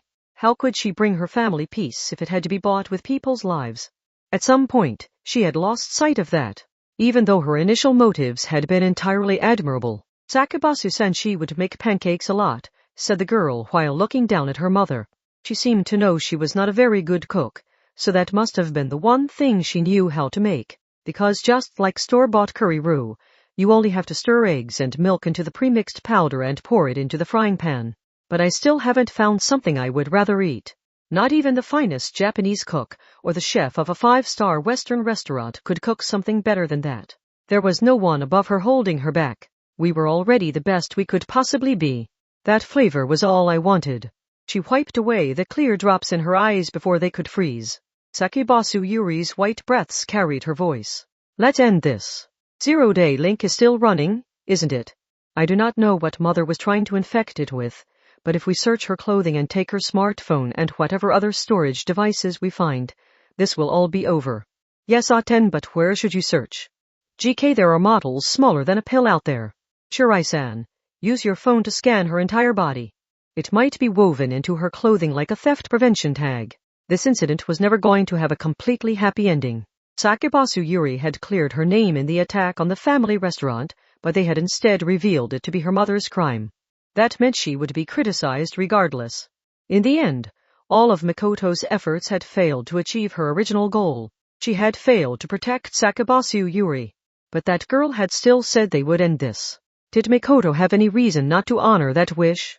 Shokyu Umasaki brushed back her long blonde hair. Sakibasu. Yes? No matter what happens, you belong to me. My clique will never discriminate against someone who had the courage to see through what was right. You will always have a place here. Never forget that. Yes. Thank you very much, Queen.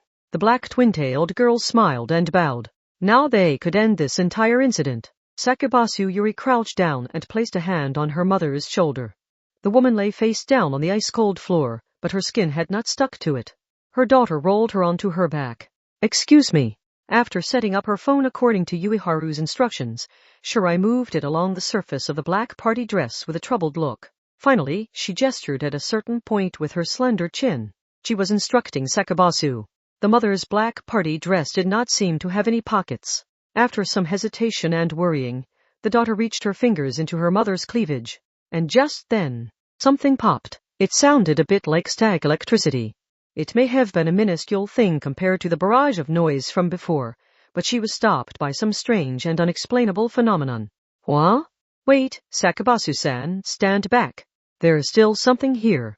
Just as Mikoto shouted a shocked warning, something like an explosion occurred. Their white breaths caught in their throats. The defenseless girls were struck and thrown away from collapsed Sakibasu Ryau. Misaka Mikoto was fairly accustomed to getting into fights, but even she had the wind knocked out of her. This was too much to simply ignore the damage. Shirai and the ringlet curls girl's eyes widened. An Esper power? It can't be. She might live in Academy City, but she's an adult. But, nevertheless, what in the world happened? This was not right. The beautiful mother's arms and legs were moving. She was clearly unconscious, yet she was moving with the awkwardness of a marionette. This unexplained phenomenon all expanded from a single point. It was like a small open seam tearing wide open. The white breaths escaping from the corners of her mouth seemed like a mystical energy or phosphorescence. The eerie image added a frightening edge to her beauty. Come to think of it, there is one question we never answered.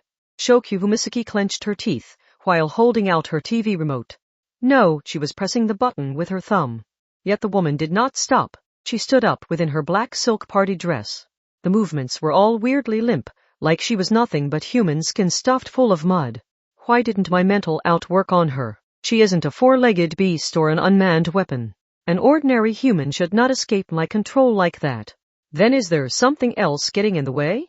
Mikoto looked confused, but then she realized what it had to be. The situation was utterly insane, but there was something Sakubasu Ryo seemed to keep in her grasp at all times. Yes, the Stradivarius tambourine. The woman held up the violin and softly placed the bow across the strings. Assuming that deadly mass of sound was coming again, Sakubasu Yuri readied her ainsel, but then the world seemed to change around them. Something entirely unexpected happened. Hee. The vibration of the strings unmistakably spoke. Hee.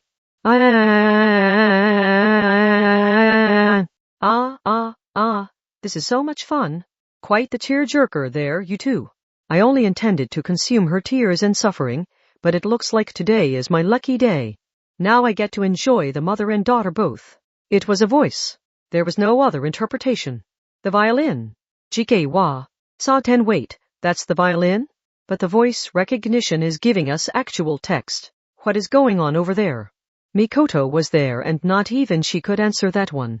The vibration of the strings was chatting with them instead of making music. Oh, don't act so surprised.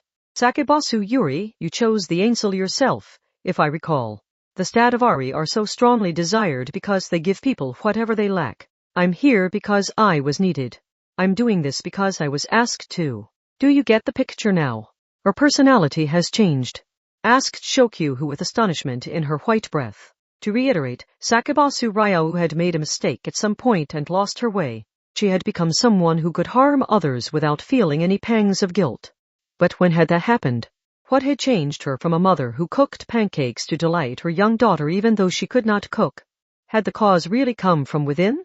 What if some external factor had corrupted her? Was it the feel of the violin, its music, the varnish on the surface, or its weight? Asked Mikoto. Whatever the case, did acquiring that external attachment create another mind? Within her, the Stradivari were created more than 300 years ago, pointed out Shokyu. That's more than 100 years before the era of Freud and Jung. Neuroscience and psychology were little different from the occult back then, so there is no way they could have designed such a precise psychological input device. Then what is that? I don't know. But whatever it is, it's been lurking in the underside of the world for at least 300 years. They heard a dull sound. It came from was that a shadow extending from the beautiful mother's feet? Giant black arms dropped down to her left and right. A giant upper body appeared as if covering her entire back. Was it a weapon, or was it trying to embrace the defenseless dress woman from behind? What in the world? We can explain all of this with Akami City textbooks, can't we? Chirai and the ringlet curls girl stared in disbelief. The phenomenon was finally taking a turn toward the supernatural. Sakubasu Ryo had used several powerful spurs as her arms and legs or as her eyes and ears, but wasn't that because she was not an spur herself? Something spoke, with a crude voice produced by the vibrating strings of the demonic violin she held. Looks like she lost pretty easily, but I did give her what she lacks. Just in a way you all aren't aware of. So how's it gonna be, ma'am? Are you gonna give up here? I thought you wanted a noble bloodline and family no matter what it took. You mustn't, mother. Sakubasu Yuri did not understand the exact situation or logic behind it, but she grasped the gist of it. That thing was bad news. It easily entered people's hearts, manipulated them as it saw fit, and corrupted them. It was that sort of being. Since they specialized in projectiles, Mikoto and Shirai started shifting their footing, but each time, the black party dress lady's body swayed. She moved as if to protect the violin from their line of fire. They could not find an opening to attack like this. Don't listen to it. Let's end this already. No, that isn't right. It's already over. All of it. You don't need to dig it all back up. Your adorable little daughter is watching. She had managed to muster some small amount of courage. She had gathered the determination to protect her family. But the malicious words of a third party transformed both those things into the trigger for the exact opposite result. Your sense of justice was just as pure before you fell into the mud. Sad, ain't it? Once you fall, all those lovely things are so easily defiled. You saw how ugly adults can be when they swarm to all that cash you found yourself with, didn't you? The light in your eyes has dulled and will never shine again. But do as you wish. You can run away if you'd like. Of course, then you'll just have to watch as your adorable little daughter ends up viewing the world through eyes as dark and dull as your own. Mother. Pathetic, ain't it? You know that's what lies in store for her, but you're powerless to stop it. It must be agonizing. You can see the gears of the world all set up to dump your only child into tragedy, but you can't stop them from turning. Do you want to see your adorable little daughter devoured? Do you want to see the hyenas swarm around her naive justice and tear her to pieces? If not, then call out to me and leave your body in my control. You might be pathetic, foolish, and powerless, but that honest heart of yours is your true weapon. I will supply everything you lack. You just have to make the wish. I am Stradivarius Tam Lin and I exist to fulfill everything you lack. Some slight strength entered Sakabosu Ryou's limp body. TCH. Shokyu Humasaki held out her TV remote, but pressing the button still had no result. A different logic was mixed into the human mind there. Meanwhile, the mother held the violin and bow of her own free will once more. But that was not the human power to defeat temptation. Quite the opposite. She was taking the hopelessly easy way out. She was handing her body over to the demon. This was the final motion needed to give her assent and authorization. The mother signed her name as her daughter watched.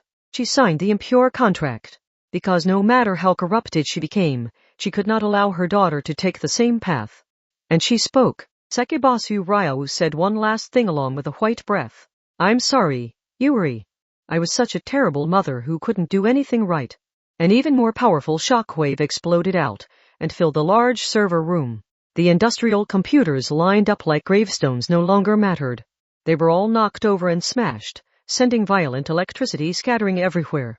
The room's cooling equipment must have been damaged too, because something like white dry ice smoke erupted from the ceiling with a hissing sound.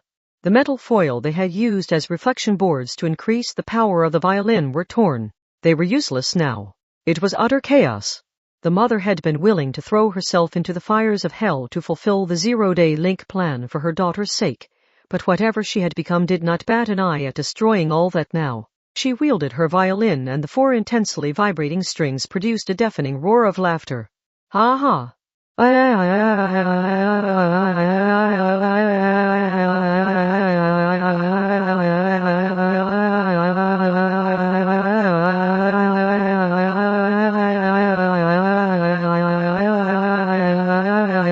Some invisible rails had clearly been changed. A dull zapping sound burst out. Mikoto could restrain herself no longer, so she had launched a lightning spear, but it veered off course partway through and exploded.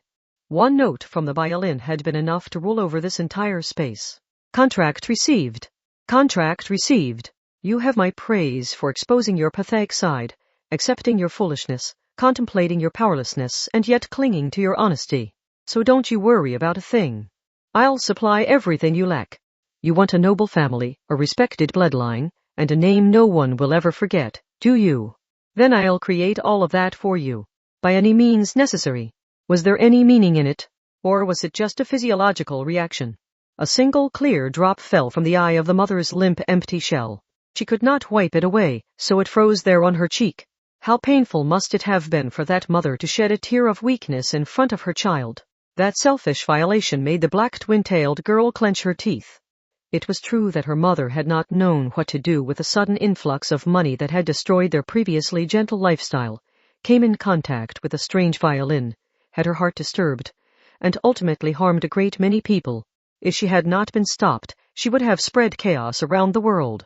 No matter how she had reached that point, she would have to pay for it. However, did she really have to pay this much? Did she have to have the mask stripped away against her will, have her dignity shattered, and have her heart trampled on? Was anything permitted as long as the victim had committed some kind of crime? When the person making the punishment was the one who had convinced her to commit the crime in the first place. Who are you? asked Sakabasu Yuri, with a tremor in her voice. No, her voice was a bullet of sound on par with the angel. Who in the world are you? I am Stradivarius Tamlin, the device that provides its master what they lack by the fastest means possible. Zero-day link? Noble bloodlines? Noblesse oblige? Whoever pays the most to the common folk gets to be the new nobles? To be honest, I don't understand any of that crap. It's all so slow-going, and who knows if it would even work. No matter how much she tries to dress it up, she's just some kind housewife who could use a lot more ambition. Of course, that's probably why she got surrounded and devoured the instant she had some money. She's never gonna accomplish anything herself, so I'll give her what she wants in a much more surefire way. The ringlet curls girl was ever vigilant and tried to sneak into a blind spot while Tam Lin was talking, but she was blocked by a complete coincidence. A thick burst of electricity exploded at her feet. That was not Mikoto's power. It was the high-voltage current leaking out of the servers destroyed by Tam Lin. This was very different from the 100 volts of a home power socket. The black party dress lady was not immune to the electricity either. Those glowing electric serpents were crawling unpredictably around. If one happened to touch her ankle, her flesh and blood would explode and she would die. However, there was no fear or tension in that voice. In fact, it seemed to be enjoying this. Now then, how to make her die?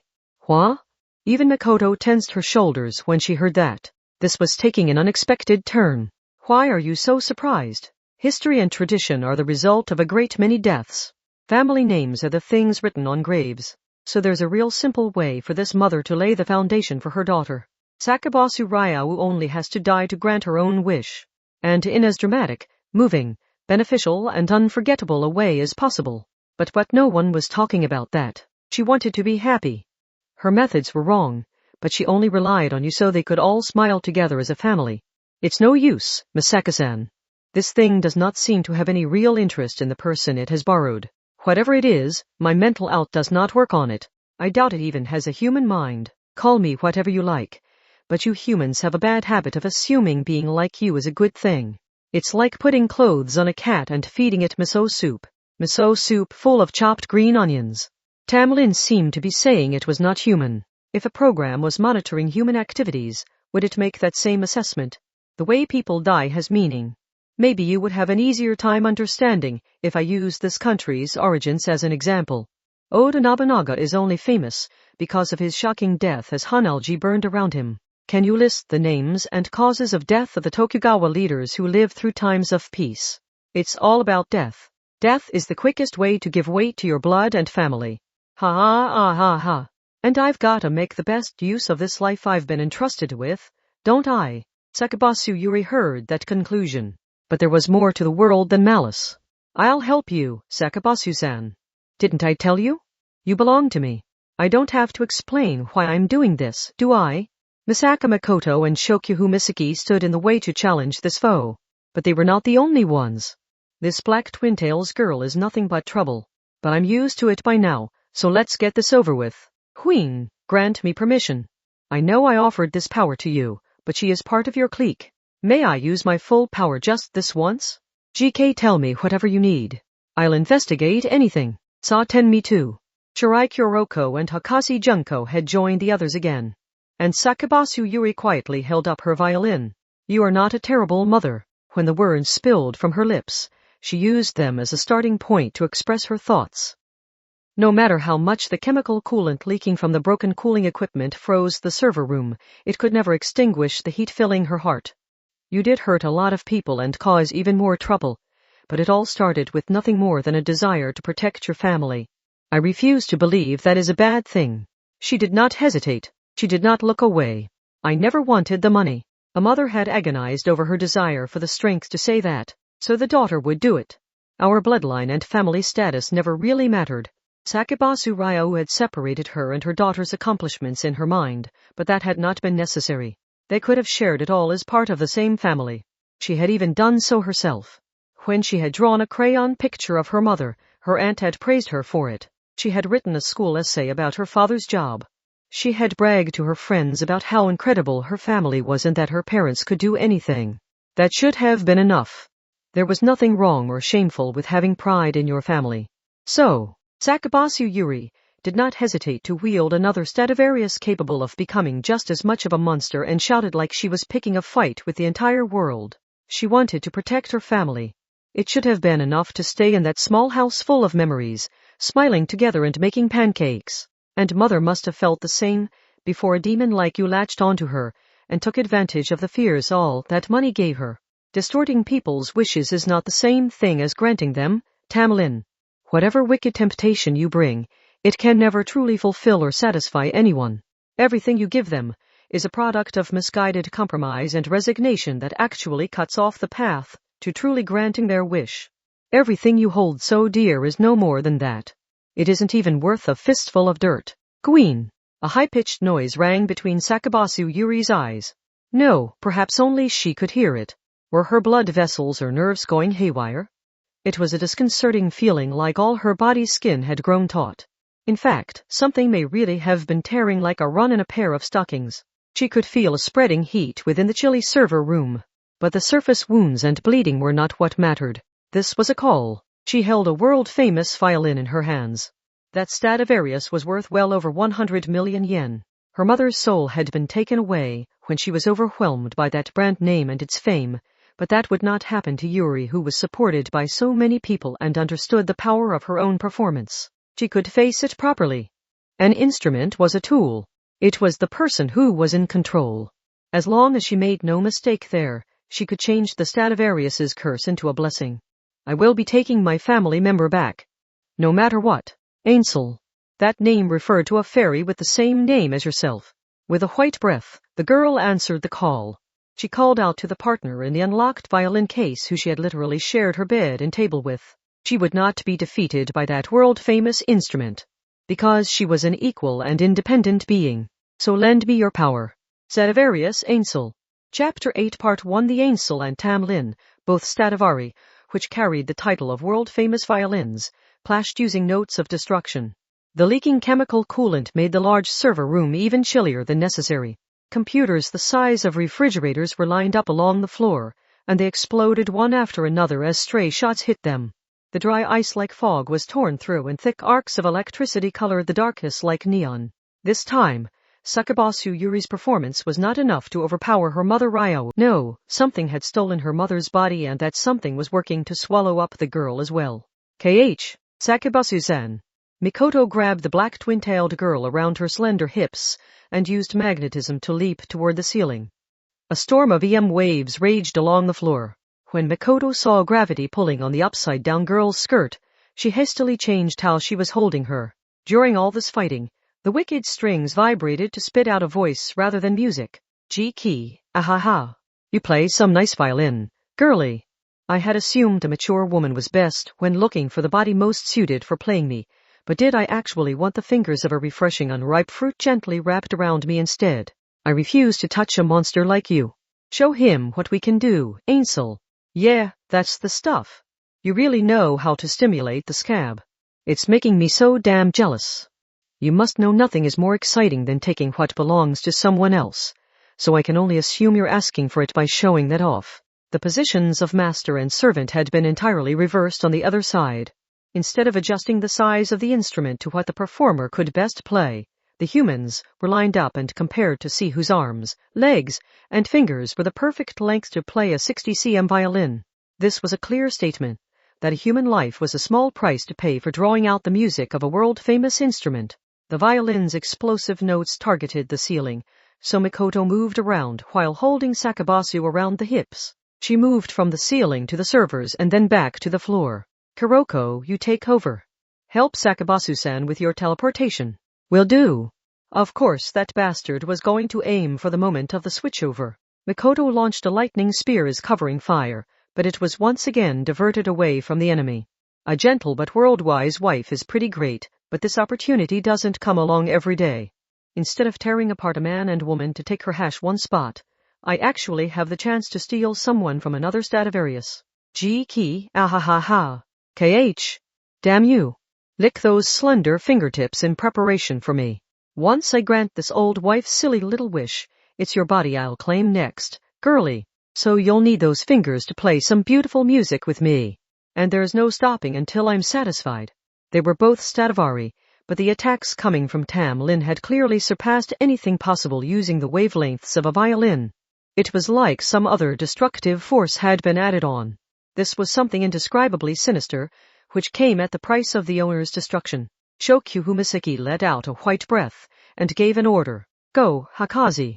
Understood, Queen. Starting with an explosive step, the girl with gorgeous ringlet curls tore apart the dry ice like white fog and approached Sakabasu Ryawu. She circled around to the side of the mother and daughter who were clashing head-on. However, that ain't gonna work. Exclamation. It was the ringlet curls girl who was pushed back, even though her opponent had both hands full playing the violin. A shadow extended from the feet of the beautiful mother in the black silk party dress, and something like the upper body of a dark giant burst out. What is it now? I don't think we have time to let every little thing surprise us, Kuroko. The thick arms reached out on either side of her body and the torso rose up behind her and leaned over her head. It was the fist of one of those pitch-black log-like arms that pushed back the ringlet girl who claimed she could bench press more than a ton. What was more impressive here? The dark arms that could push back Rampage dress, which strengthened the body by controlling it on the cellular level using the weak bioelectricity within? Or was it the ringlet curls girl who could survive a blow from a dark arm more brutal than the heavy machinery used to demolish buildings? That isn't metal or wood. It was similar to thick rubber, but subtly different. Dead flesh. I think the closest comparison would be punching a giant tuna or hunk of frozen meat. Risking yourself to test my strength. You're a brave little thing, Curly. But it seems to me you must have a death wish. Exclamation. They had to support the ringlet curls girl, but Mikoto's attack would be too powerful. Kuroko, I'll take care of Sakabasu-san, so you focus your attacks on that violin. The usual metal darts skipped right past the thick, dark arms and directly invaded the holy territory in which the party dress woman stood. However, I can't hit it. Why? The 60 cm violin skillfully dodged the teleportation attacks as the woman shook her head and shoulder with the rhythm she was playing herself. Those metal darts could tear through the walls of a nuclear shelter, but they were meaningless if they only hit empty air. Saw 10. This is 3 level 4s and 2 level 5s from prestigious Tokiwada Middle School, right? How can a single person fight evenly against all of them at once? GK, that's just how dangerous they are, apparently. Ugh, there's nothing in the bank related to violins or this situation. What theory is this technology based on? Then they received their answer. And just because a search produced no results did not necessarily mean it only relied on the mysterious occult. When panicked and confused, the proper search terms could slip from your mind. It's called an indefinite curve. Like pi, it's an irregular waveform that has a clearly defined formula but that never arrives at the crucial answer. The wonders of music can control the human body, so what happens when I produce a random fluctuation that your minds can't predict? You could link up all the world's supercomputers and have them work at it for 1,000 years and never find an answer to this long-ass string of numbers. So how are the puny brains behind those cute little faces supposed to stand a chance? An attack that sweeps across a line or fills a plane would be one thing, but one that pierces a single point can never hit me. Queen, please make contact. Well, do. Fall back, Hakazi. Mental out was not just for use on enemies. It could also forcefully intervene in an ally's thoughts. So the ringlet curls girl jumped back and away from the giant arms with movements she never could have pulled off with her own reaction speed. Just like with empty cartridges, the enemy must not have wanted to step on one of the metal darts and lose balance. The root cause of it all used those high-heeled feet to kick the fallen darts aside within the cold fog. I don't like the way you're fighting there. You're holding back out of fear of killing this woman, aren't you? But just so you know, this body is part of me now. There's more to a Stradivarius than the violin in the glass case. Dodge, Kuroko. Don't let the apparent distance trick you. Just as Mikoto shouted that warning, one of the dark arms tore up a fridge-sized computer like it was a weed, and it threw the server. The fog that hung in the air like dry ice was entirely blown away. That weight and speed could crush the average car, and the electricity it scattered in every direction could easily destroy a human body if it flew anywhere near them. Shock Chirai vanished into thin air at about the same time the ringlet curls girl fell back further to reassess the appropriate distance from this enemy. What's wrong? I've got to create a new family name for this careless wife. Aren't you going to help me give her a dramatic death? If they stood in front, the violin would hit them. If they circled around to either side or behind, the dark arms of the giant's upper body would handle the offense and defense. A clean hit from either would be lethal. Plus, keeping their distance was not enough to ensure safety. Shirai Kuroko clenched her teeth next to Misaka Mikoto while viewing that fearsome situation. To be honest, this is a formidable opponent. So what? How can we accept anything but a happy ending after coming this far? Let's smash that hunk of junk and take back Sakabasu-san's mom as soon as possible. Part 2 now. Did you know the well-known do-re-mi scale was designed using math? For example, if you call the bass string do and halve the length of the string, then you have moved up an octave. In other words, you have moved through the entire do-re-mi-fa-sol-la-ti-do scale to reach that next do-up. And if you shorten the bass string by 2/3, you end up with sol. Knowing those two facts is enough to fill in the entire scale with halves and 2/3. The idea dates back to Pythagoras. And while the ancient alchemists played with glass test tubes in an attempt to separate the elements, it is said they used Pythagoras's arrangement of the 7 planetary symbols along the do-re-mi-fa-sol-la-ti-do scale to preserve their secret techniques in a form the ignorant would not recognize. It is fairly well known that Heinrich Conrad's lab contained musical instruments right alongside the more traditional lab equipment like pots, stills, and bellows. Playing music was enough for a special power to gather. For that matter, the practitioner's own body could be seen as an instrument as they send vibrations through it to recite incantations. So, what did that mean? Part 3. Hakazu-san, help me out. I will support you from behind, so go ahead. An explosive boom erupted out. That was the sound of a railgun tearing across the large server room and mercilessly slamming against the thick outer wall of that panic room. The dry ice-like fog was stirred up after a moment's delay. According to Ueharu Kazari, the entire top floor was surrounded by thick walls made of special steel so not even a railgun could destroy them. But that meant the railgun blast shook the entire wall violently, creating a deep and violent boom similar to a large drum. Mikoto had no intention of destroying that mother's body in front of her daughter. The global threat of zero-day link had long since been ended, so their current objective was recuing Ryowu from that violin. And to be honest, Mikoto found herself much more motivated to fight toward that end. Saten wo, what's going on? The display broke. GK, the sound must be so loud it overwhelmed the voice recognition and caused an error. Yes, Mikoto's attack had not been meant to defeat their target. GCH. Even that loud boom wasn't enough to stop the bizarre things that violin is causing. Not a bad idea, but it isn't the sound that reaches your ears that matters. It's the sound that leaves me. The world doesn't revolve around you, so why should I care how those wax-covered eardrums vibrate? Try to ignore the title of Stradivarius with a little trick like that and you'll just get yourself killed. Shirai Kuroko and Sakabasu Yuri grimaced at about the same time. That violin, I really do not think we can ever reach an understanding. This was the exact opposite of what they had done during the elective exam. Was this a sign that even Stradivarius Tamlin was only a musical instrument, a tool used to produce sound? Could he not even imagine the ways beautiful music could move someone to emotion? This was a selfish performance where only the produced sound mattered. That was no different from a racket that kept the neighbors up at night. How could that bring anyone happiness? Nothing's more boring than seeing you repeat yourselves, because you don't know what to do, said Tamlin. I'll switch things up myself. The note that followed was not exactly loud, but it never seemed to end. This was not a great mass of sound that hit you like an explosive boom or shockwave.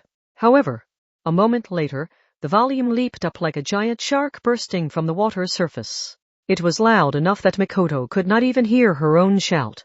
But that was hardly surprising when this sound did not come from the violin strings. This was the noise of things burning. A tsunami of flames filled the space, swallowed up all the computers that had been knocked over, and pushed out toward Mikoto and the others. What?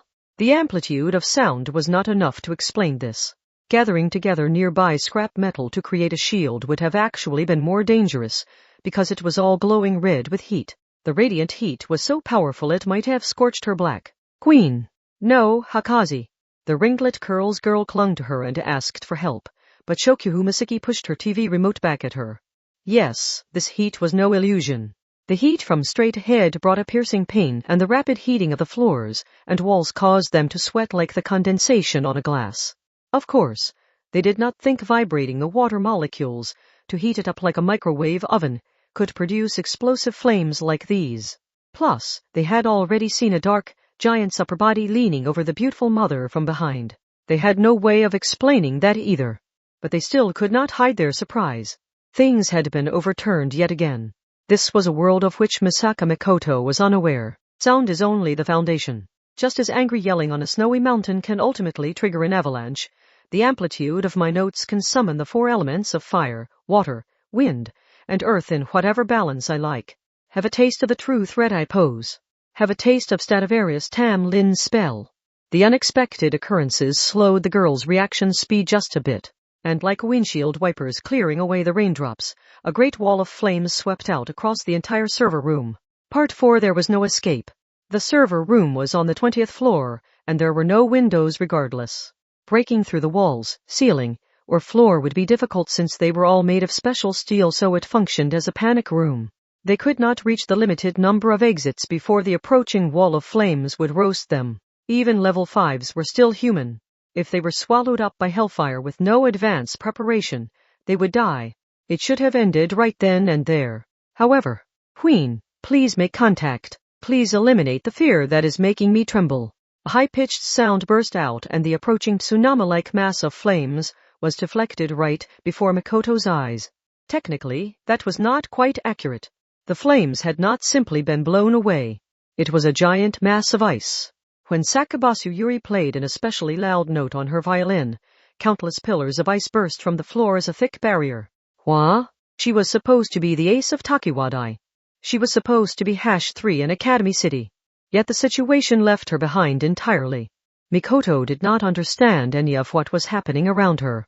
The flames disappeared like some kind of magic trick, and the chill of the chemical coolant crept back in from all directions as if as an afterthought. With a loud noise, the weeping floor and walls were rapidly covered by white frost. What in the world? Stradivarius Tam Lin. If you can do it, then I can do it with my Ainsel. I am sick of special privileges and keys. No one needs to be chosen. I will drag you down into the depths here. A change came over her music.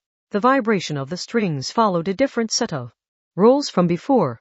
She pressed the bow against the taut strings with so much force it looked like she would snap them herself, and the note she released into the air followed rules different again from those of music. A wind whipped up. They could only see it thanks to the fog that resembled dry ice. This ignored the most basic of rules that an Esper could only use a single power. Her short skirt fluttered dangerously and showed off her slender legs contained in black knee socks, while a great explosion of noise was released. That noise became a solid blow on the level of a wrecking ball, but Rias deflected it with a violin. The powerful dark arms smashed the great mass and flames erupted out. You reached this level already. A voice spoke up in astonishment. Not even Stradivarius Tam Lin could believe it. No, even if you understand the idea behind it, I doubt you could use a spell so quickly without any sheet music to follow. Did you receive inspiration from somewhere? What did you memorize to pull this off? Or are you actually summoning Ainsel in real time and with a straight face? Saten Yu Yuharu. GK, don't ask me. What am I even supposed to search for this? I have not done anything special, said Sakabasu Yuri. Stradivarius Ainsel has been with me from the beginning. I briefly misinterpreted our relationship and paid the price for that, but I will make no such mistake again. So I can say this with confidence. Ainsel, lend me your strength just this once so I can save my mother. It no longer mattered who was controlling who. If Sakabasu Yuri and Ainsel were both working together to save that mother, then the phenomenon they produced would be the same in the end. The violin girl gave a roar. Queen, contact. Please give me the courage to take just one more step forward. So there was nothing to fear. She could rely on Misaka Mikoto, Shokyuhu Misaki, Shirai Kuroko, Hakashi Junko, and one more, Ainsel. That huge body is in the way, so I will destroy that first. She released a sharp white breath of resolve, played a note with the bow, and sent out a tornado that grew crimson as it swallowed up the flames. The powerful dark arms worked to push it back, but then a beam of light shot in even faster than the explosive boom of its firing. That was a railgun. It tore through the air at 3 times the speed of sound, glowed orange thanks to the friction of the air, and tore off that entire right arm made of an unknown substance. And with its defenses drastically reduced, she could secure a line of fire on their main target. Needless to say, that was not Sakabasu Ryau. It was the unforgivable violin that she held between her shoulder and chin. Hiroko. I'll try. Shiraikiroko teleported over several metal darts, but the black party dress lady easily dodged them all with her rhythmic movements. However, that was only meant to confirm something. Sakabasu Yuri would not hesitate any longer. Indefinite curves, was it? If you think you can dodge my attack with such a cheap trick, then just try it. Remember what I said? If you can do something, then so can I. As long as I play this ainsel and give myself over to its music, I can achieve the same rhythm. And if I sync myself with you before using that thing you call spell, I can attack you despite the randomized dodging. I can defeat you. A broken sound followed. But this did not come from Sakabasu Yuri. It came from Ryawu's feet. While the enemy was wary of an attack from the front where a line of fire had been opened, the girl launched a surprise attack from below. Some kind of pattern made from blue circles and complex symbols appeared on the floor further down, even than the black party dress's skirt. To use some older terminology, it almost looked like a magic circle. More and more of them appeared like bizarre reflection boards reacting to the violin. Their element was water, but the provided symbol was destruction, so they produced giant shards of ice that jutted vertically up like smashed pieces of drift ice. Be skewered, Tam Lian. Just as she shouted with a white breath, all strength seemed to leave Sakabasu Yuri's knees. Sakabasu-san. Sakabasu. Mikoto and Shokyu did not know what they were seeing here, but they shouted in alarm regardless. A rusty smell burst in the black twin-tailed girl's nose. And it did not end there. All her body's blood vessels throbbed disconcertingly, and she sweated profusely despite how chilly the cold server room was. She had not hit her head anywhere, yet an unnatural trail of blood dripped down from her forehead. He laughed, while moving back outside the range of the patterns on the floor, all while the movement indecently flipped the black silk party dress's skirt around. Things are different between this gentle wife and her daughter. Did I forget to explain what happens when an Esper takes a step into this world? BWA ha ha ha. Most likely, this was some kind of malfunction. Two sets of rules were conflicting, like running a computer with more than one security software installed. If she continued using Ainsl's true power, all her body's blood vessels and nerves might be shredded, her bones shattered, and her organs ruptured. So I'll play your game. Once I'm done with this gentle wife, it's your turn, girlie. I'll smash Ainsel while you watch, and then I'll take control. Aha. Tell me whatever it is you lack and I'll give it to you. It's like losing a pet. An Almaty or a Guanari won't cut it. Once your Stradivarius partner has been destroyed, only another Stradivarius can soothe the pain. But had he forgotten? Ainsel and Tam Lin were not the same. This violin was a partner she could rely on. She and the instrument already had an understanding. It would never hide information that would harm her. It was her trust in that fact which allowed her to find the answer. It was there inside her. This was why the Stradivarius Ainsel had chosen her as its owner and true performer. A white breath slipped from the corners of her mouth as she whispered, Parbin search. Wait, what the hell are you doing? Setting tracking element and designating myself as the scan target. Beginning scan of body circulation. Locate everything running wild within my blood vessels, nerves, tendons, marrow, lymph nodes, and muscle fibers. The problem is the malfunctions occurring within my body, right? Then all I need to do is locate each and every one of those issues and use my power to smooth it all over. I refuse to be nothing more than some sheltered girl. I walked through the city myself. I pursued this case with Misaka-san's group, and I fought alongside my queen. I have changed, and the path I have walked has given me the opportunity to face what my own power is. The girl said this was not just her own power. She had only reached this point thanks to the support of Misaka Mikoto, Shiraikiroko, Yuharu Kazari, Seton Ruiko, Shokyu Misaki, Hakazi Junko, and many more. So I will no longer fear Ainsel. Give me your full power. I will not claim to be your partner only when things are going well. I will accept even the pain you bring me. Now, let us share the good times and the bad. So do not cower in fear like a small child. Give this your all, Ainsel. More and more distorted notes shook the air. They came from the floor covered by white fog. Those intricately detailed patterns covered the entire surface except where her allies like Mikoto were standing. The patterns seemed to resonate with her music. And of course, those were all landmine points from which shards of ice resembling split drift ice would burst. As large as the server room was, there was no avoiding a direct hit with the floor so thoroughly covered. Am I really losing? Tamlin sounded confused, and was not even sure how to move the violin bow to control the flames against this. No. He could use fire, water, wind, and earth, and he could even use ice just like her, but that malicious being could do nothing against this. An instrument was not whole on its own. No matter how superb it was, a tool alone was only a decoration. It needed a performer. Only with a true partner could it draw out its abilities as a world-famous instrument. As long as that girl was acting out of benevolence and not out of self-interest, everything on the field, both enemy and ally, would work to her benefit. Even the choice of a server room with special walls for the final stage had ended up preventing Tam Lin from escaping. I am not some bizarre Academy City technology, nor am I one of your garbage Esper powers that simply rewrite the concepts of the lemma using arbitrary, new terminology like personal reality. I am a crystallization of the Rosicrucian age that predates even the Golden Cabal. I am one of the autonomous parasitic spiritual items that were the envy of all. Even a lower-end estimate gives me 300 years of experience in this field, yet some little girl is going to outdo me. Farewell, Tam Lin. The trigger took the form of a musical note. Sakebasu Yuri mercilessly moved the bow. There were no extra malfunctions or side effects here. That girl had achieved a perfect harmony as she released that final attack. I do not care about your history, and listing it off changes nothing. You chose the wrong opponent here. Messing with us was your biggest mistake. The many shards of ice that burst from the floor acted as heavy weapons that pierced and destroyed the giant's upper body leaning over her mother's back. However, that wasn't enough, shouted Shirai Kuroko. The powerful dark arms were stabbed through, but that acted as a cushioning layer that distorted the ice's path just enough to miss the violin. I will not let this end here. As long as the violin itself survives, I, Stradivarius Tam Lin, will never die. However, the metallic sound of a flicked coin rang through the air. This is our fight. Misaka Makoto, Academy City's #3 and the ace of Takuwadai took aim.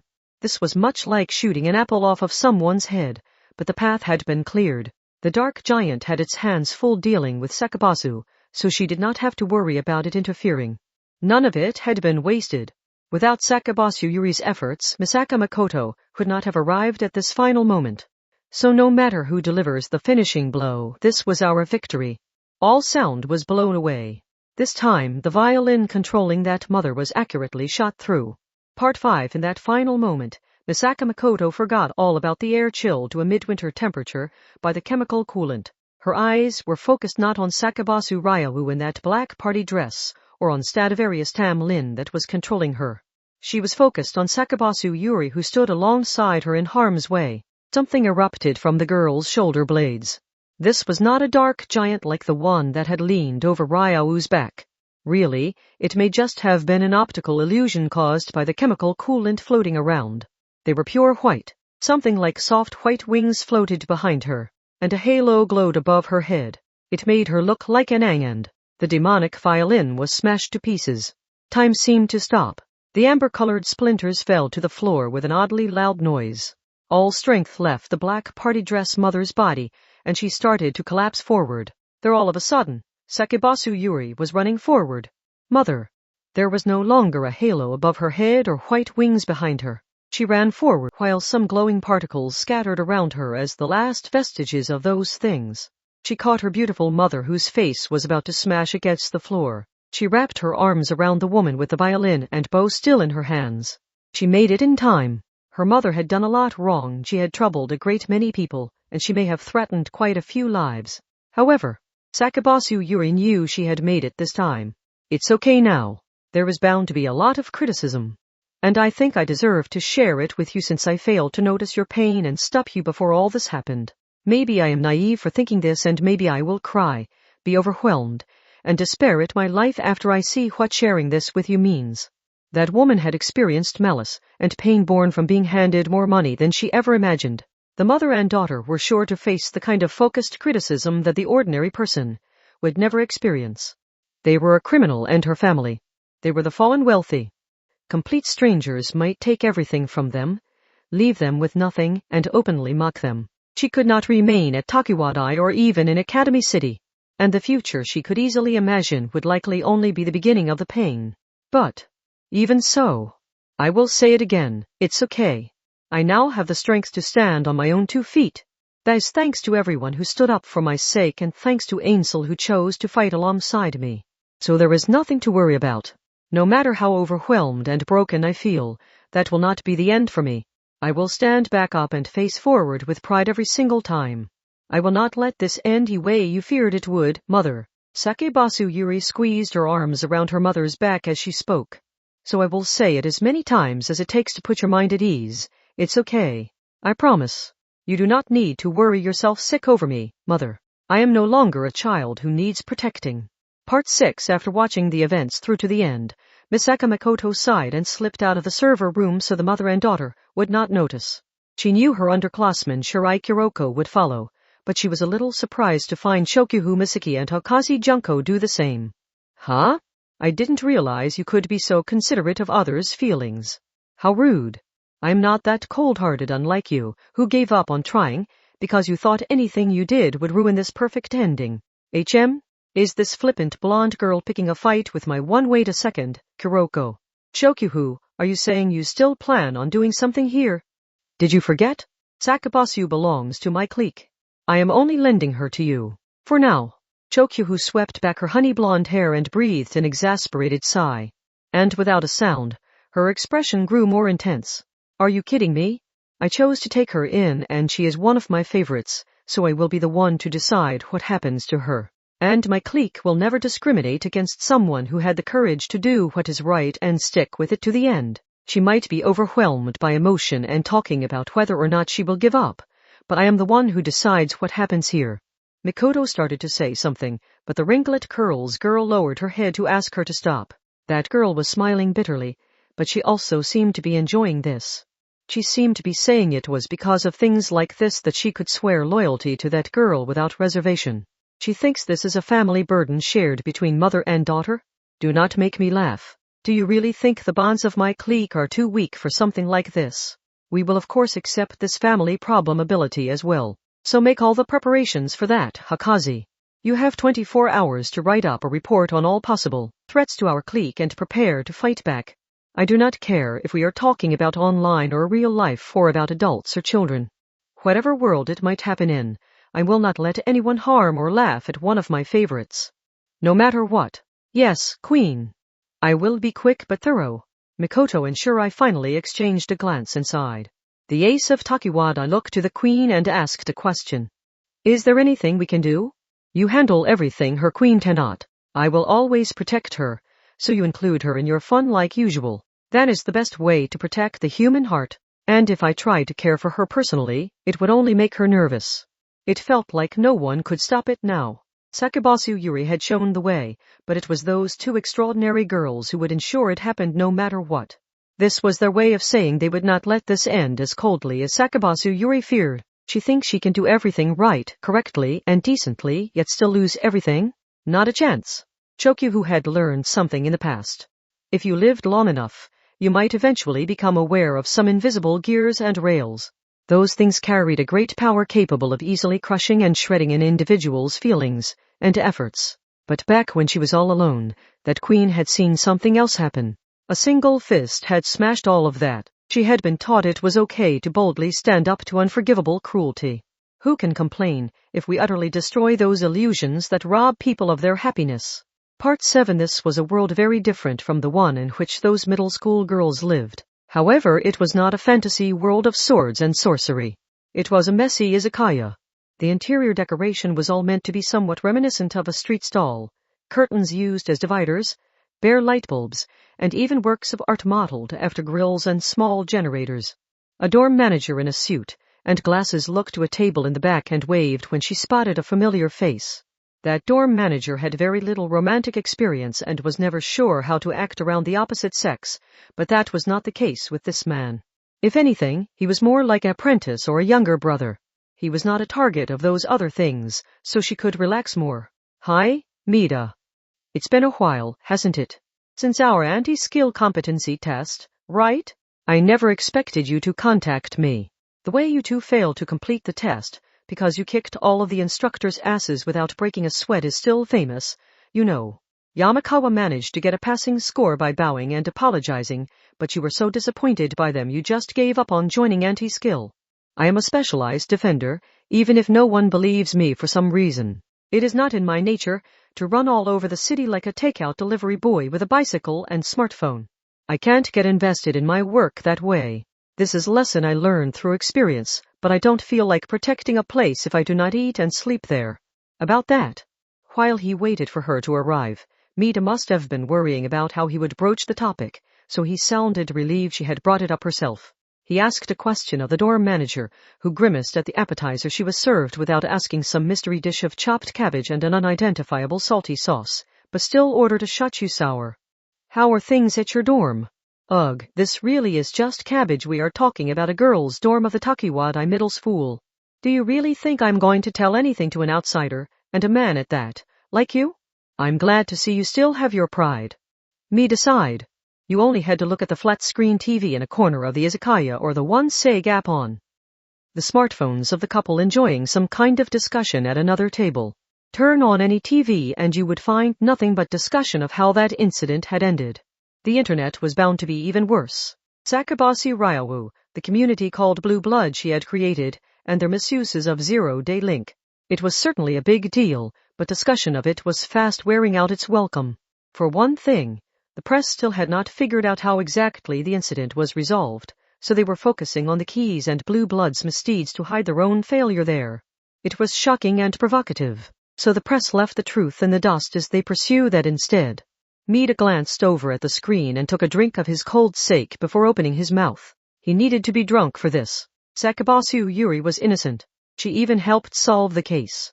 A lot of the details about that are still unknown, but she was the one who arrived at an anti-skill station with her unconscious mother, Ryowu. So I've heard. Isn't this just too much? Why does she have to put up with this just because she's a blood relative? What century do people think this is? Besides, punishment is a job for the justice system, so you don't get to hand it out based on a personal grudges or emotions. That's been banned since the time of the ancient Romans. For crying out loud, judgment and punishment must be managed by those with the proper qualifications, and with extreme caution even then. Officially, in public, and on the surface, everyone said the same thing. Everyone knew you were not supposed to do that. But how did it really work? They might go online and spread personal information and half-truths along with a photo. They might figure out where the person lived and throw rocks at or spray paint their house, and they might follow them around town recording them on their phone. Anti-skill work had a way of disillusioning one about so many aspects of the world, but it was that kind of misguided justice that depressed him the most. Victims and assailants would have their own feelings and circumstances, but not so with that kind of person. They did it for fun, to cheer themselves up, for the praise, to stand out, because they were driven by some kind of complex, or even just because they were bored. He felt a duty to risk his life to protect people because of all the good people out there. So when he saw the malice inside those very people and realized his own actions could easily give them an excuse to act on that malice, he started feeling stupid for risking his life for anything at all. But the bespectacled dorm manager smiled, and helped herself to one of the grilled chicken skewers Mida had ordered before she arrived. Do you really think anyone would be stupid enough to throw a rock at the window of the dorm I manage? You know perfectly well what will happen if they do. Oh, so this is a chicken place. I was wondering why you were drinking something cold. This isn't bad. I see, yeah. If you spray painted the entrance of that place, you probably would end up having to pay a small fortune in damages. Takiwadai is well equipped with buses. And unlike a certain railgun or teleporter I could mention, Sakabasu is very well behaved. If she does not make any odd detours and uses the buses to travel between the dorm and school, there will be no unwanted physical contact with anyone at all. Physically, yes. But modern society's problems were not restricted to that. The dorm manager audibly gulped down her shochu sour that was given its sour flavor with shikuwasha juice.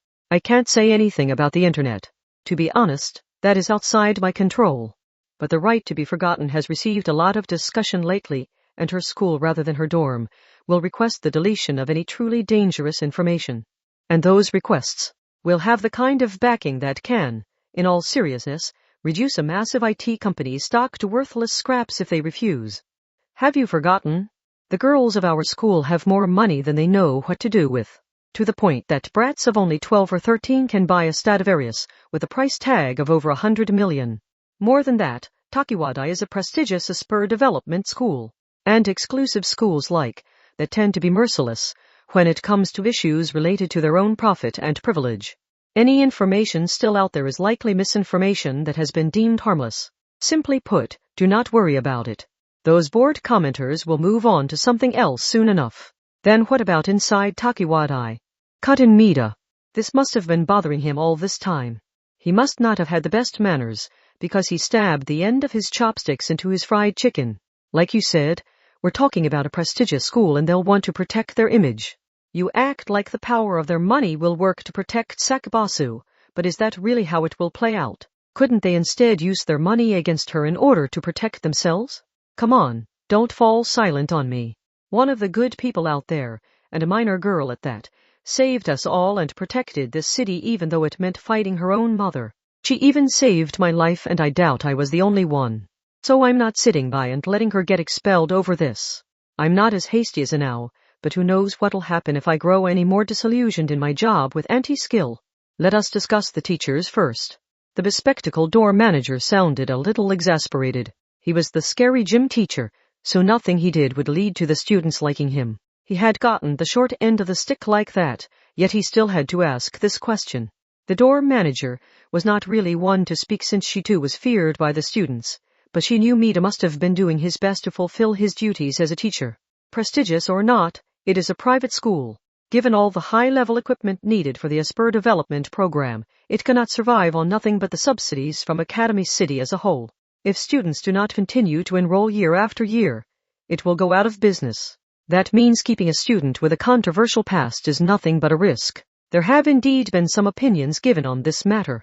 Some teachers are wondering why Sakabasu Yuri has not already been expelled. Don't give me that look. It is all nonsense with no actual authority behind it. For one thing, it was the mother and not the child who committed the crimes. But it is not just children who get upset when their opinion is ignored. So once that silly minority learned that their idea of justice could not control the faculty room, they said this was a problem for the school as a whole and should be put to a vote. They wanted to go through the student council, announce the issue to the entire Tokiwadai student body and propose a solution to the issue. Then everyone would vote on whether to expel Sakabasu Yuri or let her stay. That's practically the stereotype of vigilante justice. She must feel like she's sitting on a bed of thorns with that being discussed. Teenage children value their pride more than money, so a fall like this could even lead to suicide. Innocent or guilty, the suspicions alone have to be tearing her heart to pieces. How can grown adults do something so irresponsible? Settle down, officer. Like I said, those bored people will move on to something else soon enough. And it isn't like I am talking about her homeroom teacher here. The door manager waved a hand dismissively. Why was he so clueless? Just as Mida had joined anti-skill, she did her best to fulfill her duties as a dorm manager. Sakabasu Yuri lived in her dorm, so she was one of the children she had to protect. No matter what kind of person their parents or guardians were, she would not compromise when it came to the children placed in her care. Would she really be sitting here so calmly if she knew one of those children had been placed in such a cruel situation? Had you not heard that Sakabasu Yuri is part of the clique created by Shokyu Misaki? That is Tokiwadai's largest clique. Issues of good or evil are meaningless against the power of numbers. If you try to hold a vote against a group like that, the result of such a vote could not be more obvious, so Sakabasu Yuri will not be expelled no matter what. That silly faction of teachers had to give up on their idea, wrap it in thick chains, add a padlock, and throw the key into the sea. Part 8. Anyone who knew what to look for would have noticed just how irregular Sakabasu Yuri was. She crossed between two of the world systems. She was a high-level Asper on the science side, but she could also use extremely high-level spells without any side effects. In a way, that made her even more unusual than Fuse Kazakiri. There was also Mago Arisa, but that may have been a sign of just how many mysteries remained regarding music.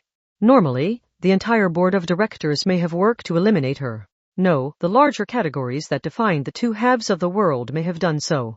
But that girl's legend did not end there. It would never end in such an ordinary way. The orange light of the sun filled Tokiwadai Middle School's courtyard after school. Some music gathered some listeners despite not trying to draw attention to itself. The song was Air on the G string, which a certain girl loved to play.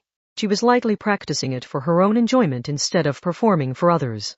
Once she finished playing, Misaka Makoto called out to her, "Sekibosu-san." When the girl noticed, she turned around, causing her black twintails with curly ends to sway. She bowed and smiled. And she opened her mouth to speak. Diamond suit, someone had once said that girl had it. As long as she was acting out of benevolence and not out of self-interest, everything on the field, both enemy and ally, would work to her benefit.